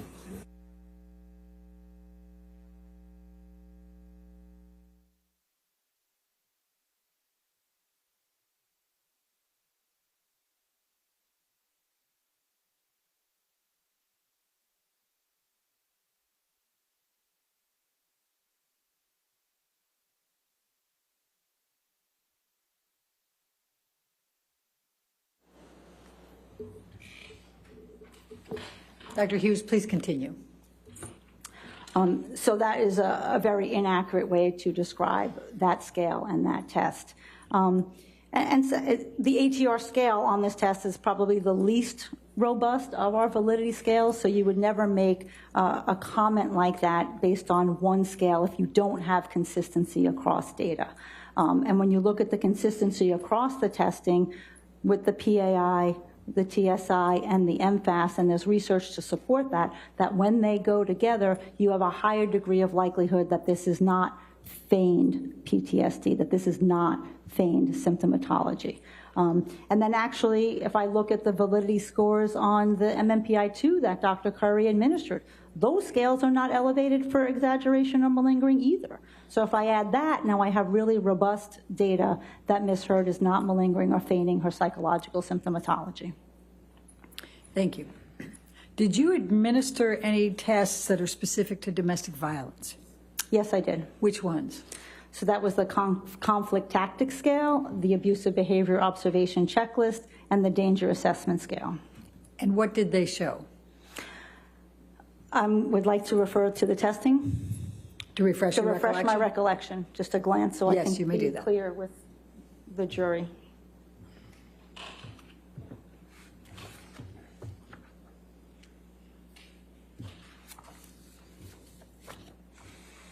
So what the overall gist of the testing was that, and the benefit of these tests is that they allow me to ask for what Mr. Depp did to Ms. Heard and then also what Ms. Heard did to Mr. Depp. So it was asking about both sets of behavior. And Objection, Your Honor. We're back to reading. She wasn't even looking down. She was looking at the jury. I don't. Go ahead. Go ahead. Please continue. So what these tests show was that there was a high degree of serious violence perpetrated by Mr. Depp toward Ms. Heard. There was violence more on the mild level perpetrated by Ms. Heard toward Mr. Depp, with one severe indicator, which was the punching that she indicated to me. There were scales about negotiation, about how much this couple tries to figure out their problems. They both scored, again, this is Ms. Heard reporting that, but they both scored in the high range where they're both saying that, yes, we're trying to figure this out, we're trying to work out this relationship. There were scores on the psychological aggression scale where Mr. Depp engaged in more severe acts of psychological aggression, whereas Ms. Heard did engage in also some mild and severe acts of psychological aggression. The amount of injury that was reported was significantly higher and more severe by Ms. Heard, what she was subjected to, and then she was subjected to sexual violence where Mr. Depp, based on her report, was subjected to none. And then on the danger assessment scale, that there were a number of factors that were related to severity in in violent relationships and a risk factor. When we look, as I said earlier, when behaviors come up on this scale, they're very worrisome, very scary, and we have to take them seriously. So there were a number of behaviors that came up on this scale, such as Mr. Depp threatens to kill her, the increase in severity of the abuse, the forced sexual activity, the choking behavior, his obsessive jealousy. Objection, foundation. She's talking about the test results. Overruled, go ahead. Please continue. The obsessive jealousy, the control aspect, and his threatening of suicide to kill himself. So those were risk factors that placed her in the increased danger range. And this is a range that, says that we certainly have to advise women of their risk and consult with law enforcement if they're involved, or judges if they're involved, because this means that a woman is at risk for more serious or lethal domestic violence. So did the results of the psychological tests you administered to Amber Heard support a diagnosis of PTSD? Objection, leading. What, if any, psychological tests did you administer that supported a diagnosis of PTSD for Amber Heard? Sure. So there were 4 tests that supported that diagnosis. One was the PAI, which was that 344 question large scale personality inventory. On that test, her largest subscale, her highest subscale was the one that measures traumatic stress. So that was clinically significant. On the TSI, 2 of her scales were the intrusive experiences dimension and the defensive avoidance dimension, 2 of the classic scales of trauma and PTSD. On the PCL, which is the post-traumatic stress disorder checklist 5, that she scored in all 4 domains of PTSD, and that's an instrument that says how much are you bothered by these symptoms. And in all 4 clusters, which would be the intrusive experiencing, when things about the abuse or the trauma enter your mind when you did not want them to. Sometimes they're cued, sometimes they're uncued. She answered in the avoidance category, which is a second category of PTSD, that I do things to try not to think about this, to try not to feel this, to try not to get upset. Sometimes I avoid certain people because they become a trigger for me. She scored in the what we call the negative alterations in cognition and mood, changes in her thoughts and feelings as a result of the abuse and trauma, and also in the physiological hyperactivity, the hyperarousal, the hypervigilance, the startle response. So on the PCL, she endorsed symptoms in all 4 of those categories, saying, some of these symptoms are bothering me a lot. And then finally, the clinician-administered PTSD scale for the DSM-5. And what that allows me to do, unlike the PCL, is really look at symptom severity and symptom frequency. How is this really playing out for this individual? And similarly, she scored in all 4 categories of trauma and of having intrusive experiences and nightmares and avoidance efforts and physiological hyperactivity and changes in her mood and her thoughts. And her total score was a 28, which falls in the moderate range. So that means that she has experiencing a moderate degree of post-traumatic stress disorder symptomatology. And those tests allow me to make that definitive diagnosis that she suffers from PTSD. Thank you. What, if any, consideration did you give to Amber Heard's history of childhood abuse in making your diagnosis? I mean, that was a significant consideration, given that we know that childhood, well, first of all, we know that people can experience multiple traumas across the lifespan. And we wanted to make sure that the symptoms that she was experiencing were related to what she experienced with Mr. Depp and not her childhood. And certainly, earlier on in the evaluation and when I evaluated and spoke with her, that was true. And that was also true on the latest measure, the clinician-administered PTSD scale for DSM-5, the CAPS-5. And that's because the content, you have to look at what is the content of the symptom. So it's not that someone says, oh yeah, something traumatic comes into my mind. No, what is it? What comes into your mind? What bothers you? What are the triggers? And those were all specific to Ms. Heard's relationship with Mr. Depp. The reason the childhood is also significant is that we know that if somebody suffers childhood abuse as a child, they are much more likely to have an adult re-victimization. And they're much more likely then to be more vulnerable to obtaining a PTSD, to getting PTSD, if they've had that prior vulnerability. So it's a very strong vulnerability characteristic to obtaining PTSD when you have a subsequent trauma.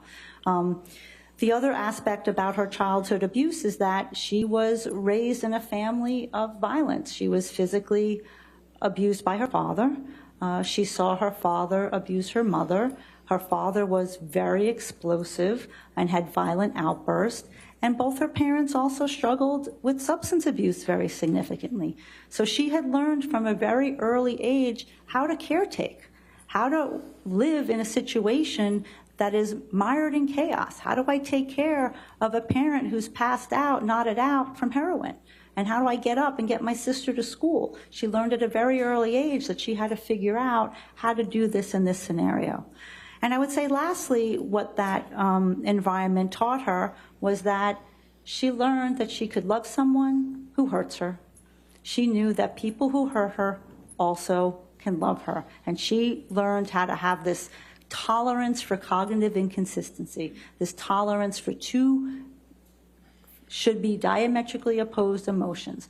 But she grew up knowing or believing perhaps that this could happen. And she also believed that she could fix him, just like she tried to fix her father and just like she tried to fix her mother. She truly, truly believed that she could fix Mr. Depp and rid him of his substance abuse problems. But that did not work.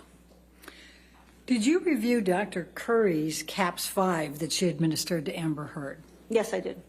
And what, if any, agreement did you have with Dr. Curry's interpretation of the CAPS 5?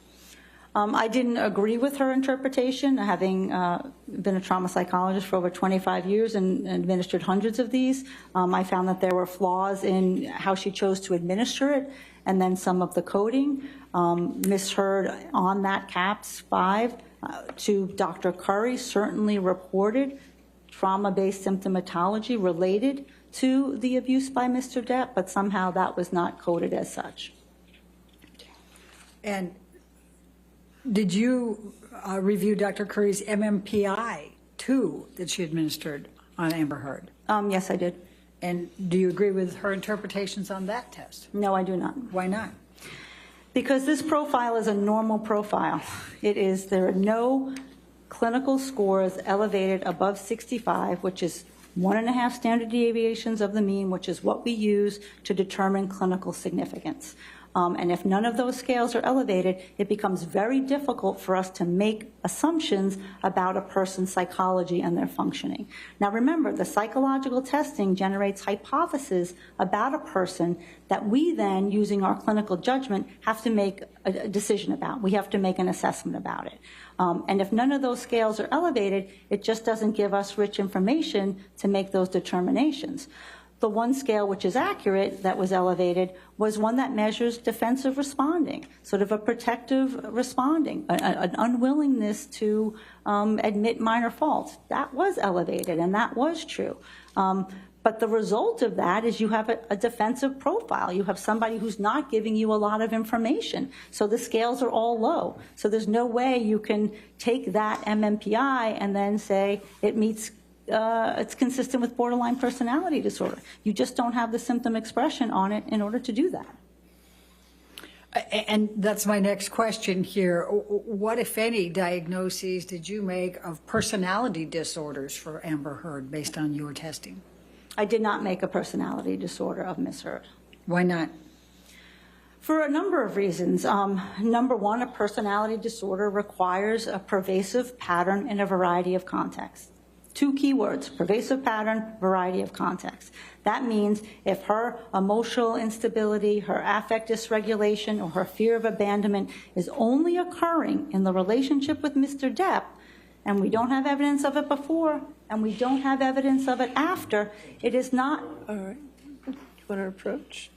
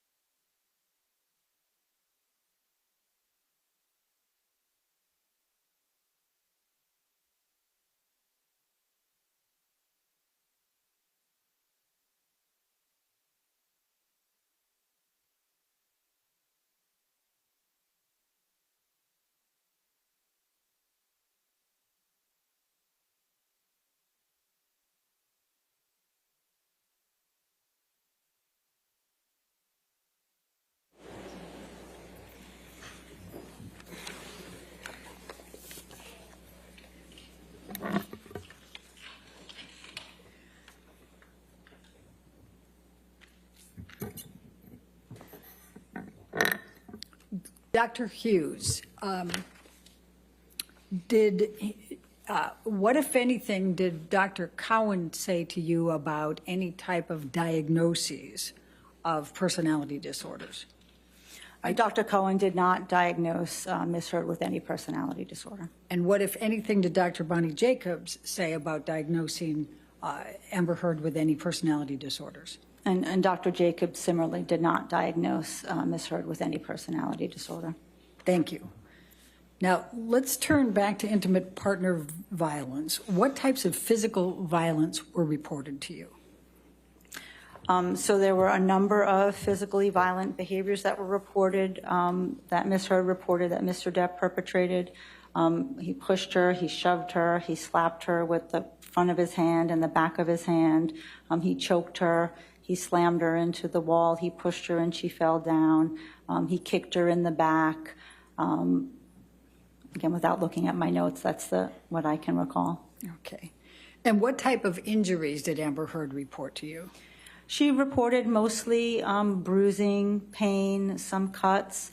She reported vaginal pain from some of the sexual assaults. She reported that she did have some scratches and cuts on her from broken glass. She reported that she believed she may have lost consciousness 2 times, once in the Australia incident and once in the December 15th, 2015 incident. Okay. What type of coercive control was reported or did you find? Leading. Sustained. What, if any, coercive control was reported to you? So the coercive control that was determined in this relationship I found to be quite significant. There were many, many instances where Mr. Depp tried to control how Ms. Heard went about her career. He didn't want her to show nudity. He didn't want her to show boob. He didn't want her to act with certain actors because of this obsessive jealousy. He criticized her ambition. He'd rather she not work. He called, the ambition as something as a negative thing. It made her very fearful to have to look at scripts or talk about movie roles because he persistently put those down and told her she didn't need to work and she didn't need to do that and she didn't need to show her tits and ass. He didn't necessarily support her work. The way this manifested as well is that he called almost every actor that she had to work with. Males and females. So no matter what show she was filming or shooting, he would call the leading actor. He would call the director. He would tell you, I got eyes down there. I got eyes down on the set. So she never felt safe to be herself and be an actress in these films or productions because she'd have to come home and then endure his anger at her for doing something or for not doing something. When she was filming and he was in the same town, she feared that he would show up on the set and, to know what her call sheet, what she was filming that day. She, even told her assistant, don't give it to him, don't let him see it so that he won't show up. And sometimes he did. So it was very trepidatious for her and very anxiety-provoking that he continued to do this. He tried to control what she wore. When she was going out with him, things were fine, but he told her often, no woman like mine is going to dress like a whore, and didn't want her to wear revealing clothing, or revealing clothing according to him. She recalled an incident when she was going on a job audition, and he said, you're going to go out with those tits and ass? And she had to sort of go in and put on what she said, mom jeans, so that she didn't look sexy, so she didn't look revealing, and continued to try to plead with him about what jobs she could take and she could not take. This made her be very sort of restrictive and try to conceal things. She would hide her scripts because she couldn't read them in front of him because he would put them down or want to see where there might be nudity, where there might be something where she's doing a love scene. And then almost every person that she was in a film with, there would be those barrages of the consistent accusations of infidelity. And we saw that on the Australia pictures, the Billy Bob. He was one person that he continued, to berate her about having an affair with. That's what obsessive control looks like, those messages on the mirror. When you look at how he wanted her to there was some interference with the family, with her sister. When some things were leaked, he was obsessed, believing that it was Whitney who did it, and eventually Miss Heard had to succumb and say, okay, yes, it was, and then alienate herself from her sister because she just couldn't take the fights anymore. She just couldn't take the constant barrage of criticism. So there were many instances when, in terms of their interactions, she would have to text him right back, but when she would text him, he could not answer for days. And it's this sort of, when we talk about, the ghosting, but your husband doesn't ghost you, your partner doesn't ghost you. And there were so many times of this sort of withdrawal of affection, which was on his terms and when he wanted to do it. I'm aware that there is, testimony in this case that, Mr. Depp decided to leave because he didn't want to be violent. And I do think that's true sometimes. I think he did leave in times where he didn't want an altercation. He did leave after an altercation. He did leave and then came back and continued the altercation. So leaving wasn't the defining variable. The problem was that, with this obsessiveness and this perseveration that he had, the fight would always come back. So leaving might end the argument for that moment, but Ms. Heard knew he was always going to come back, and he was going to, start the interrogation once again. And what is the effect of the coercive control on Amber Heard? I mean, the effect was drastic. She talked to me that her roles consistently dropped over the time that she was in the relationship with Mr. Depp, just because it was so difficult to go on auditions, to want to be in a different location with him. Whenever she was not on location with him, it was very stressful. It was very anxiety-provoking because of the accusations of infidelity.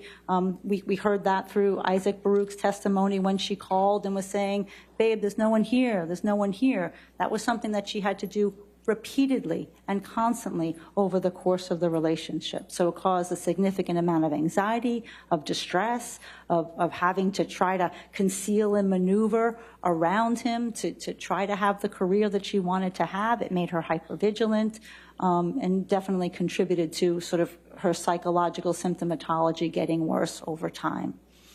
What about sexual violence?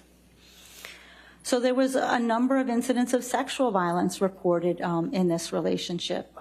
Those are documented early on in Dr. Bonnie Jacobs' notes, where when Mr. Depp was drunk or high, he threw her on the bed, ripped off her nightgown, and tried to have sex with her. There were times when he forced her to give him oral sex when he was angry. These weren't in loving moments. These were angry moments, moments of dominance, moments of him trying to get control over her. There was a time when they were in Hicksville in the trailer, I don't want to say trailer park, but I guess it's trailer park. It is a trailer park, where he was accusing her of a woman hitting on Amber, and that was the problem. Amber got accused of women hitting on her, and it got accused of men hitting on her. So there were so many targets that came through in his obsessive jealousy. But when he, on that incident when Kelly Sue was accused of hitting on Miss Heard, and they went back into the trailer, Mr. Depp performed a cavity search and ostensibly was looking for drugs and felt it acceptable to rip off her nightgown and stick his fingers up her vagina to look for cocaine, felt that maybe she was hiding them there. And again, these incidents often happened in a drug-fueled rage.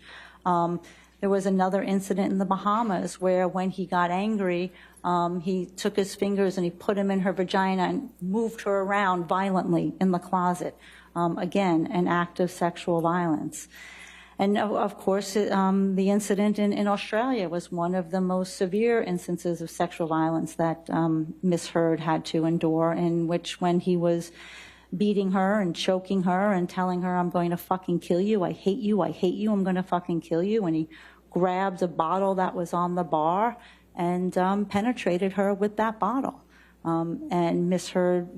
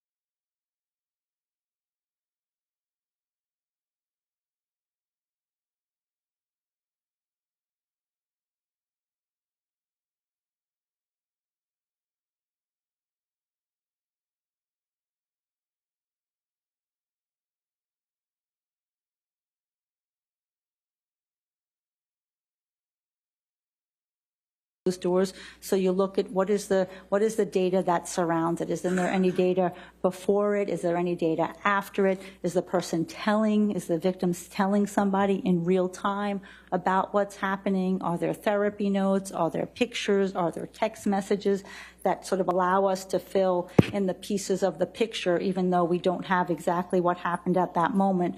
The more collateral that we have and the consistency across those data points, it gives us greater confidence in our results. Can you give us some examples? Sure. So, Vague. Overruled, I'll allow. So, for example, the Boston plane incident, I believe, without looking, I know May 24th, 2014. This is the incident where Ms. Heard and Mr. Depp were going to fly back to LA and spend the weekend together. They were shooting at different sites. Ms. Heard is on the plane waiting for Mr. Depp to come on in the tarmac. He's reportedly sitting in the SUV, smoking weed and drinking. She is filming with James Franco at this point, and she gets on the plane and he starts talking about James Franco, making a lot of derogatory comments about her, and I hope you had fun with your escapades, and some more inflammatory language. And then in an argument, when she got up to leave, he kicked her in the back, and she went forward on the plane to the front of the plane because he sat in the back of the plane. So if I look at what is the corresponding data to this, there's a therapy note, several notes in Bonnie Jacobs' records that talk about Mr. Depp's increasing use of alcohol and his obsessive jealousy around James Franco before this Boston plane incident. After the incident, Ms. Heard told her friend Io, she told her friend Savannah, she told her friend Rocky. Ms. Heard did not go home. She was afraid to go home. So she went to a hotel because when Johnny was in these states, he would often show up because he's still in that drinking and drugging phase. And he talked about that. That was the roxicodone before he detoxed. He was still in that, high substance abuse phase that he would often show up at night, and that did not feel safe. There was a text from Stephen Duders, Mr. Depp's assistant. All right. You want to approach?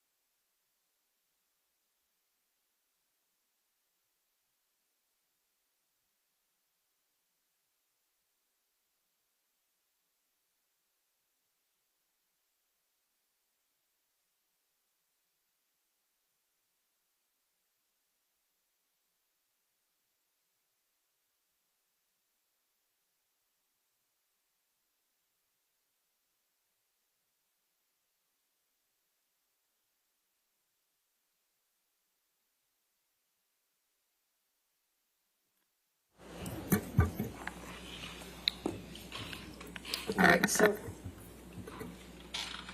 Dr. Hughes, let's go past that text and talk about, go past that text and continue after that text. Sure. So there was, Mr. Depp apologized to Ms. Heard for that incident. Mr. Depp said in his UK testimony, well, I only maybe playfully tapped her on the back with my foot. Mr. Depp texted Paul Bettany and talked about how he was so drunk and out of control and engaged in bad behavior. He texted his friend Patty Smith a very similar type of text about how drunk and out of control he was. And then finally, Amber Heard wrote an email talking about how distressed and heartbroken she was. Objection, hearsay. I mean, I don't agree. I know. Sustained. I'll sustain the objection. Next question. All right. Can you give another example? I think those are all I can remember at this point. Okay.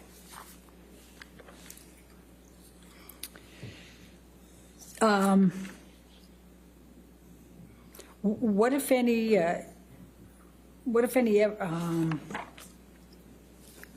sorry, I'm going to have to go a little bit further here. So you concluded that Amber Heard used psychological abuse and some reactive physical violence, I think I heard you say. Is that correct? Objection, leading. Overruled. Can you please explain to the jury what you meant by that?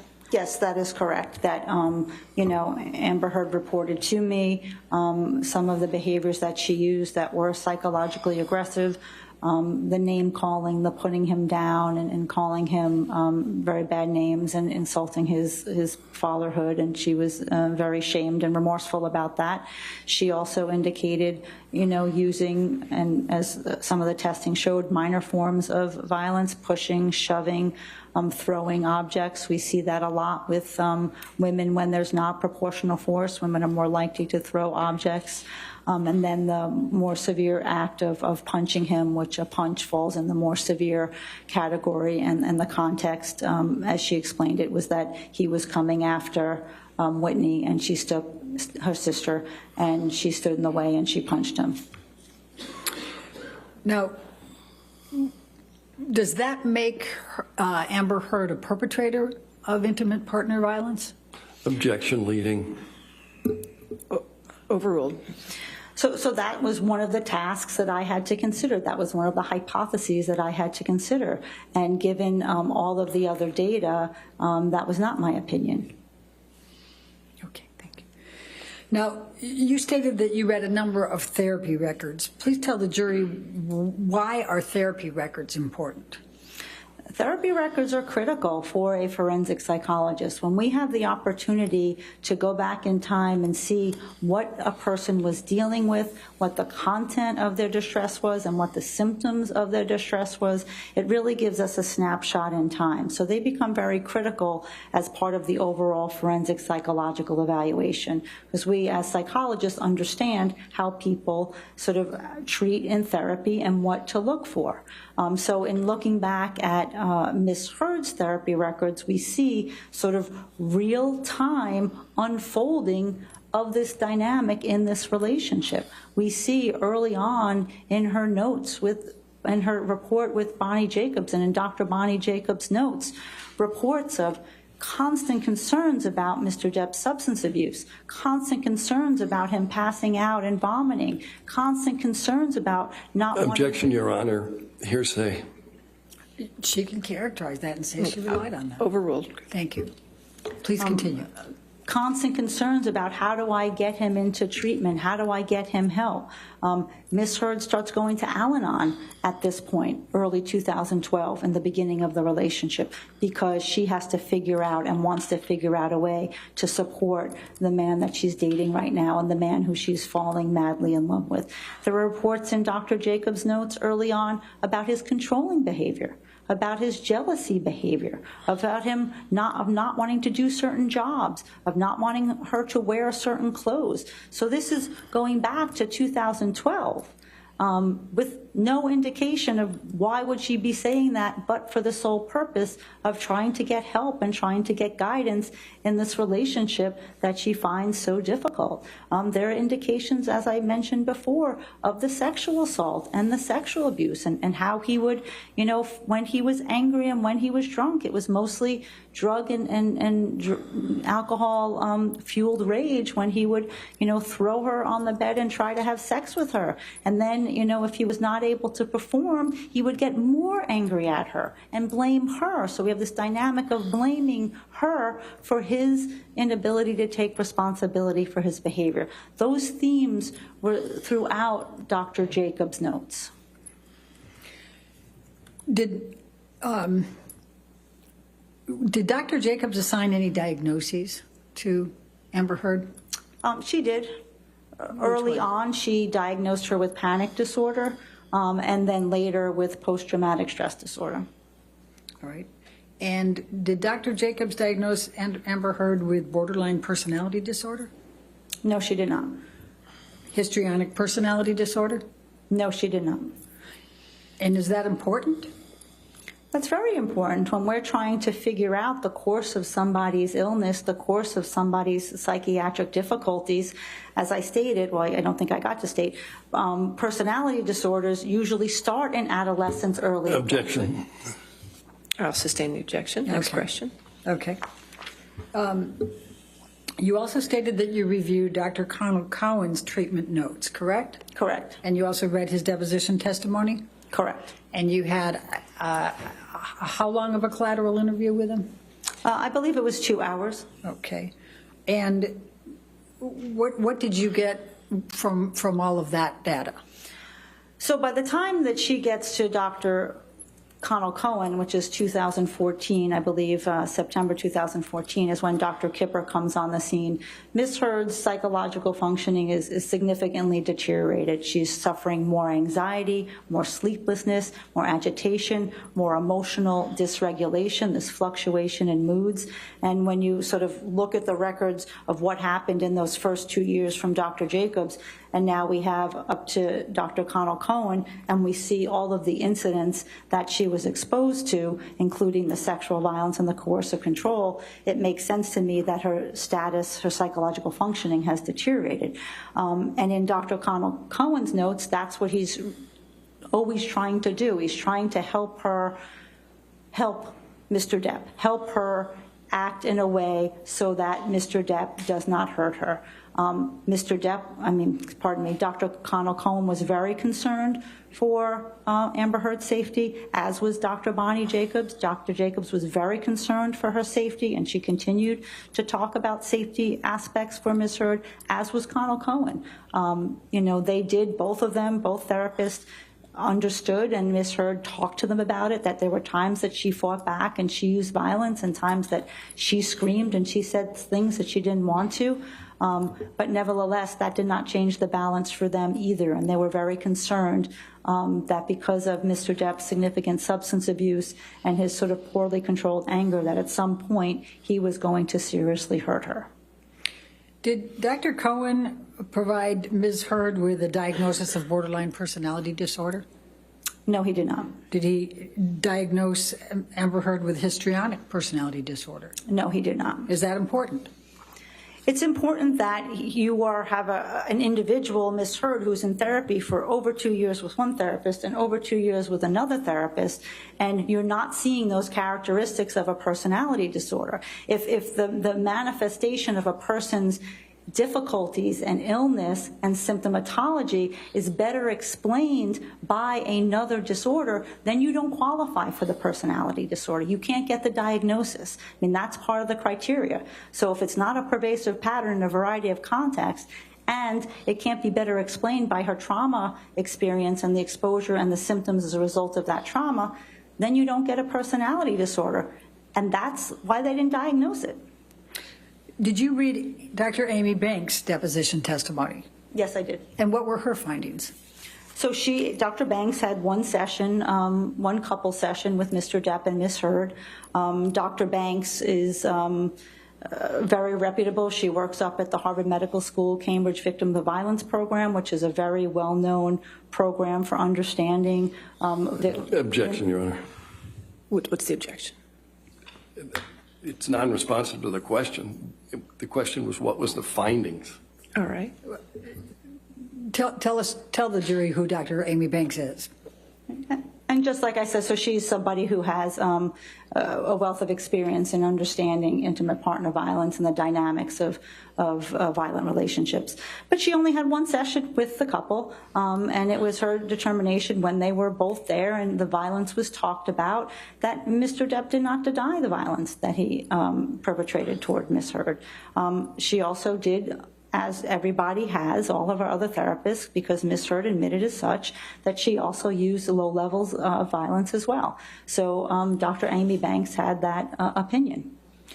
Did you review Dr. Laurel Anderson's treatment notes and read her deposition? Yes, I did. Okay, and what was the significance of what you learned from Dr. Anderson? So Dr. Anderson similarly thought that there was violence and abuse in this relationship. She was the one therapist out of the 4 who qualified it as mutual abuse, which the termination I've talked to you about I don't necessarily agree with. But she did see and did understand that there was violence and abuse by Mr. Depp. What was most notable was that after the December 15th, 2015 episode, Ms. Heard called her, in addition to calling Connell Cohen, and reached out to a number of people. But she saw Dr. Anderson in her office, and Dr. Anderson saw 2 bruises on her face and told me, my husband kicked me, and he pushed me, and he punched me in the head. And should I call the police? Objection, Your Honor. What should I do?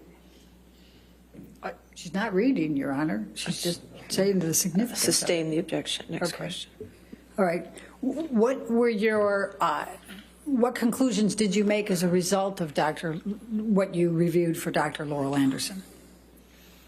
My take of reading Dr. Laurel Anderson's deposition and seeing her, redacted notes was that, from my professional opinion, this was a very serious incident and a very serious allegation of intimate partner violence by Mr. Depp. If a patient comes into my office with 2 bruises and alleges being pushed, shoved, and kicked by her partner, I'm going to be very concerned, and I'm going to mobilize a lot more resources to help that individual. And for some reason, that did not happen for Ms. Heard. What are your overall clinical impressions from reading these notes from Amber Heard's treatment providers and their couples therapists? Objection, compound. All right, sustained. What are your overall clinical impressions from reading what you told everybody you read? Objection, compound. I mean, I don't know how to get it less compound, Your Honor. Overruled. Go ahead. Thank you. So my overall impression of the treatment notes was, there's significant support for the fact that there was intimate partner violence in this relationship. It was consistently reported over time, and there were couples therapists who saw and understood that. There were. Mr. Depp also attended a session with Dr. Connell Cohen with Ms. Heard, and in that session, he was very belligerent and mean and yelling and intimidating, and he even got up and stormed out, rolled a joint, and then came back later. Dr. Connell Cohen's impression was this is somebody who's poorly controlled. That's the same thing that Dr. Laurel Anderson said about him, and he stormed out of one of those sessions too. So there were a total of 6 sessions, couple session, but Mr. Depp stormed out of 2 of them. So there are only 4 couple sessions for these 2 individuals in this just highly volatile, highly damaging relationship that was, punctuated by the coercive control and the intimate partner violence. What, if any, observations did you make about Amber Heard's psychological status over that period? I mean, the record was very clear that her psychological status deteriorated as she was in the relationship with Mr. Depp. She kept getting worse. She was losing weight. By the end, she was down to, I think, 105 pounds from about 125, 130. She was taking significantly more medication than she's ever taken in her life. She was having more panic, more anxiety, more distress, more affect dysregulation, just really an inability to regulate her mood, more anger outbursts. So it can significantly deteriorate over time. You talked about weight. What, if any, diagnoses did Bonnie Jacobs make about Amber Heard having an eating disorder? There was no evidence in the record that Ms. Heard had an eating disorder. What, if any, observations did you make about whether Dr. Cowan Connell thought she had an eating disorder? There was no indication in his record that she had an eating disorder. Okay. Now, what, if any, observations did you make about the impact of Mr. Depp's substance abuse? So the substance abuse was a very relevant and complicating factor to this relationship. When you pair that level of substance abuse with the level of intimate partner violence and coercive control, it's a very, very disastrous mix. And one of the things that happens with the substance abuse is a very similar dynamic that happens with the intimate partner violence. That there's the lying, there's the hiding, there's the cheating, there's the obfuscation, the rationalization about the drinking, the rationalization about the violence, the trying to, promises, I'm going to do better, I'm going to get clean and sober, I'm not going to hit you anymore. Objection, Your Honor. Can I be heard? Everyone approach.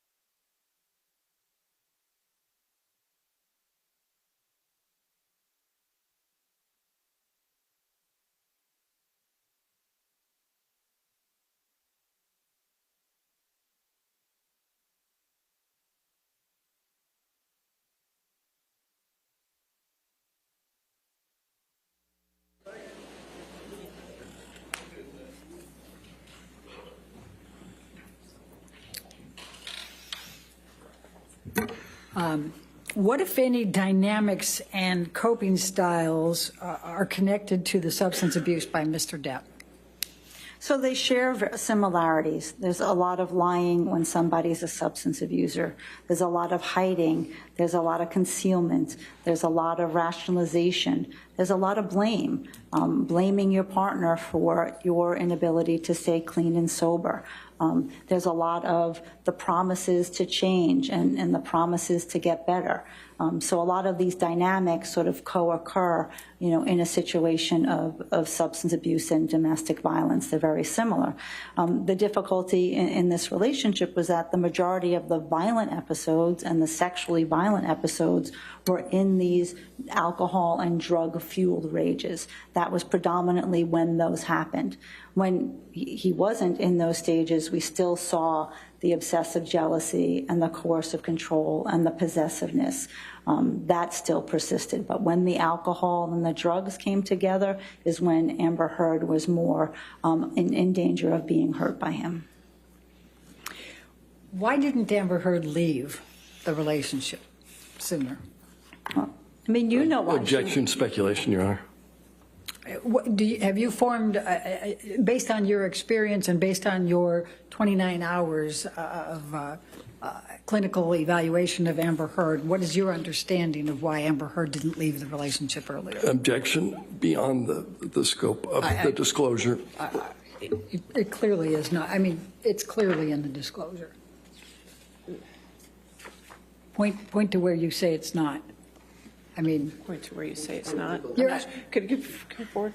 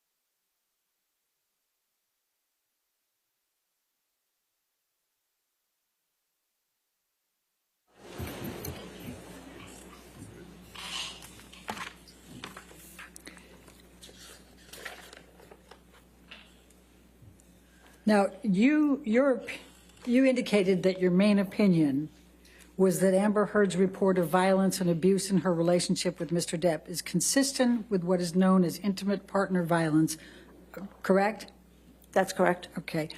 And why did you believe that Amber Heard, what formed your basis of that opinion, in a nutshell? Asked and answered, Your Honor. Overruled, I'll allow it.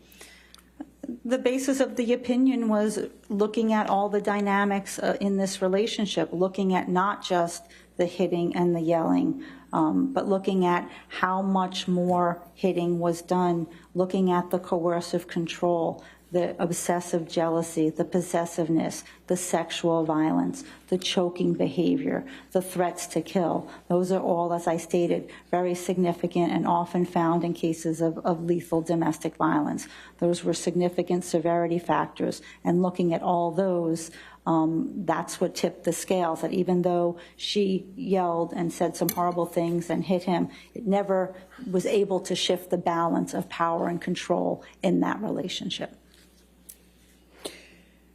Now, you have discussed with Amber Heard and you have reviewed and evaluated the emotional impact on Amber Heard as a result of emotional distress as a result of the 3 counterclaim statements, correct? The 3 alleged defamatory statements made by Mr. Depp through Mr. Waldman, correct? That is correct. Okay. Objection, compound leading. Just overruled, I'll allow it. Go ahead. Thank you. Thank you. Could you please tell the jury what psychological impact these statements had on Amber Heard? Yes, so there were 3 statements that I evaluated. May I check my notes to give you the dates and my recollection so that I can be clear? since I couldn't put it in, that might be the fastest way, Your Honor. I'd rather she not address the court. I mean, I'm sorry. Yes. Okay. Yes. So there were 3 statements on April 8th, 2020, April 27th, 2020, and June 24th, 2020 that I queried her about and asked her about. The one that, what happens is if somebody who, like Ms. Heard, has trauma-based symptoms and PTSD, we say that PTSD is a cue-based disorder. There are things that happen in the environment that trigger it and make it worse. And have to refute that your report of violence and abuse is a hoax makes that trauma activated. So it makes the PTSD symptoms at that time become more intense and more severe. So she would have more intrusive thoughts, more nightmares, more sleeplessness, more difficulty engaging with other people, depression, sadness, stress. All of that would happen when one of these statements came out. The one that was, the most difficult was the one where they said that her sexual violence Objection, Your Honor. was a hoax. what's the objection? I think she's going to the, Oh, I'll overrule objection. Go ahead. Please continue. The one that was most difficult for Ms. Heard was the statement about calling her sexual violence a hoax.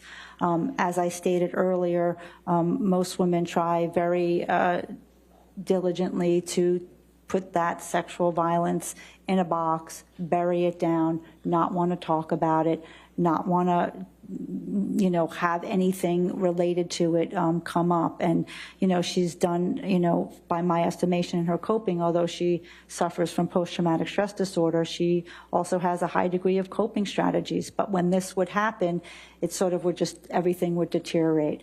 And this is the one thing that women are always afraid of, that no one's going to believe them. No one's going to take them seriously. And when somebody comes out in the popular media and calls your experience a hoax, that lended itself to more severe psychological and traumatic symptomatology for her. Dr. Hughes, are all of your opinions that you have provided today within a reasonable degree of psychological probability or certainty? Yes, they are. Thank you. I have no further questions. All right. Ladies and gentlemen, I think this is a good time to go ahead and break for the day. We can have cross-examination and redirect tomorrow of this witness, of Dr. Hughes. So if you could have a good evening, do not discuss the case with anybody, and don't do any outside research, okay? And we'll see you in the morning. Thank you.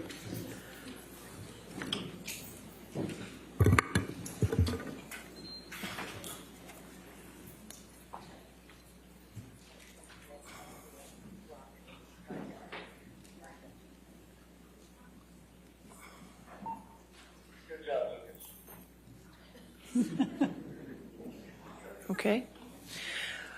All right, Dr. Hughes, since you're still in the middle of your testimony, please don't discuss your testimony with anybody, including the attorneys, okay? And anything that you looked at, referenced during your direct examination, if you could just turn that over so they can review that before cross-examination, okay?